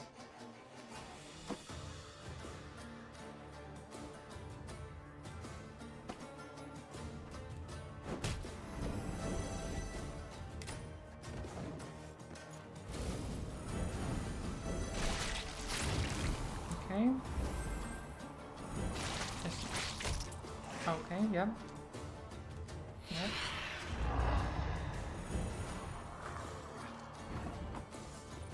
This is fine. Bigger they are, easier they are to tag. Whenever they try to escape the fire, I just put them back in there.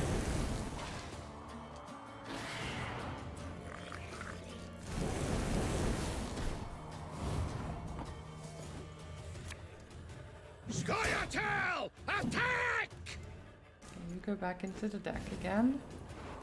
And then we get another Slinger and Barnabas. Thing about slings, they hide well. I think you'll really like this one. Do this.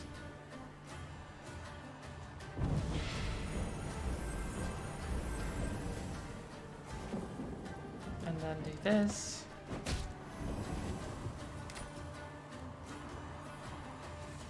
What did you miss in the game? We've been traveling through the swamp, and we've found a bunch of Nilfgaardians and monsters and things that tried to stop us. And finally we've found Caldwell, the one who betrayed us in the beginning, and we killed him.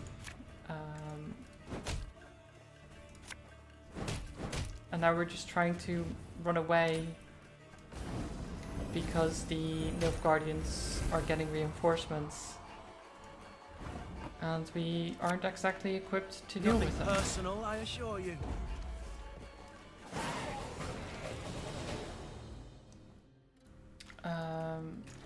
I think that's basically it, at least in a short form.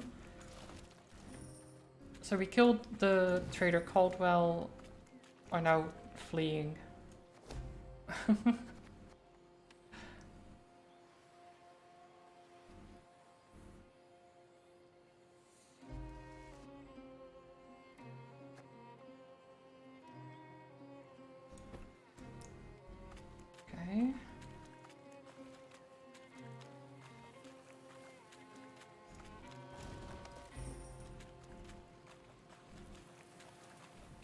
These swamps are awful.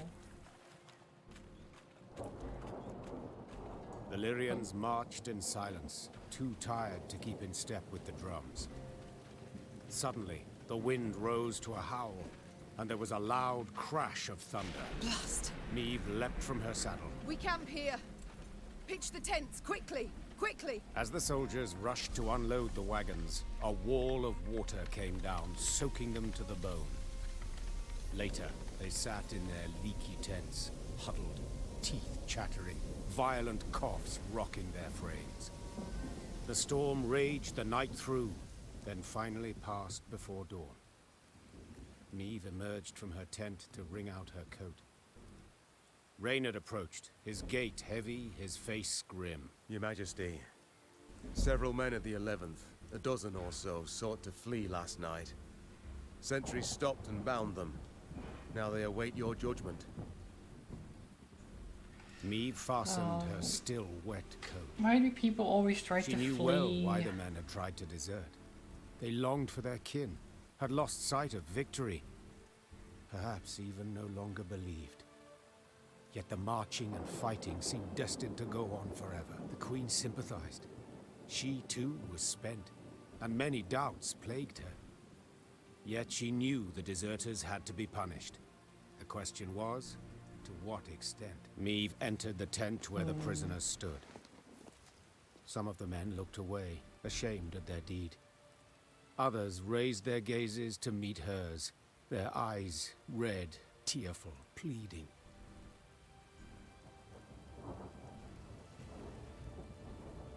Okay, demote the deserters and withhold their pay, or hang every third deserter, which is just... Oh my god. I'm not gonna hang them. Like, I'll take the least, thank you. Withhold their pay, that's fine. You all know the penalty for desertion. Meve said to the soldiers bound at wrist and foot. I ought to have every last one of you hanged.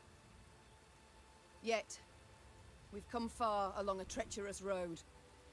Endured hardships extreme. This I considered against your crime. You shall lose rank and receive no pay for 1 year. Now get out of my An sight. entire year. Immediately. Jeez. The deserters mumbled their gratitude and rushed out of the tent, fearing the Queen might yet change her mind. Meve then left for her quarters, anger and bitterness eating her up from the inside.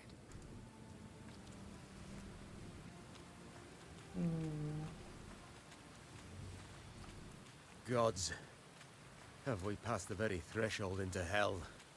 Close ranks. Yeah, there's None monsters is to step off the path without everywhere. clear orders to do so. Meve heard a throaty hoarse croak, "Hyak, hyak, hyak," but saw no evidence of its source. The Queen drew her sword and batted away the mosquitoes that swarmed her face. Only then could she see the creature as it emerged from the bog. A water hag, her yellowed fangs dripping with saliva, her tongue writhing like a snake.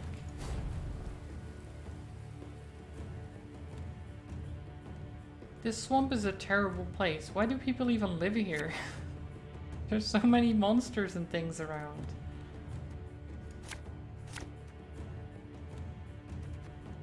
Do you not have a better place to live? Fuck, our arse is moving. Ever have a I storm don't knock out want one of you your teeth? here. Get out.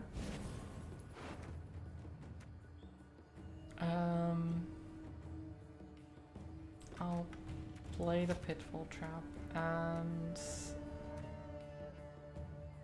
you know what, Barnabas too.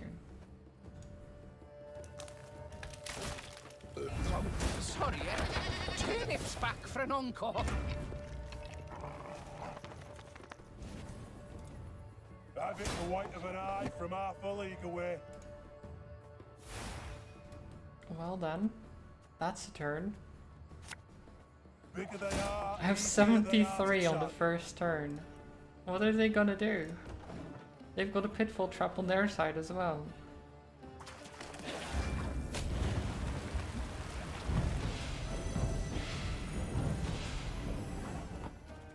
Like, this is not looking good for them.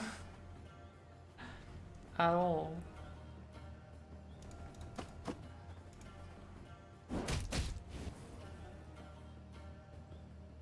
I don't even know what to... Thing about slings, they You're gonna hide well. pause? No? You really should. Like...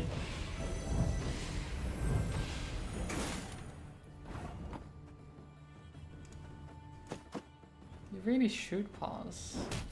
Because this is not gonna end well.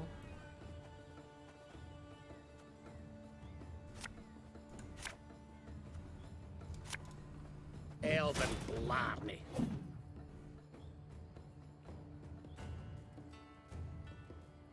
Are you gonna... Really?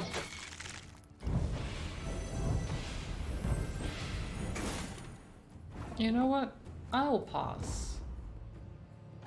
Go on, show me what you've got.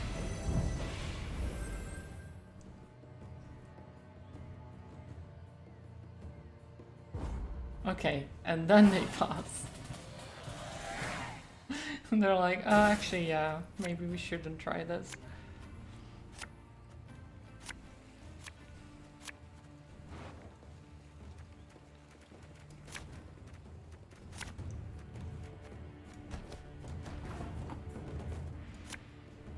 What do you want of me?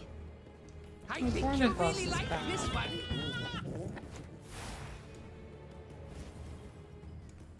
The chase is on! Ow!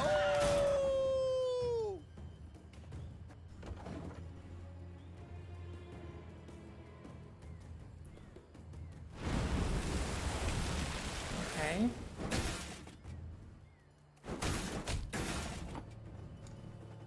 Medic, go back. Then get the Pathfinder and the medic. Sod it. Sod it all. Your life is mine now. Play the marching orders. Then Barnabas. Go back to the deck.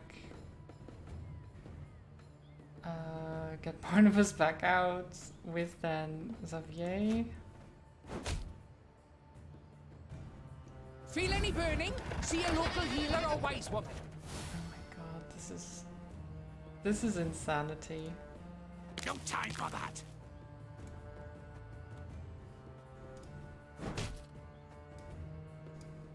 Get into work.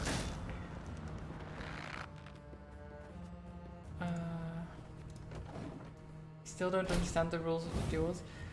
That's fair, it can be complicated, but basically, in simple terms, well, actually simple terms, that there's, like, it basically depends on a lot of the cards, right? Because there's 2 rows from my side, there's 2 rows for the enemy. I have a hero power, which I can change. Currently, I can shuffle an ally into the deck and play 2 cards from the deck.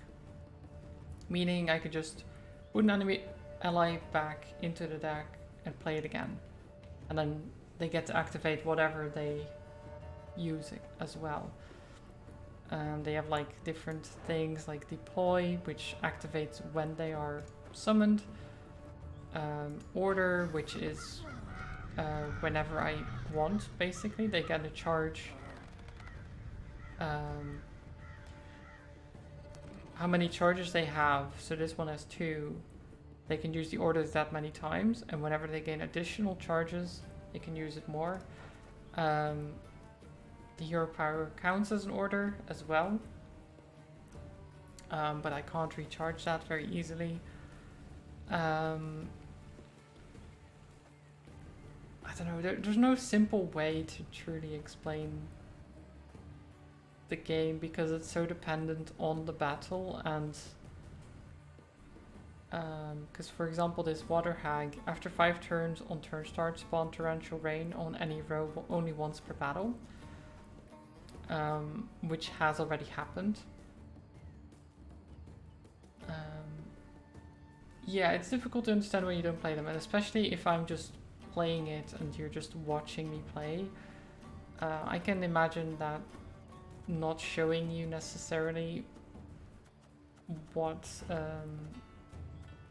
each thing is doing. I can explain it more.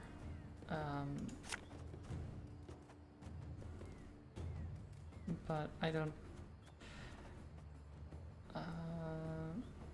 like, I'd have to basically explain my every move, which is also a lot. Okay, play some ale, which then starts boosting everyone. There you go. Strange Infiltrator got a boost there and got back to my side. Summon a vampire. This is going to destroy one of my units if it's still alive next turn. So I want to kill it, which I probably can do. Maybe, actually, no. No, I don't have... I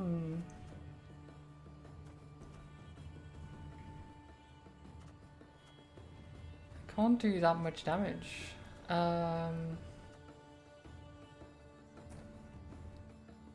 If there's no unit on the opposite row, destroy the one with the highest power itself. So that will be the doggo, which I don't want to happen. But I don't think there's anything I can do about it right now. Except if I watch your heads. Put this here. Because then this one is the unit with the highest power. Oh god. No! Why did you empower the doggo just for it to die? That's so cruel. I tried to save it and then the game is like, no. No. How dare you? Well. When will you ever learn? When will you learn that your actions have consequences?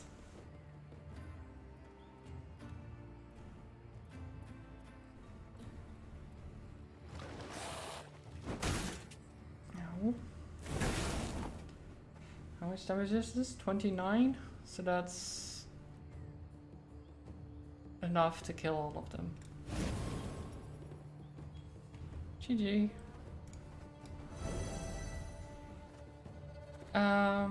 Yeah. Scoia'tael! Attack!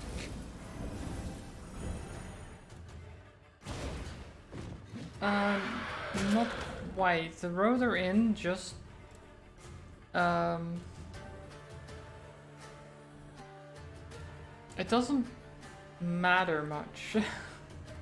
It only matters for specific abilities. So for example, for this vampire, it says if there's a unit on the opposite row. By that they mean the opposite row, so the same row, which is the melee row, on the opponent's side. It only matters for that really, because their power is still applied no matter what. So there's not really a problem unless you have specific units that can only attack like one row away or something like that, because those do exist. But I don't have them in my deck, so I don't have to worry about it. Oh, he's gonna die anyway. Why am I doing this?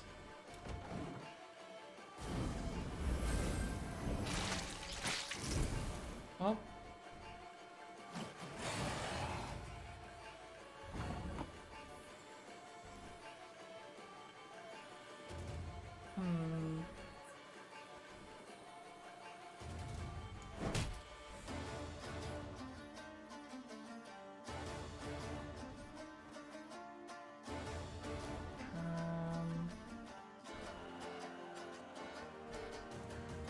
I'll do this. So then I get to draw 2 more cards. Nard could be nice. The Sconlo is a good, just straight up powerhouse. Yeah, let's get both of those. Coin never stinks, no matter how rank the pouch. We must trust each other. Okay. And then... Sure, we zap it. Why not?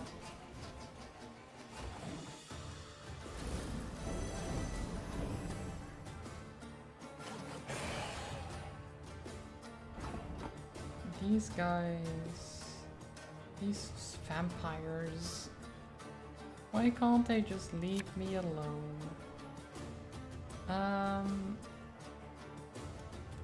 If anyone asks, you boost her. You've not seen me.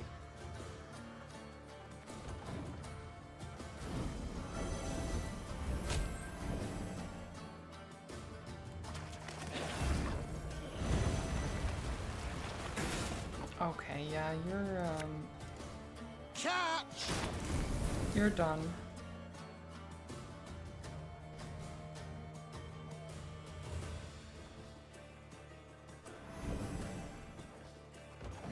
The game is actually chill to watch. Yeah, most card games are, I think. Unless you really get into it and it becomes like active to watch it, but generally they can be very chill.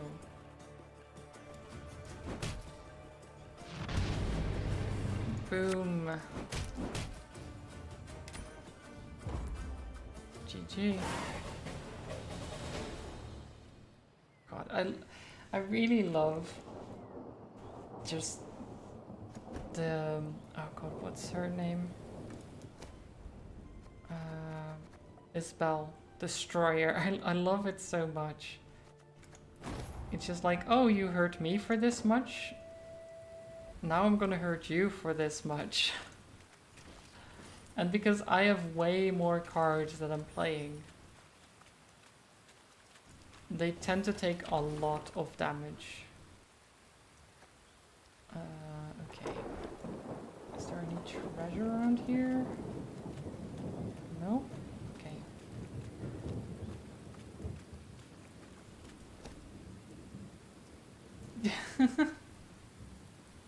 Thank you for the quote, Zelda.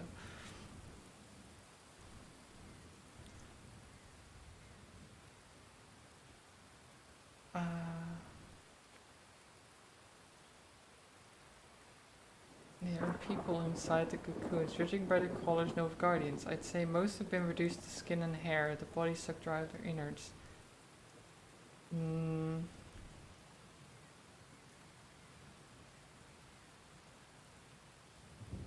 No, I'm not going to add them to my force. Let's disentangle their equipment, but leave them to die. Because, I mean... What, like... I can't really...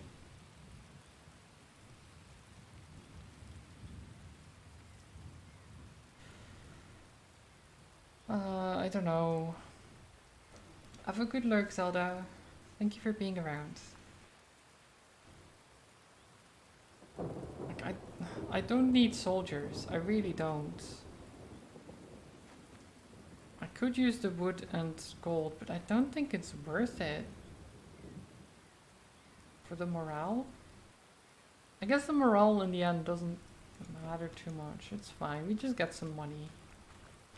Just get some stuff. Material wealth. Can we upgrade anything? We can. Get that armory completed.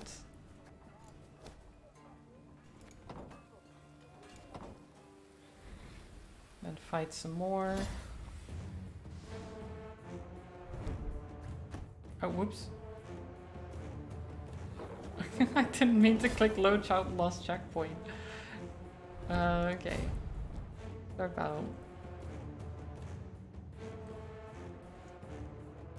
Because we've fought so many of them, I'm just gonna skip reading the text. It's really not that important.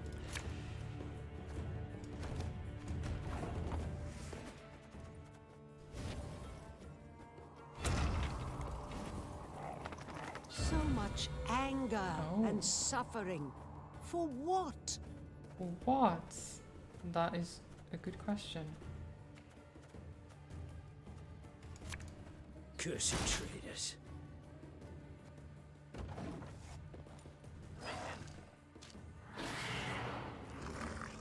Okay.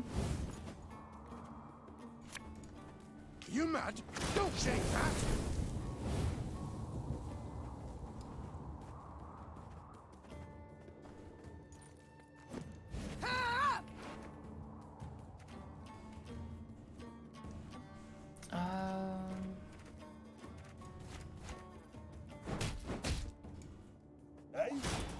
This could hurt. Fire. Boop. There you go. Oh, Doggo, don't eat the cards. I told you this many times. I understand that you like eating the cards, but come on. You can't just constantly do it.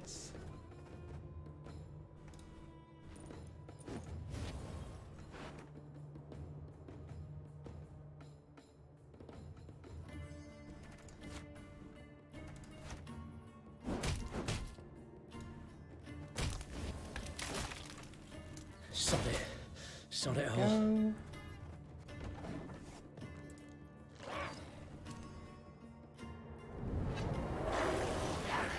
Honestly, I feel like my deck is too strong. Like, I haven't had any issues in so long.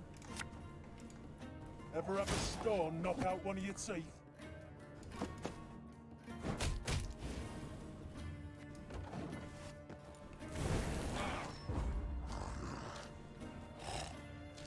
Passed. Okay. Honestly, impressive that you passed with 0. Like, and now I keep my dog, which has 21. What are you gonna do?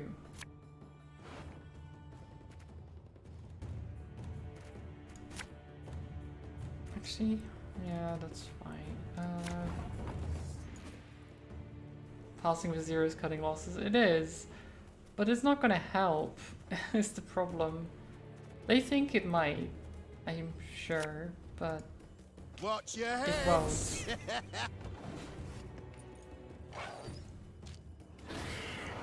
Like, I had set their field on fire, and I will do so again.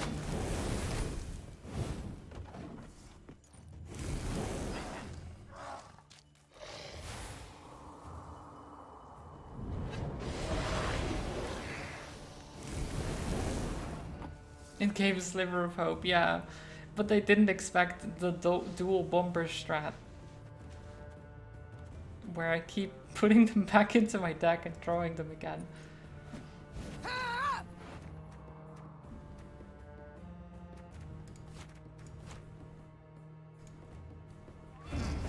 What?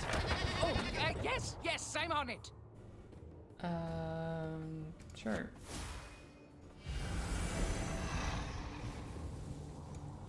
What do you want of me? Don't like this. There you go. And then I should play a card. Slinger. Have it the white of an eye from half a league away. There you go.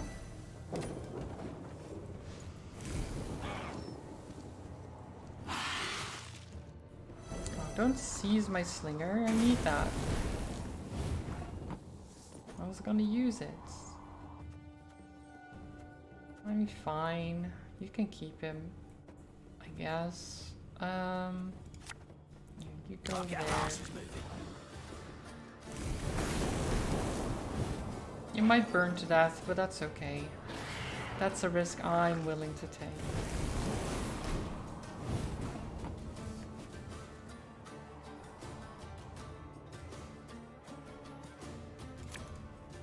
If anyone asks, you've not seen me.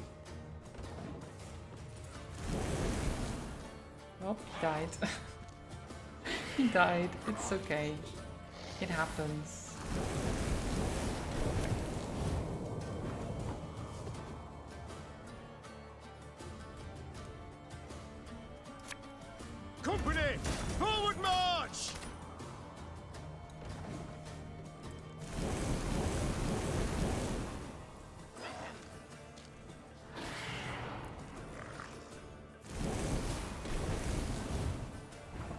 fire is quite something, isn't it?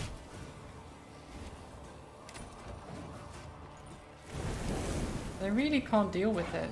Just having their entire field on fire apparently is a problem. Who knew? Who knew it would be such a problem?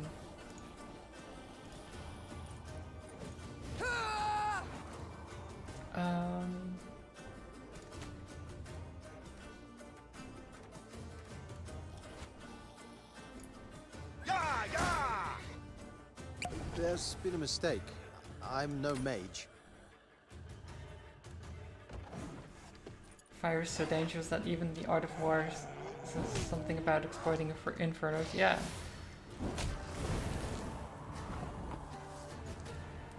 I feel like what we're doing is definitely considered abusing or exploiting infernos.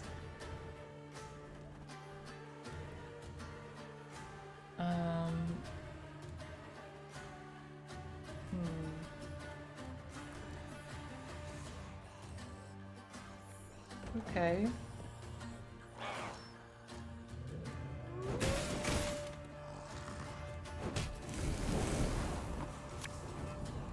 Nothing personal, I assure you.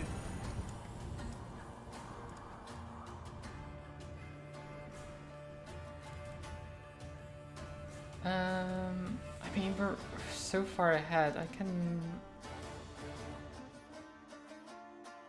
There's no other unit that I can actually set the power... Because he can't target himself. I can help the enemy slightly. You know what, sure. You know what, have a boost.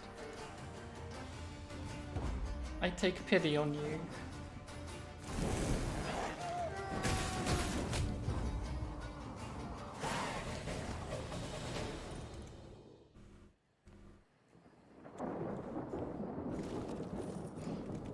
You can use the alchemist aggressively as well, but like offensively, but I haven't really had the need to.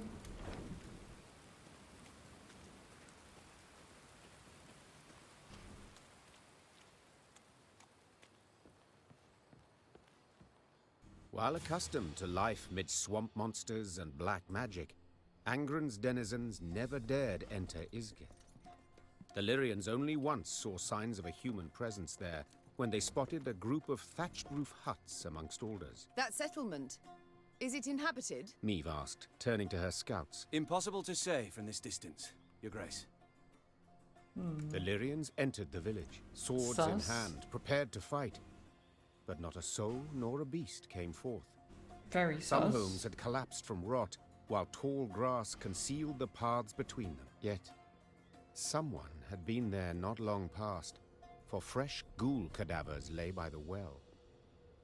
Meve knelt beside the corpse of one cut clear in half. The beast's killer had been exceptionally strong, and wielded a razor-sharp sword. More are likely to come around. Meve leapt to her feet. A man in thick leather armor had emerged from one of the Witcher. huts. Transfixed by his cat An actual eyes, Witcher in a the Witcher Queen game? nonetheless sensed he What? was rather badly hurt. Were that true, my scouts would have blown their horns. The man pulled out a pendant I am shaped shocked. like a bear's head. It hummed and twitched as if striving to free itself of its chain. Far as monsters go, He said, lips curling into an unpleasant smile. Witchers aren't usually wrong. A moment later, a scream pierced the air. Quickly, instinctively, Meve drew her sword and lunged forth. Do we get help from a Witcher? I guess so. The Witcher, though severely wounded, proved far faster than the Lyrian soldiers. His silver sword was never idle, slicing tendons and arteries.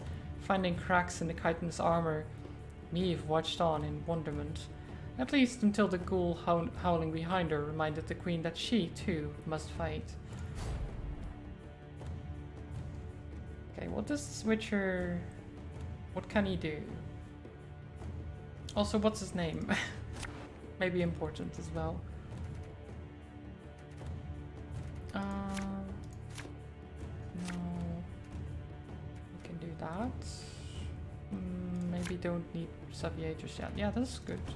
This is good. They approach! Velocity warp. Do we just need to... No, it's just a shortened battle. I don't think there's an objective.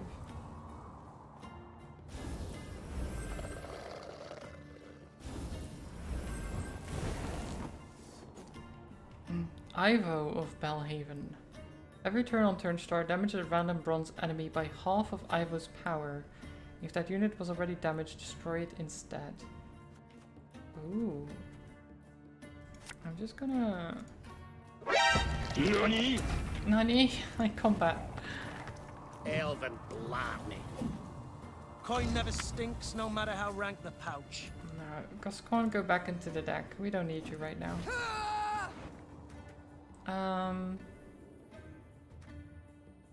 I'll get a Pathfinder and fire, because fire is always a good solution for my problems.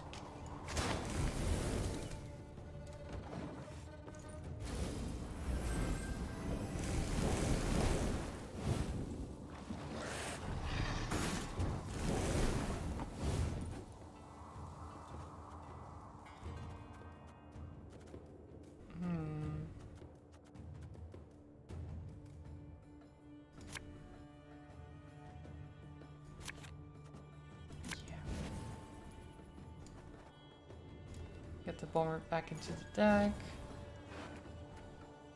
And let's see, Barnabas.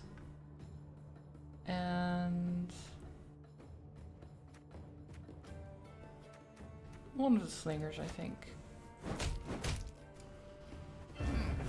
What do we get? Yes, Mandrake? I'm on it. Yes. Cavalry, and that.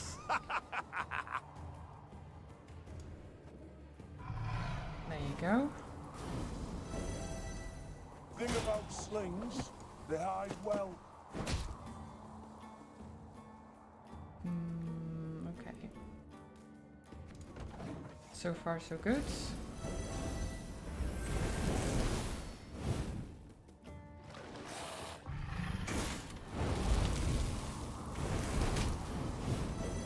I feel a strong magic here, my lady. Something controls these creatures. Something controls them, you say?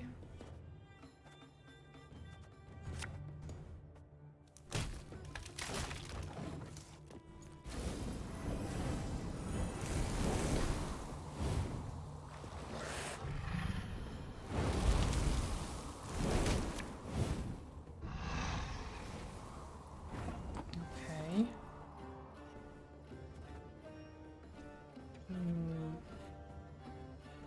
Well.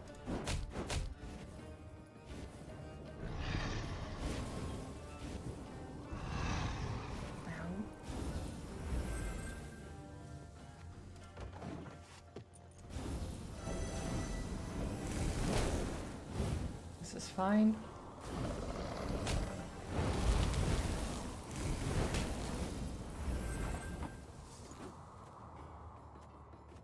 Perfectly fine.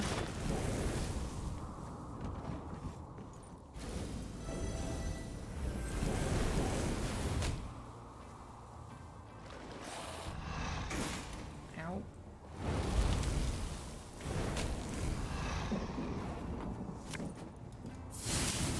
So.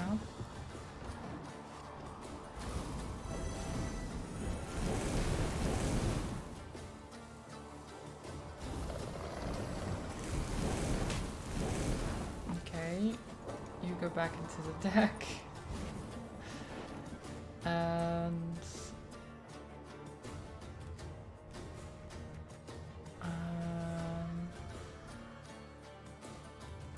you and you. I'd hoped we could solve this some other way. Sod it all.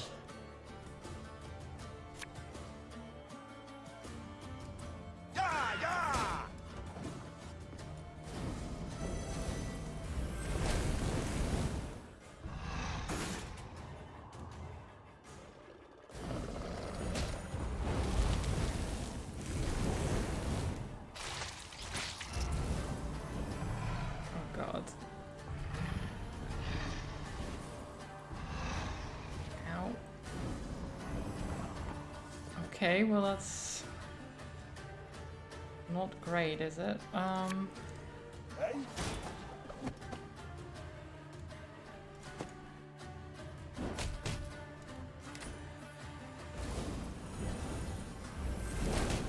We'll win, but ow. We'll catch 'em all!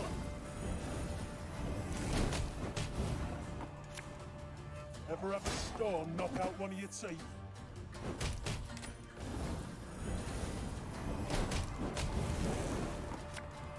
Have it the white of an eye from half a league away.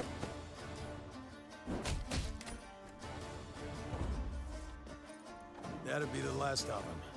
Should be quiet for a bit. Okay.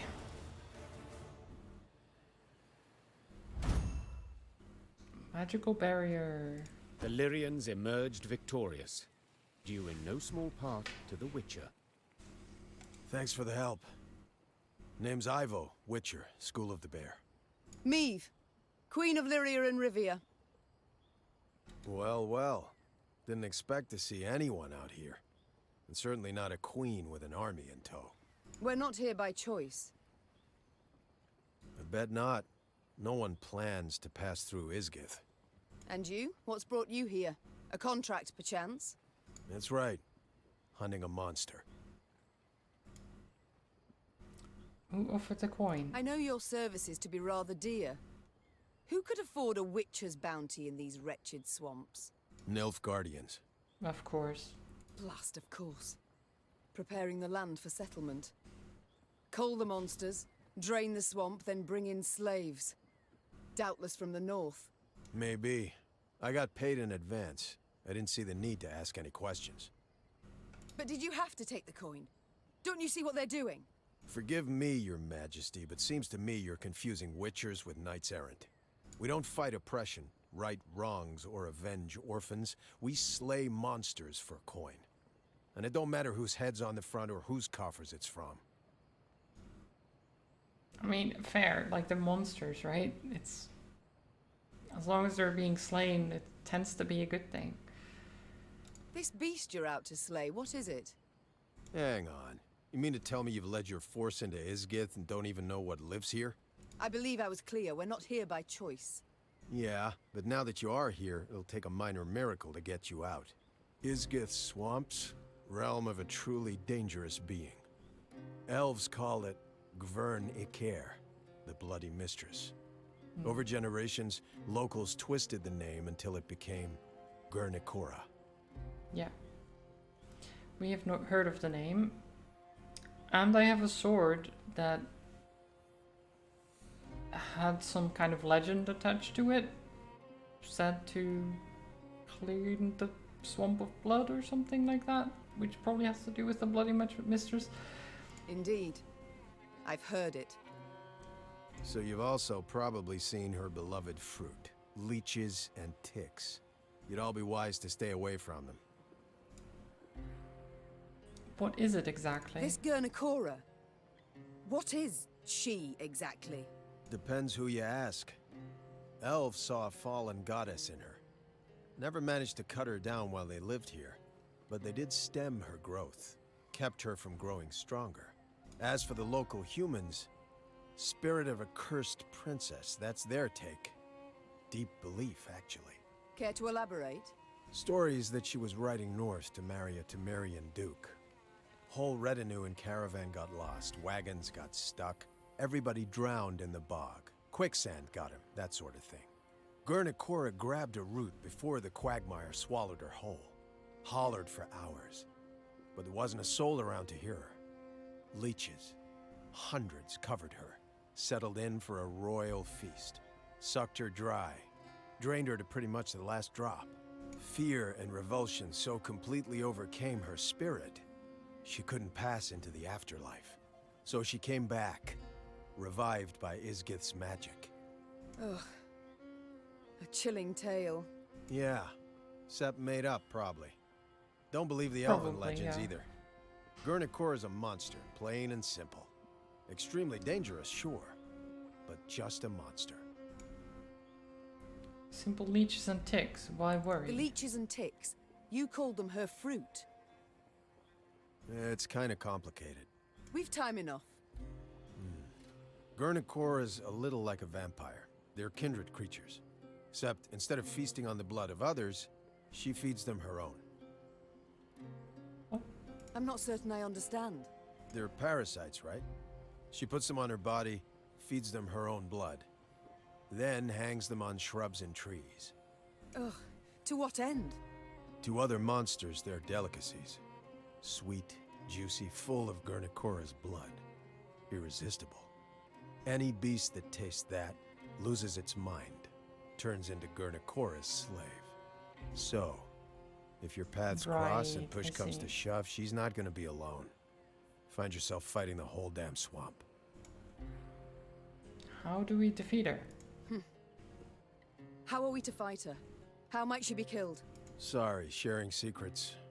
Just not something we do. Not even with those who saved your life just moments past. We gotta wait till she starts feeding the parasites. She's weakest then. Stand a chance to hurt her. Right. So we attack only once she puts the leeches to her skin.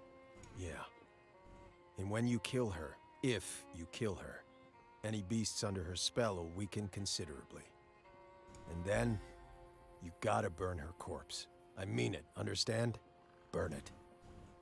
I mean, we use a lot of fire. I feel like burning it will not be a problem. And you? Will you not hunt her any longer? No, I will. Just need to prepare. Realize that today. Gotta brew some potions, blade oils. Come back in a few days. I don't even have that much time. Nilfgaard's hordes pursue us. I must march on. In that case, wish you luck. Lots of it. I suppose there's no argument that would persuade you to ride with us. Your Grace, mutations strip us of emotion, not reason. The Witcher vanished midst the trees. And Meve simply hoped her soldiers had not overheard any part of their conversation.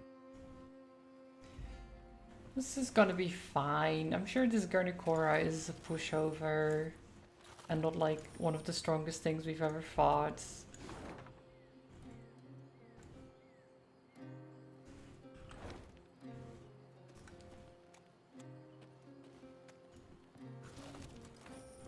It's not gonna be some kind of ancient being that is very difficult to kill.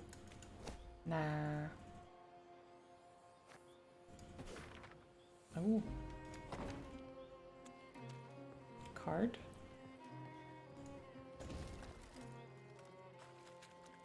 Anything around here?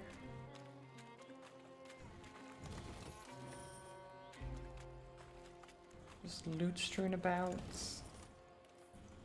There does seem to be a camp. Caldwell had summoned Nilfgaardian support. Meve assumed they were not far behind. Yet in the unforgiving terrain, a full Nilfgaardian division could not hope to close the gap. Small detachments, however, light cavalry or footmen, could very well do just that. So when black-clad men emerged from the mist, the Queen was not surprised. She ordered her troops to fall in, form up, and brace to defend the line. Yet the attack never came. Oh. The invaders stood silent, motionless. And Meve got a closer look. They were slouched, ashen-faced, unsure of step, and covered in sores. Isgith had treated them as cruelly as any. Teetering in his saddle, the commander broke formation. He rode forth and addressed the Queen in fluent common tongue. Half my men are wounded, the others sick. Your force does not fare much better. True. Yet we outnumber you soundly. Indeed. If it comes to combat, you are certain to win. But in this damn swamp, all wounds fester. Flesh is quick to rot. You will lose many more apart from those who fall. What do you mean, precisely? Asked the Queen, her eyes narrowing, her head tilted to the side. We should part ways in peace. There's a war on, there'll be another chance to fight. Perhaps even face one another. But not here. And not like this. Suddenly unsure, the Queen weighed the officer's words. Their logic was sound, though they could also prove a ruse. Your Grace. Xavier's voice came from behind Meve's back. We can't let them pass. They've done only harm, and they'll not stop and go home.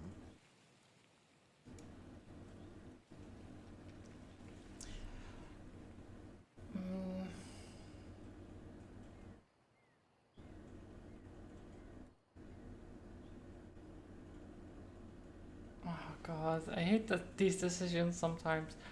So we can attack them or just let them go.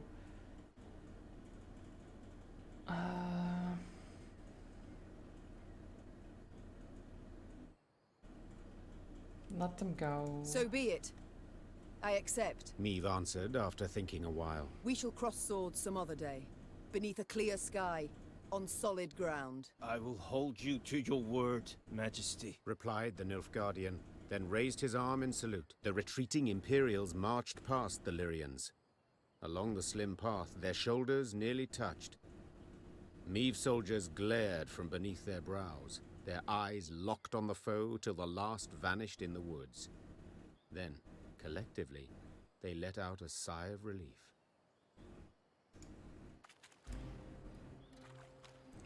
Okay. More vampires. Ugh.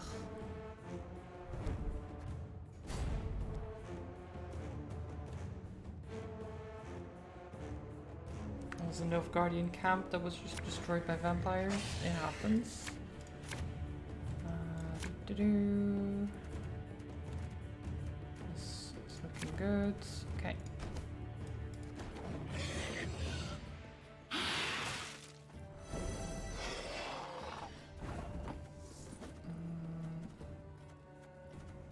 So this is a standard battle? Yeah, it is. Okay. I'd hoped we could solve this some other way. From half a league away.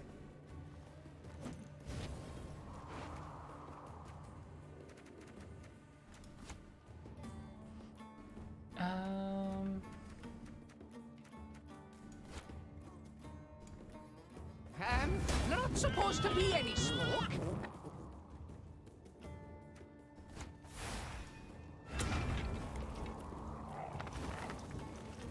Oh, I can't even hold that many cards. Whoops. That's Sod it fine. all. You know what? That's fine. We didn't want them cards anyway.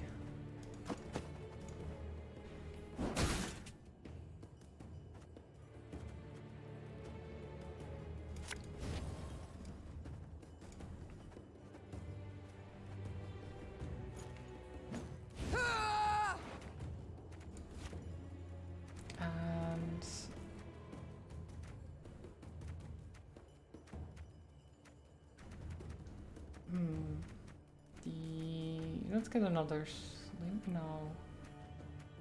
Maybe. Well, we get a footman actually. Does that work? Yeah. What?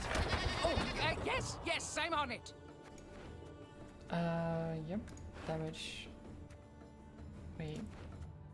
That's the lowest. Okay, no, that doesn't work. Royal decree. The chase is on! There you go. In tight!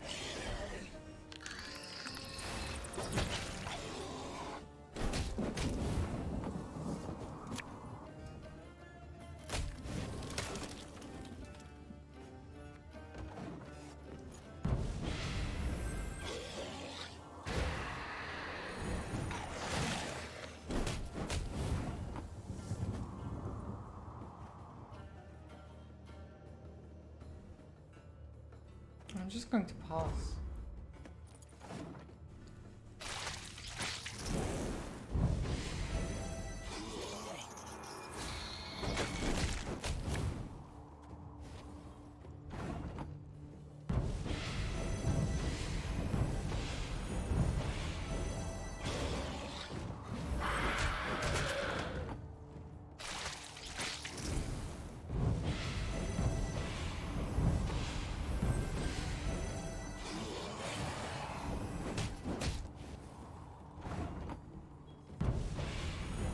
Well,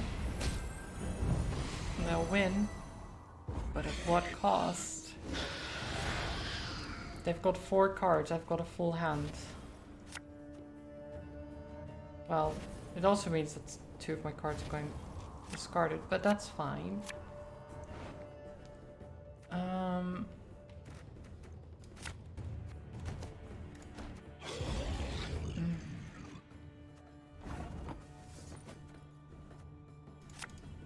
Scoia'tael! Attack! Wait, they paused immediately? Really? That's an odd choice. Off to the front yet again. I mean... Oh, I mean, I guess they will get more card draw then. That's actually a pretty smart play. Gotta give him that.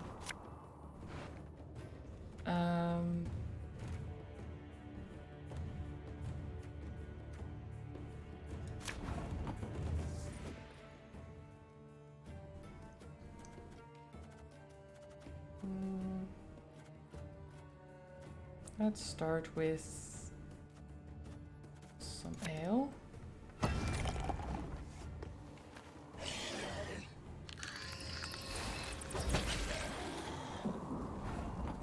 Okay, Slinger. Bigger they are, easier they are to tug.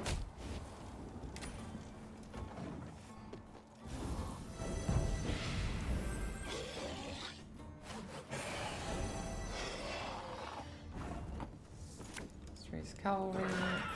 Targets.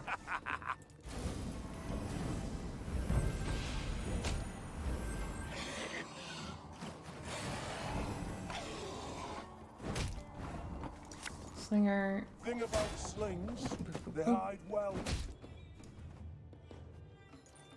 Get you out. Summon you back, including Xavier. Hey? My pain serves a purpose. Boop. No problem.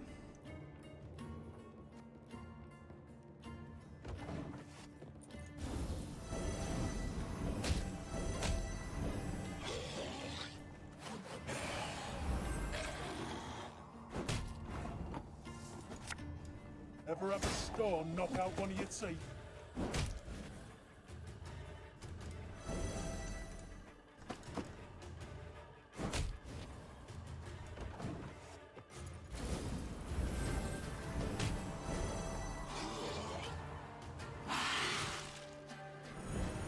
Okay. Watch your heads!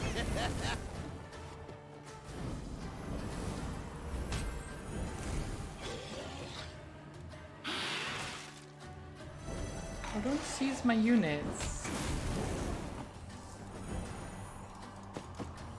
That is in fact quite rude.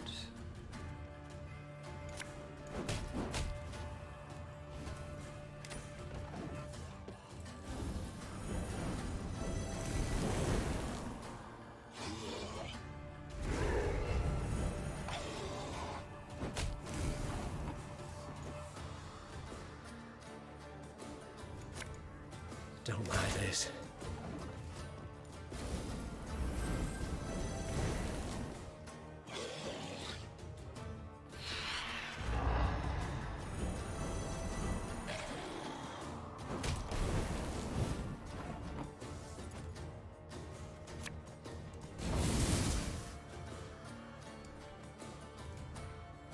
Okay.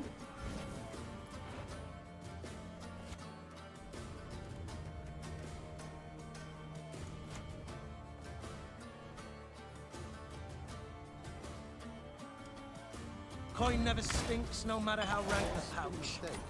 There you go.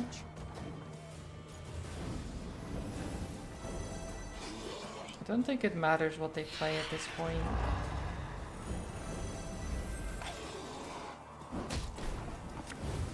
Have it the white of an eye from half a league away. GG. They did play well. They tried. They tried their hardest.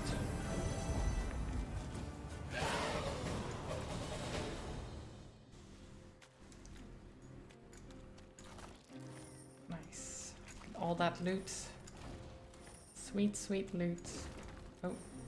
Queen Meave has wormed her way through the trap and is now headed for Red Lobodon. You must cut off her escape route at all costs. Should you fail, every third soldier in your unit shall be lashed and sentenced to a month of solitary confinement. That's not great. But that's not our worry.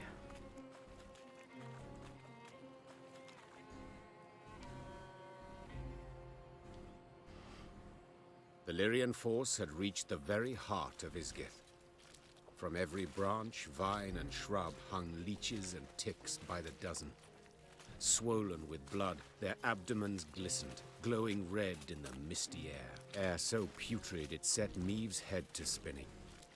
She paused at a moss-covered boulder, pressed her flushed forehead against its cool surface. Her soldiers passed by, pallid, filthy, drained. She wished to say something, lift their spirits, but instead a cough rattled her breast. Suddenly, splashes all around Maeve in the water, as if a rain of fist-sized drops had begun to fall. The Queen lifted her heavy gaze. Seemingly on command, ticks and leeches dropped into the warm, soupy waters, then clumsily wriggled off toward a dead alder grove. Maeve knew at once what skulked behind the trees. Gurnikora, Isgith's mistress, Isgith's queen. Weapons at the ready! The Queen roared. Close ranks! The Lyrians quickly converged, formed a wall of shields, and crouched behind them. Terrified, they stared as a multitude of eyes flashed open midst the branches, while revolting, muck-covered beasts rose from the gurgling waters around.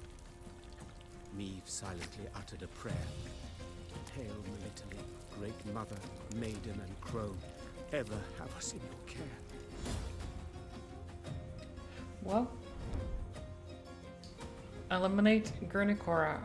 110 health, that should be doable. Maeve felt the compulsion to avert her eyes from the muck-covered horrors surrounding her unit. The very sight of them made her nauseous, her chest tightening, holding back a scream. In the end, with great difficulty, she raised her sword. The Queen only hoped her men would not notice the trembling in her hands. We've got this. It's only a single monster. Well, not true. It's only a monster and her friends. Not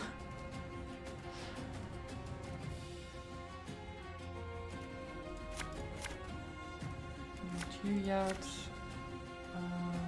Fine.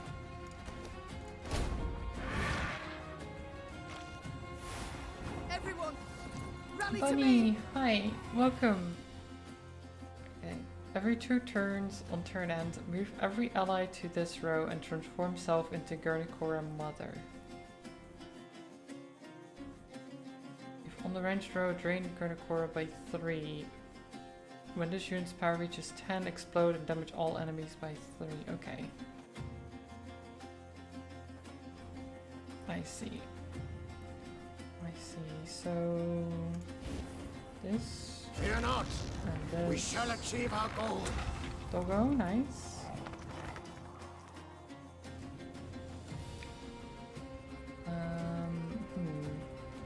We'll start off slow by just doing that. Okay, I can't do that. Never mind. We'll do this You mad? instead. Don't say that! Majesty! These parasites! They feed on her blood! Every 2 turns and turn start, move all allies to the other row and transform himself into Gurnikora. Yes, okay. So they drain their blood. That's fine, because they're on fire. You go back to my deck. Then we grab Barnabas and the Pitfall Trap. What have I got? Yes, I'm on it. Sure, return an ally from battlefield to hand. Barnabas, come back to my hand. Then Pitfall Trap right there. All the leeches are gone. What just happened? Did the leeches take my cards? What happened there?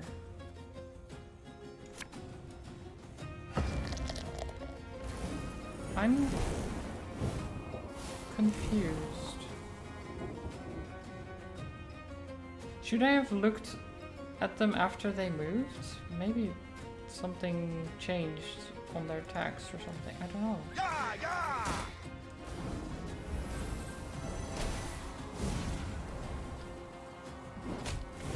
How quickly the scales tip.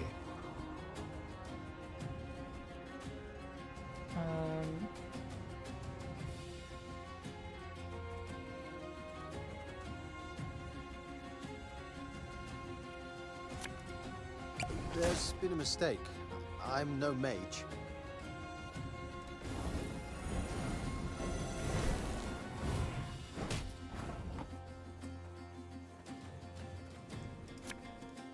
Bigger they are, easier they are to target. I can't actually do much here, can I? I can... I'm sorry, Xavier. I'm just gonna hit you a little bit. That's fine. I just need to play something.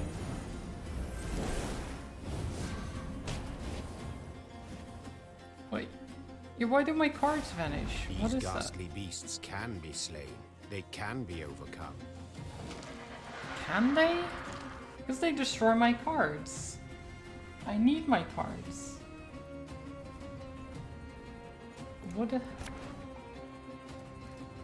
What is the thing that's destroying my cards?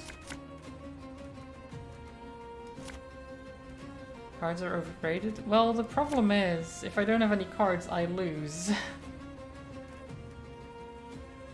to destroy before they move? Well, no, because they're the only good way of damaging her. Because I can't target Gurnikora myself. Everyone, rally to me! Like, single target things don't work. So if I do the slingers, for example, I can't target Gurnikora. So I need the leeches, basically, to damage her.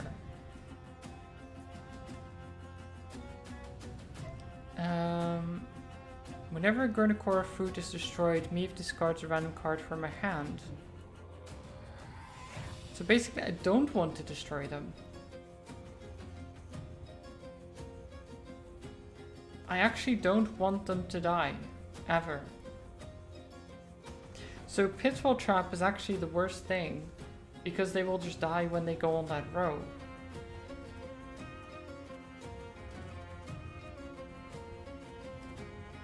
But fire is also quite bad. I need them to kill them controlled.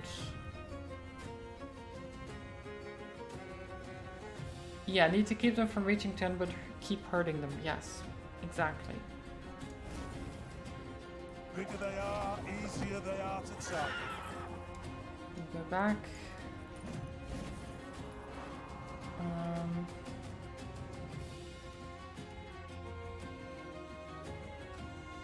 You know what? Isabel and the Pathfinder.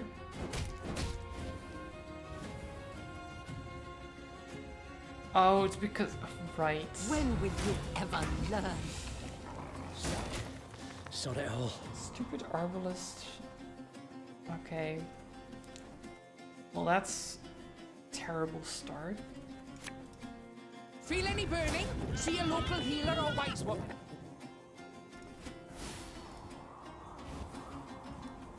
Thing about slings, they are well. Majesty, these parasites, they feed on her blood. Yeah, I know. I know they feed on our bloods. Don't worry about it. That's normal.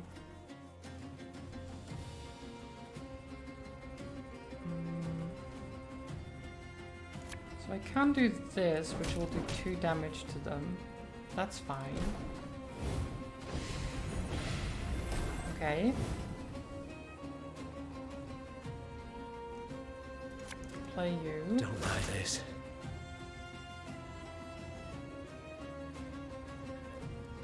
Hi, Lofty. How are you doing? You really dig this game even though dash stuff usually isn't my jam? Yeah, the nice thing is it's not really necessary to do a lot of deck building. I quite like that. That it's very... not necessarily simplified, but you kind of get a deck assigned to you that is good and you can just change a couple of things around it. and then over time you get a deck that works for you, and it just kind of grows that way. It's nice. It works very well. We're currently fighting Gurnakora, which has been a pain, but we'll get there. There's been a mistake. I'm no mage. Okay, so keep this for now.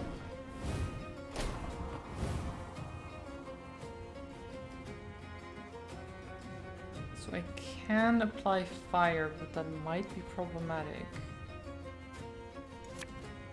I will do it though. I smell a leak. Fire. Burn.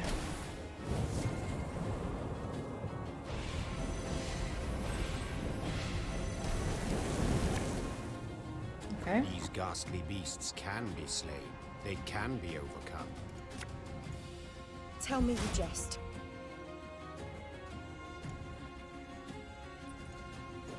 Your small brain, it's okay. You don't. I'm sure it's not that small.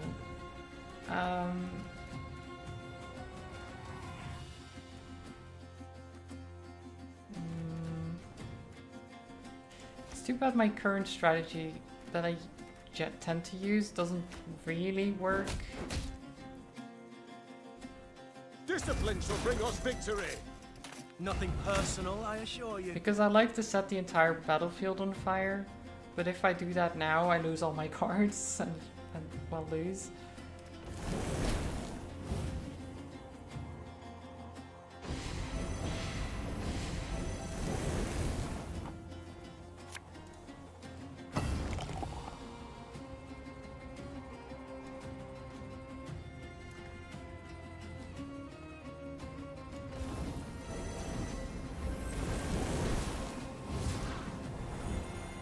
Okay.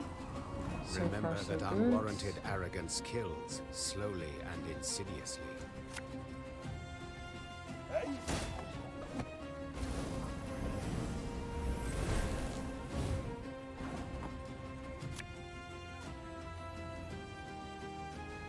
So I don't think I can actually... Ever have a storm knock out like one if of I your pass, I lose, right? Yeah. So I have to... not kill them. Okay, this is a difficult one for me. I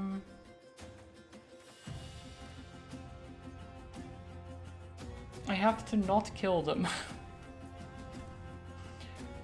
The Mangler is actually quite nice for this.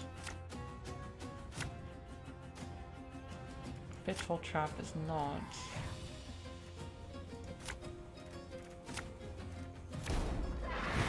Okay. Everyone, rally to me! Don't like this. Get it to work. Okay. Another Pathfinder. Majesty! These parasites! They feed on our blood! Okay.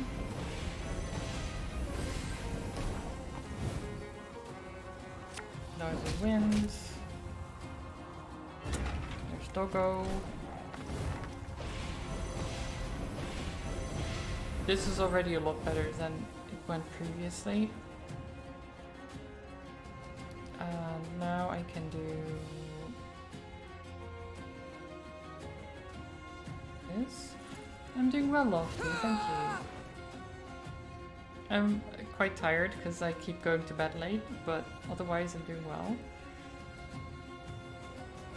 I hope you've been good as well.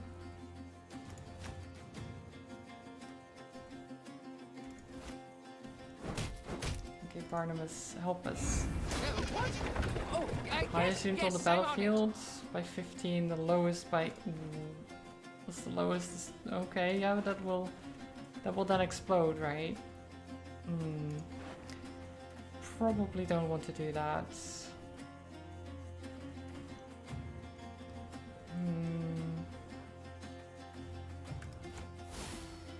This can work.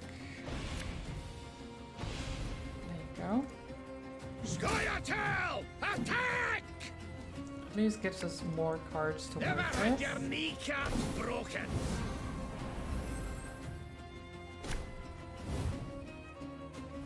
Oh, well. How quickly the scales tip. Oop. Okay, so as long as I keep this going, I should be fine. I just need to not do too much damage, which is kind of weird.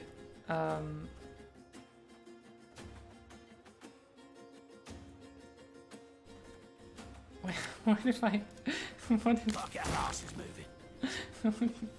Have a spy.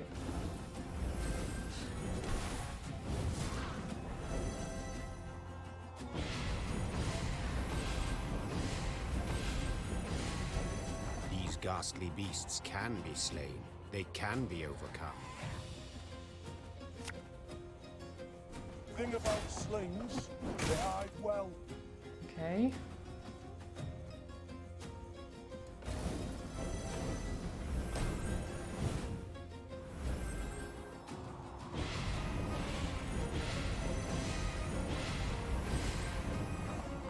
They're taking a lot of damage here.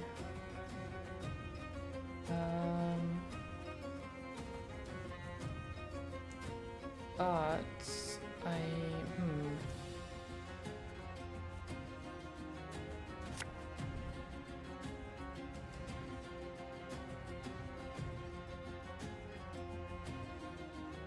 okay. Hey?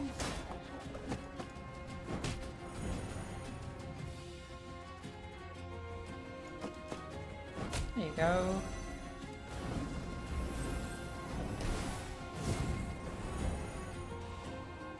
Remember that unwarranted arrogance kills, slowly and insidiously.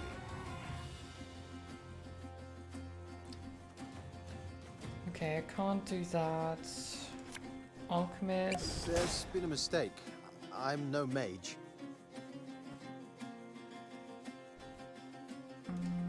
There you go.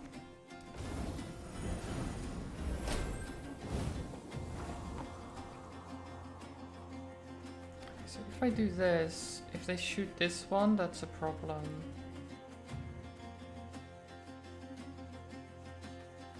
There's not much else I can do. Well, I can play Gascon. Nothing personal, I assure That should you. be fine. Okay, there you go. Drain her dry.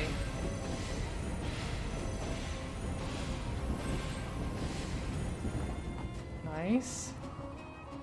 Okay, and then do this. Oh shit. Why did you fire this? Oh god, I fired at the same one.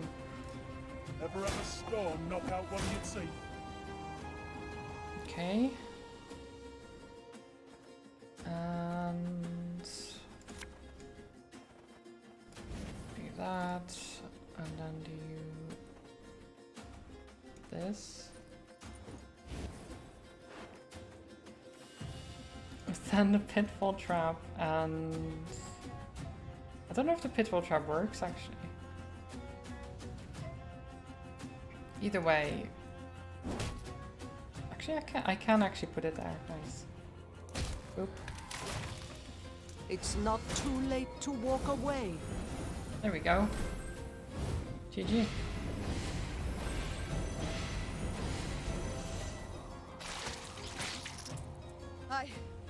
I believe it's dead.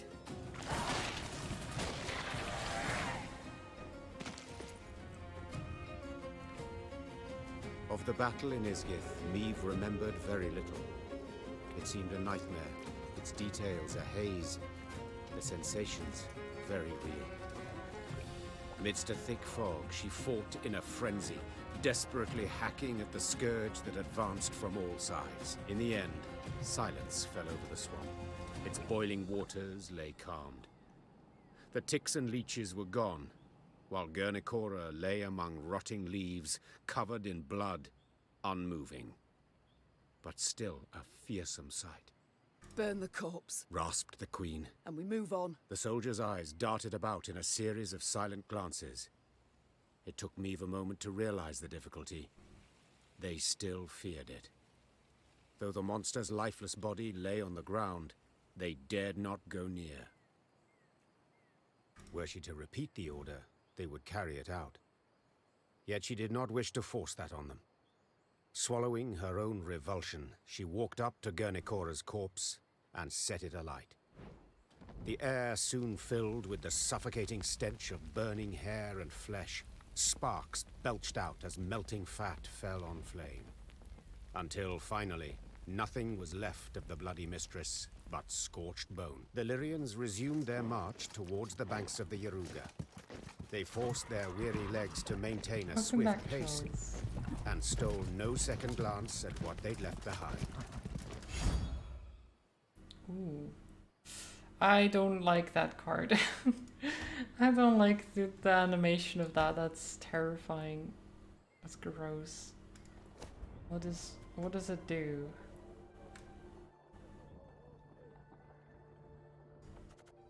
That's a magical barrier. Where is it? Oh, here. Permanent resilience. Seize a bronze enemy unit after 6 turns on turn start or return to hand. Actually quite good, but I don't want to use that. I do not want to use it.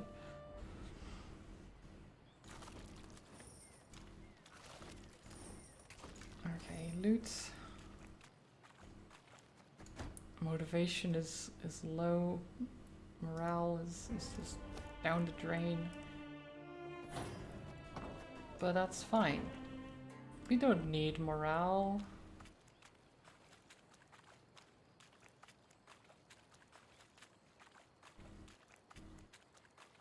Okay, so we're going back to just the place we captured. From Drogovit, Grand Royal Huntsman to Ragbard, Lord of Temeria, Mahakam, and the Pontar. My lord, I offer you my sincerest apologies. I failed in my task. We were forced to cease felling. We simply lacked the necessary labor. Men are falling like flies, dying from disease and festering wounds. We have abandoned camp. I've set items of greatest worth to Vizima in locked chests. However, I will not be returning to the capital, as I'm in no condition to travel. I have a wound on my leg and rot has already set in. It has been a true honor to serve under your command.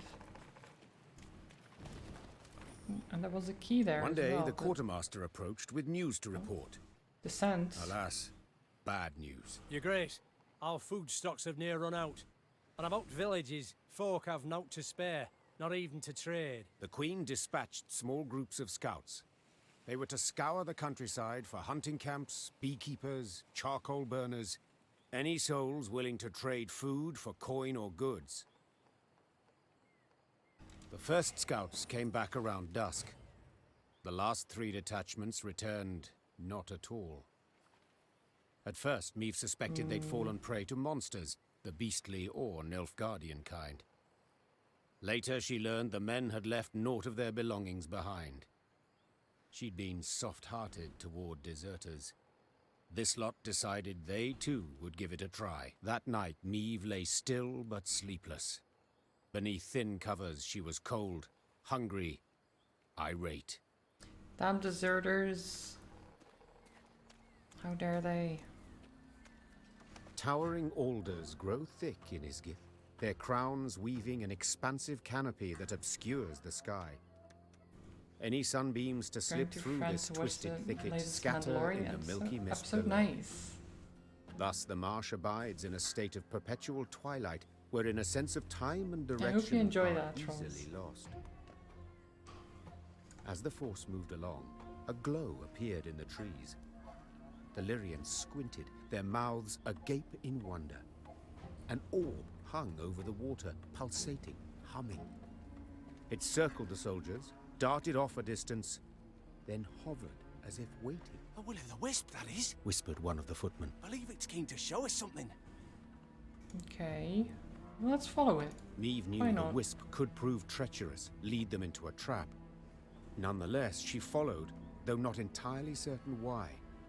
Her soldiers seemed eager. She sensed they approved. Yet she was also simply curious. We follow it. Carefully.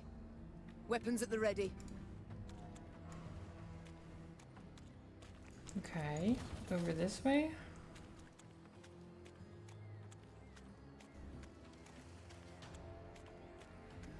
No.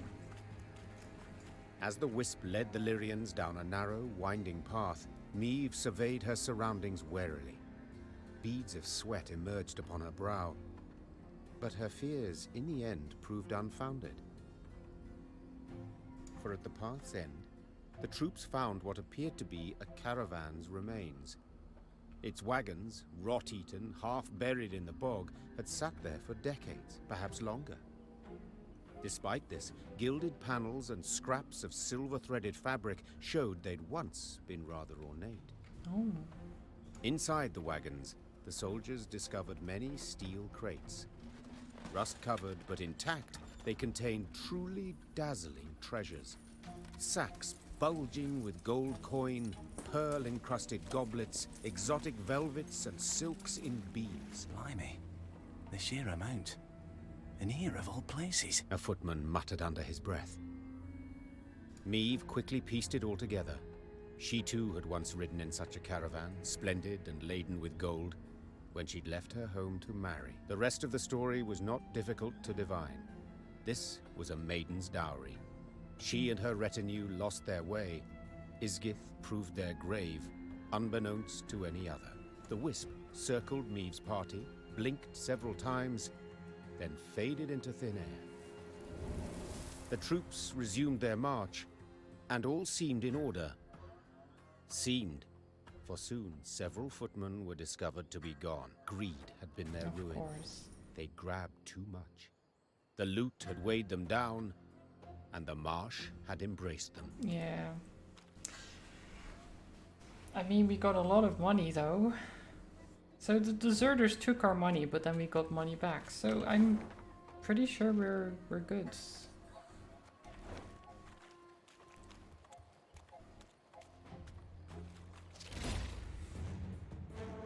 What is this thing? A moss-covered boulder protruded from the green fetid water.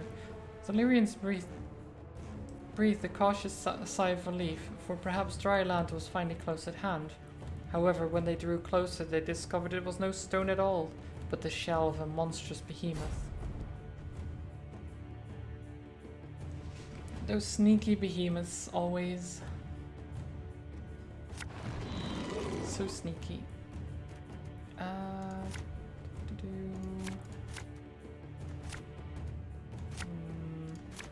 Fine. Make love, not war. Sorry. Sod it all.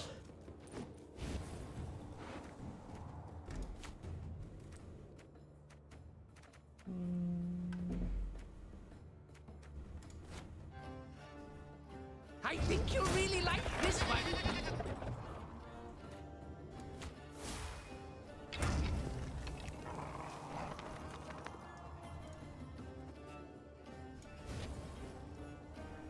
This could hurt. Fire, and then play heal Feel any again. burning? See a local healer or wise woman. And then do this.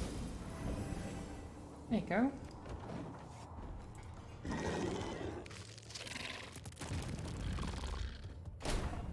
Spawn an Arrakis hatchling. Whenever an Arrakis appears, strengthens itself by 1. Okay. That seems simple enough.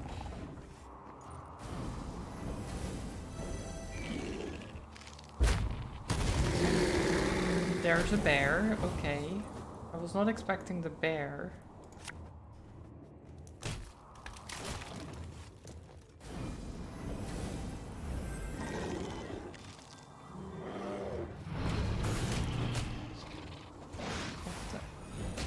Okay.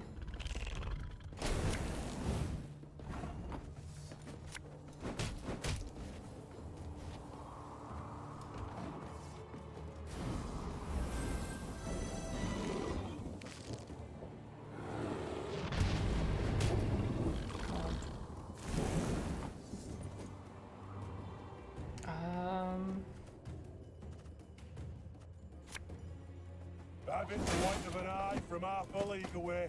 Like that. These elder bears are very rude. Oh, they paused. Right.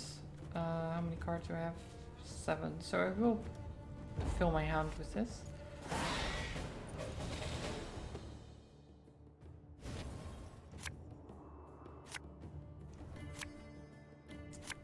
Okay. And then what we do is we play the bomber. Watch your heads! Set it on fire. Play this. Play the bomber again. And get the Pathfinder. Catch! Set it on fire. Don't like this. There you go.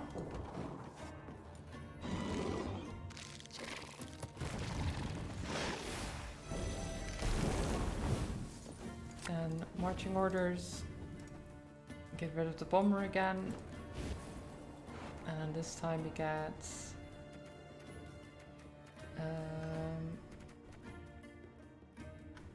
honestly probably field medic and Gascon. What do you want of me? Bigger they are, easier Quick they and are. painful this'll be.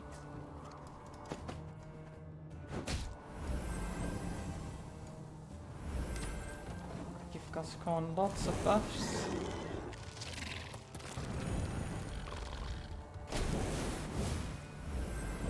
Whenever this unit survives an attack, spawn 2 Arrakis hatchlings. Okay. Interesting. So the fire will actually spawn more of them.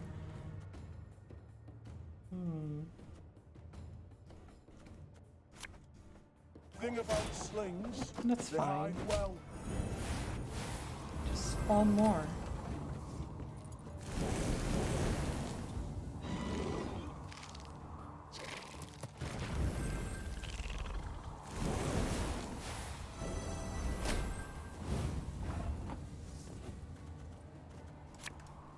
Elven blarney.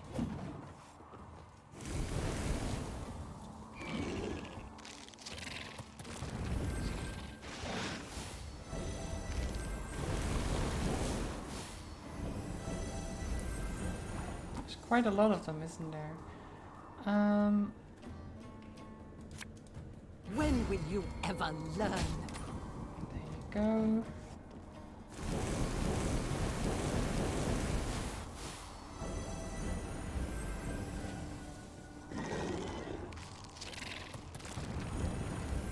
Another one.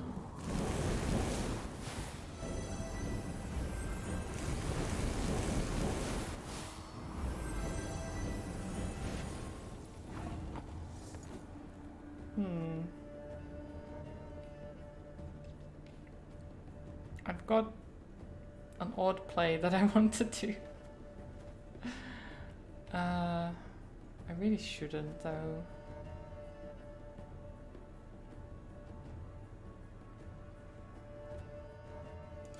Okay, we can send you over there. Try not to burn to death.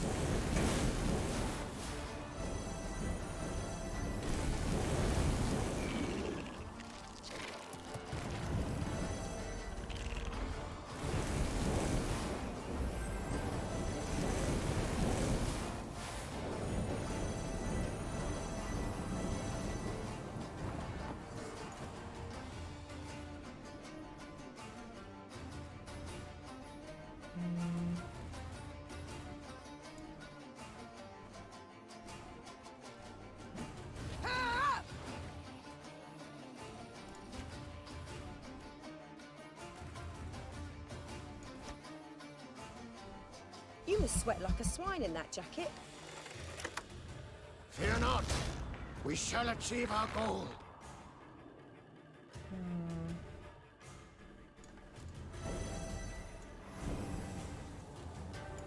Okay, and then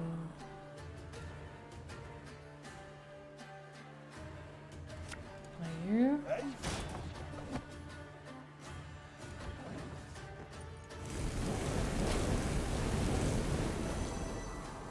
Nice.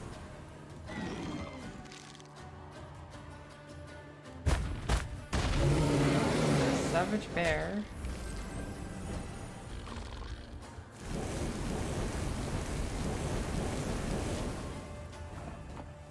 Okay. This is silly thing to do, but I will do it nonetheless.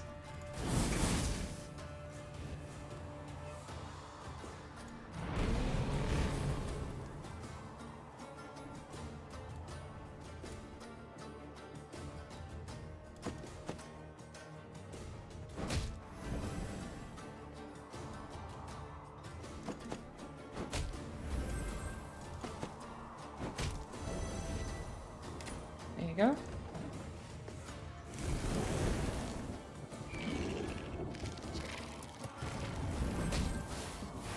I guess if it works, it's not really silly, is it?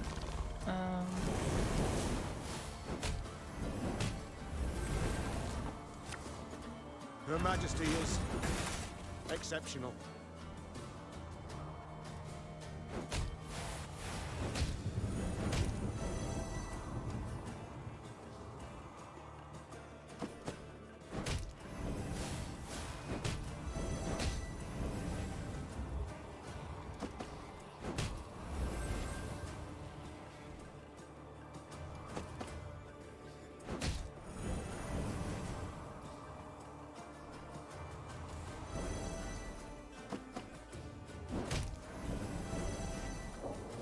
Okay.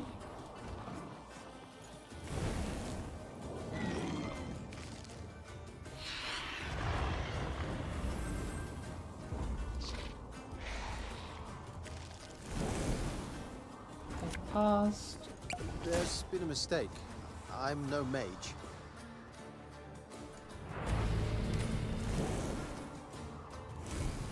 And yeah, they're Ever have a storm knock out one of your teeth? good. Bye bye. Monster slain.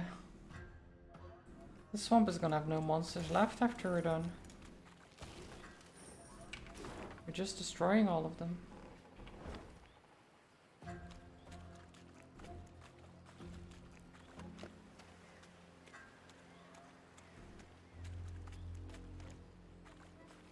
Okay, can't go that way.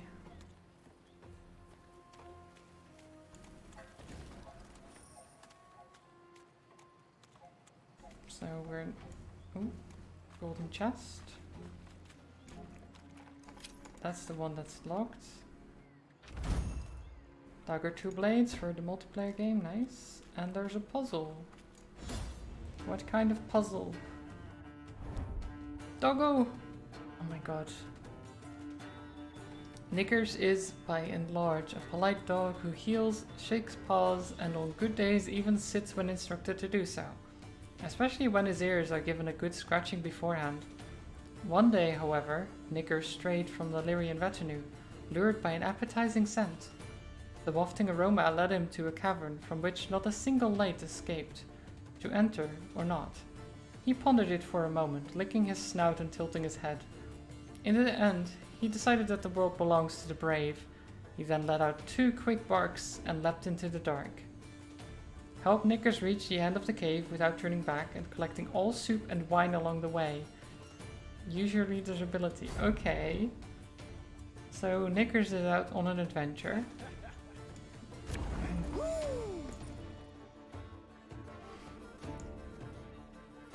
How even move Knickers to an adjacent vertical or horizontal position?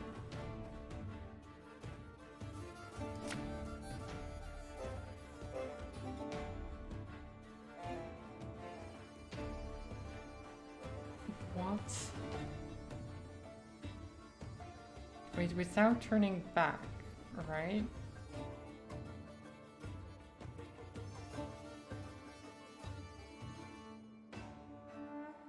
So, wait, how do we...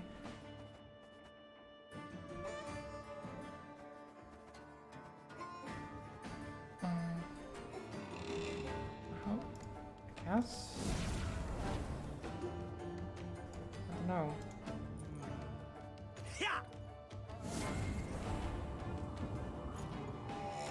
I guess we can just do this.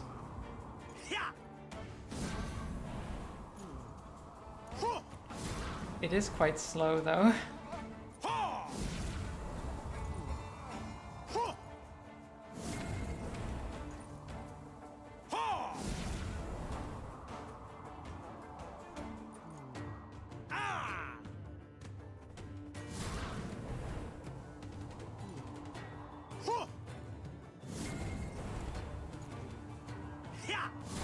do I just need to collect all of them?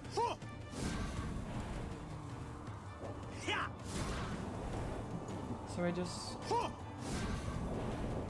keep going up and then back here, and then that's GG? Or...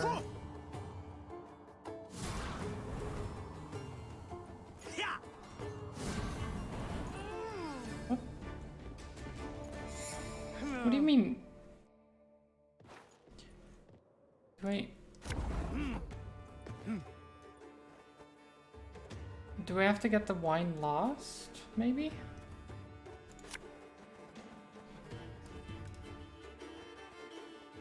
Okay, so I can only start there. That's what I assumed.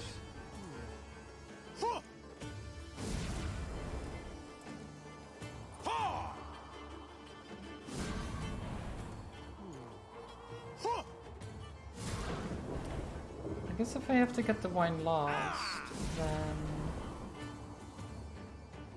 we'll have to go this way.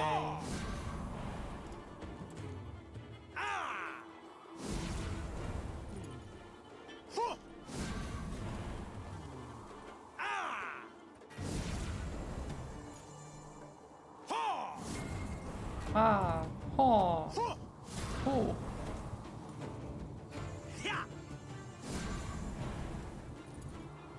Come on. It's so slow. Like it's good that they try to make the puzzles interesting, but using the same mechanics for them all makes them kind of slow. Because the card game isn't exactly the fastest thing. With doing all the animations and stuff before you can click again.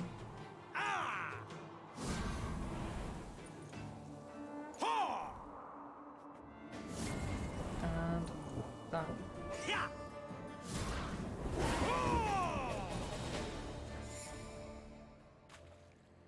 Wait, what did we get from that? This would be a pressure plates puzzle in an adventure game? Yeah. Did Nickers get anything from that?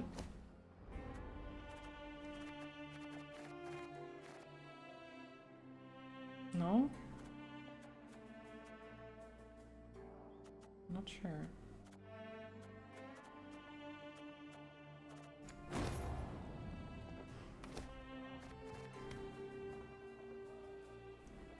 Our fondest congratulations. We eagerly await the day our family shall be bound by a new member. Let these humble gifts help with, may the bride know, with happiness and with regards and best wishes. Yeah, okay. So the bride didn't really know much else than death, which wasn't great. What is... Oh, this one. Okay.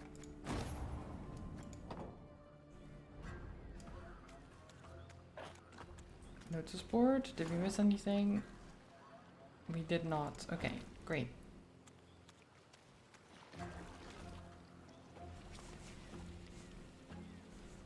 Wait, it's been... How has it been nearly 6 hours? In evading Nilfgaard's banners, Meve led her force into Angren's wildest reaches. I last looked and it was like 4 hours, and now nearly 2 more hours have gone past. One day they reached a quagmire too vast and deep to ford. So the queen summoned her engineer, Xavier, and called on him to build a makeshift bridge. Yeah, I'll have to quit soon. By I need nightfall, dinner. we had drawn up plans. We shall start by laying abutments, then drive piles into the mire. The depth? We dropped plumb lines. 4 L's. Consumed by the plans, Meve did not see as Xavier slipped a line off his shoulder. By the time she felt it on her throat, she feared it might be too late. I long awaited this moment, when we would be alone. What's... Xavier, what? You die now, Majesty, and with you dies Lyria's, the whole North will to resist. Hail, Ketzer, hail! What died was the Nilfgaardian rallying cry in Xavier's throat. At the last instant, Gascon and Reynard rushed in to save Why the warrior queen. Xavier? and thus proved their loyalty beyond any doubt. What? Your I Grace. don't understand. Your Grace! There was no answer, but Reynard could hear her breathe. Meve You've been drawing this would one live. thing the whole time. It was several have you been hours working later on, when Aura? Meve finally came to. Is it something good? She opened her eyes, then Gascon and Reynard helped her to her feet. I'm sure it is. Well, Xavier, you've served me well. Always sucks when someone who seems so nice and then suddenly tries to Careful, betray you. Your Majesty.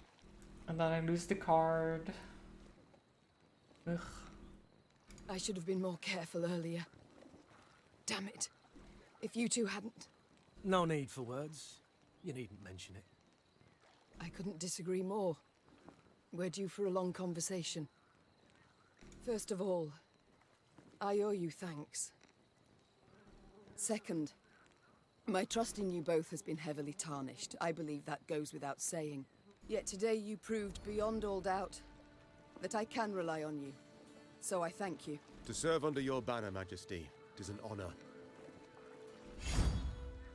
Oh, we're not Auto Plus. Likely I'd have put it differently, but Reynard seems to have the right idea.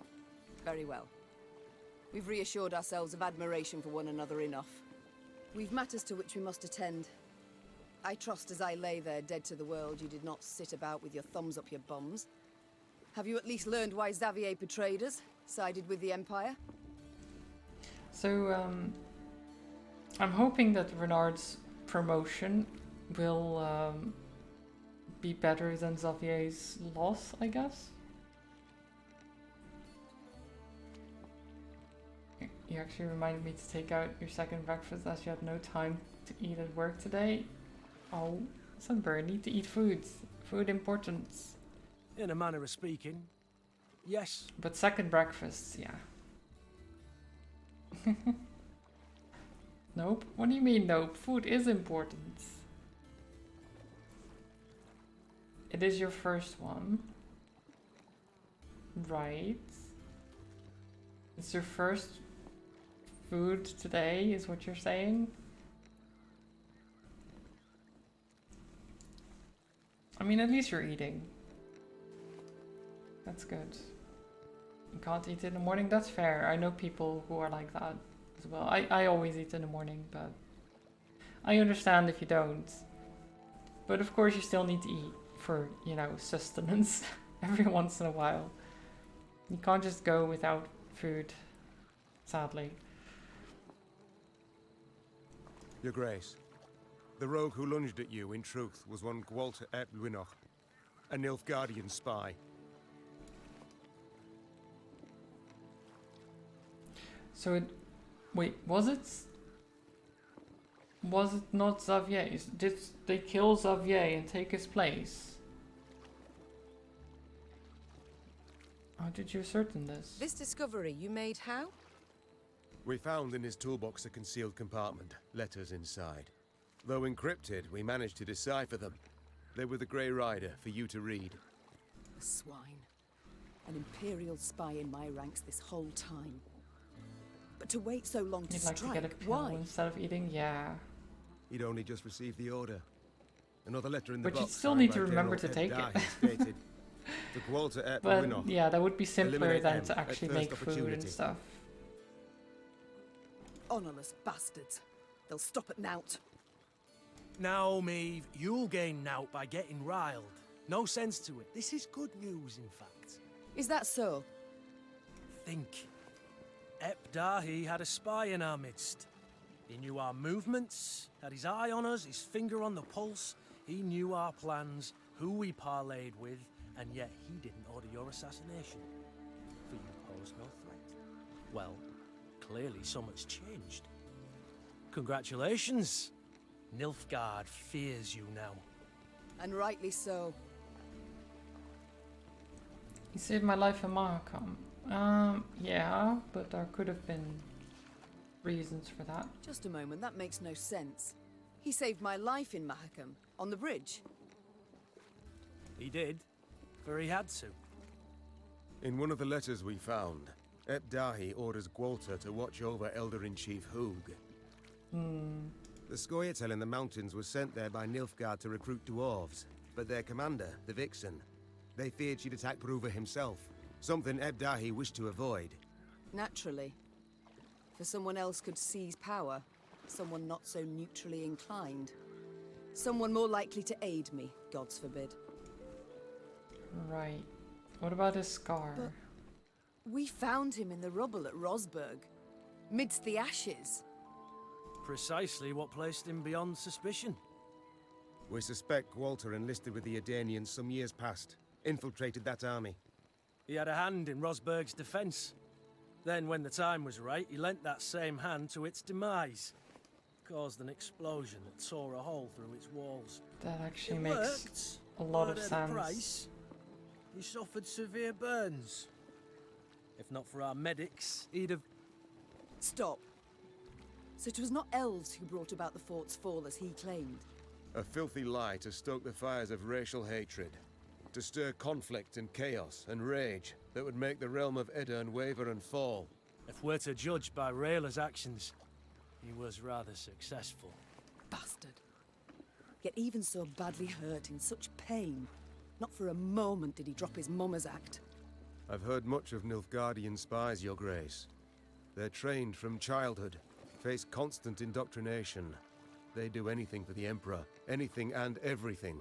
As soon as Gwalter spotted a chance to join our ranks, to be at your side, he took it, exploited it ably.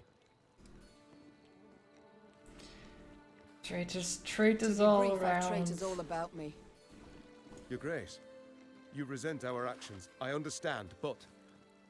You, Willem, the Cad Caldwell, Gascon, Gabor, finally Xavier.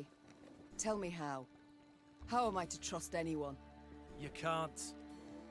Amongst all the realms in the north, you're Nilfgaard's sole rival. One remaining threat. All other rulers either soundly defeated and enchained, or tails between their legs, they've donned Nilfgaard's leash. The Blackclads will do all to destroy you, if not upon the field, then in secret, with an assassin and a quick, sharp blade.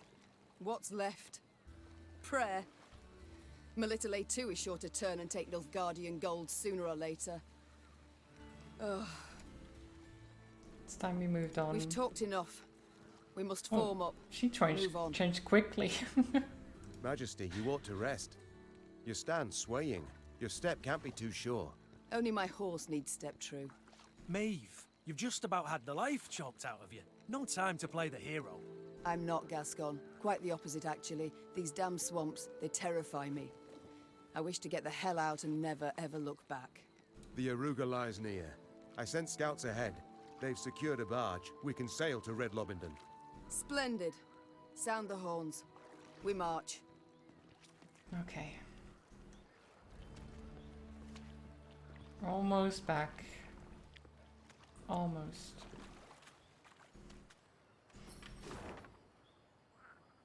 Just a little ways more. And then I can have dinner too.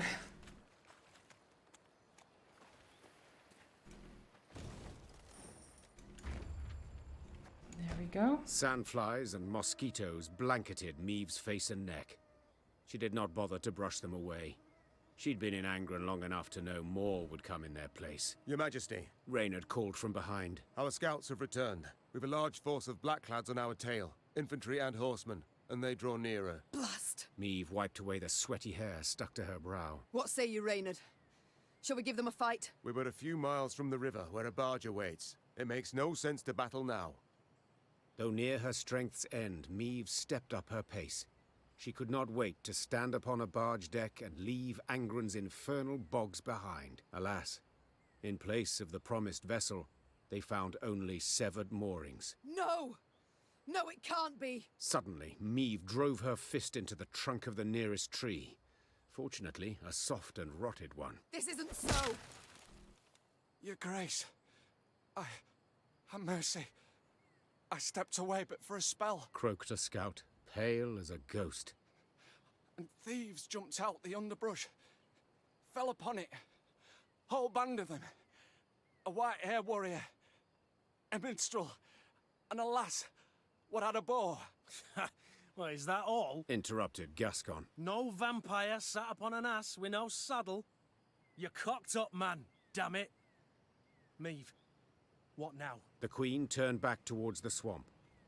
Between the trees, she glimpsed a I guess golden now we sun fight, glimmering right? upon a banner. We shall discuss that later, Said the Queen, Not much else we can drawing do. her sword. provided we survive.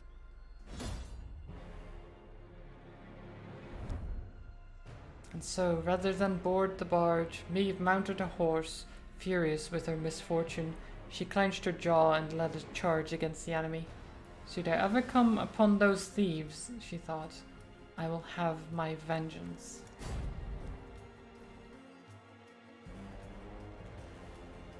Let's fight. Let's finish this.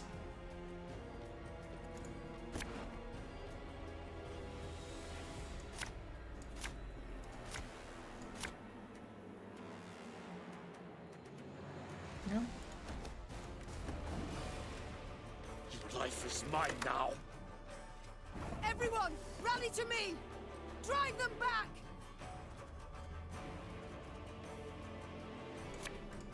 Watch your heads! Do set fire to everything.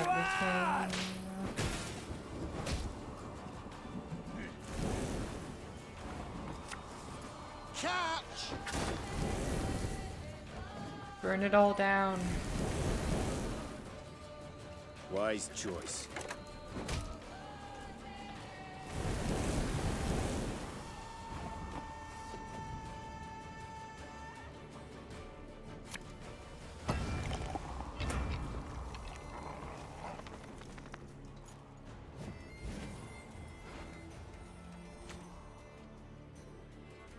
Okay.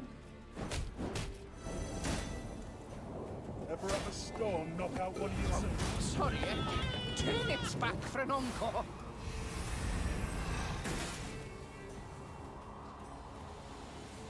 There you go.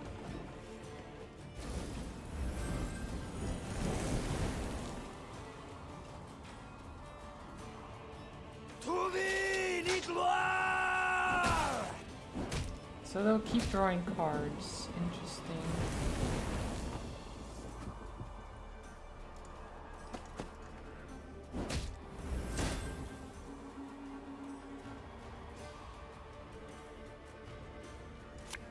Even still, Catch 'em all! those extra cards won't help you. Order! Against the fire flames.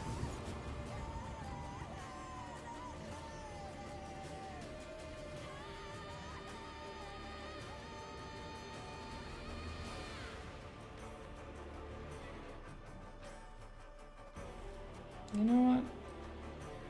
Pause. Go ahead, Nilfgaard. Show me what you've got. Yes.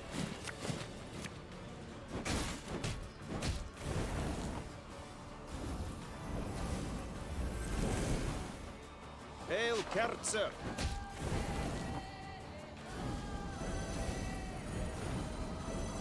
Alba!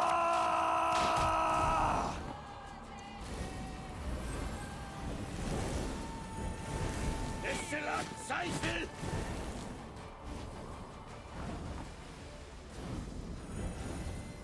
They're not really doing well, are they? Life is mine now.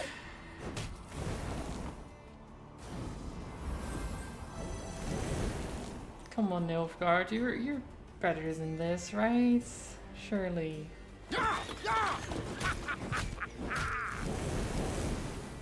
I like that I'm leaving it up to Faith, because it's just shortened battle as well. Like, I didn't even play all my cards.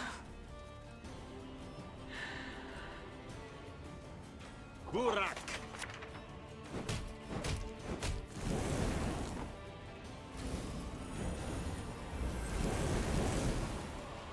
Just setting their battlefield on fire and having the tankard to buff up our troops. It just means that we're very unlikely to lose.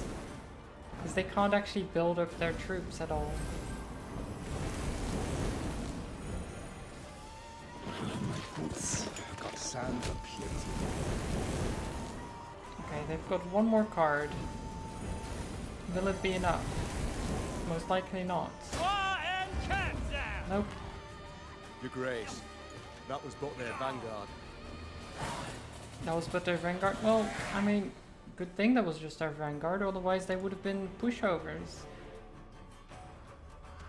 Near the battle's end, Meve faced a black-clad officer. Nimbly dodging his strike, she countered. The Queen's sword sank deep, the hilt rattling his breastplate. A rush of hot blood covered Meve's hands. The winged helmet toppled from the officer's head, exposing a sweaty face, gasping for breath. Win! Before the Queen stood a ruddy-haired boy with long eyelashes. He was Willem's age, perhaps a bit older. His body slumped, then disappeared beneath the malodorous foam atop the murky waters. Meve cast away her sword as if it had burned her hand. Majesty, what is it? Are you hurt? Reynard said, rushing to her side. No, I'm not. It's fine. Give the order to march. With no barge, we must walk to Red Lobington along the riverbank. Your Majesty, we must tend to the wounded. Use the rest of the day, I wager. We ain't time enough for that. Interjected Gascon. That was but the vanguard sent in pursuit to slow us down. And even so, they outnumbered us 2 to 1. What happens when the main force arrives? We must flee. Now. And I mean, if that was them outnumbering us... Alas, Reynard, yes. Unless you'd I rather don't know. we stayed and died with them. I'd like to see them try with more numbers. Give the medics time to dress the soldiers' wounds. Gascon is right. Should Nilfgaard close the distance between us, we'll stand little chance. Whew. At least you've the sense to... But I would sooner perish than let my men rot in this accursed swamp. The medics will tend to all the wounded. Then, what will be will be. I tell you what'll be. Snarled Gascon. Ep die, he'll take a butcher's hook and gut you. Then hang you from Lyria capital's walls. Yet, if this be your wish... Meve waited for the medics to sew the last stitch, tie off the last bandage. Only then did she order her force to move out. At the column's end, upon stretchers, lay those without the strength to walk, consumed by fever, dazed or unconscious, dying. Fatigued and laden with the wounded, the Lyrians moved slow as molasses. Soon, Nilfgaard's forward elements had caught up. The Blackclads nipped at the Lyrians' tail with arrow volleys from the cover of trees and occasional forays by cavalry. They were in no hurry. They could torment their foes, weaken their spirit before the final clash. Okay. Orders from Xavier. Eliminate M at the first opportunity. She has ceased to be useful and it's time to put the Lyrian guerrillas to sleep before they present a true danger to the Empire. Once you've carried out your order, go to Rivia Palace dressed as a beggar. There you shall receive further instructions. Well, we'll have to leave it there because I need to get some food. I need food, I need sustenance. But let's see, who is currently streaming?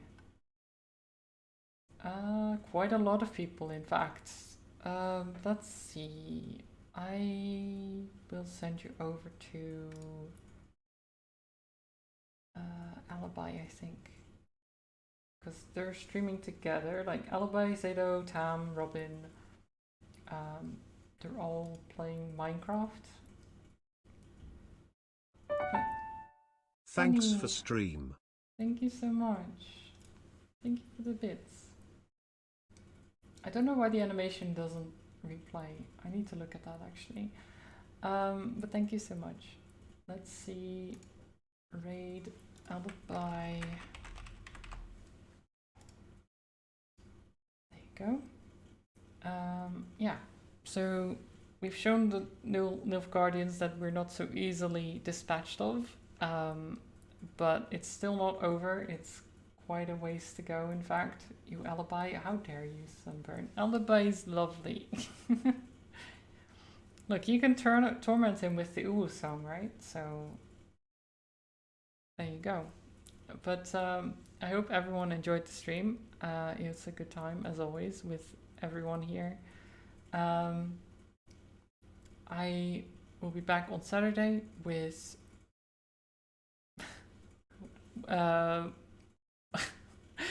names are hard, with Edge of Eternity. That's the one. Yes, I'll play more Edge of Eternity on Saturday. Hopefully I'll see you then. In the meantime, go say hi to Alibi and the others, and just yeah, send some love over there. Go watch them play Minecraft, maybe give them follow, all those things.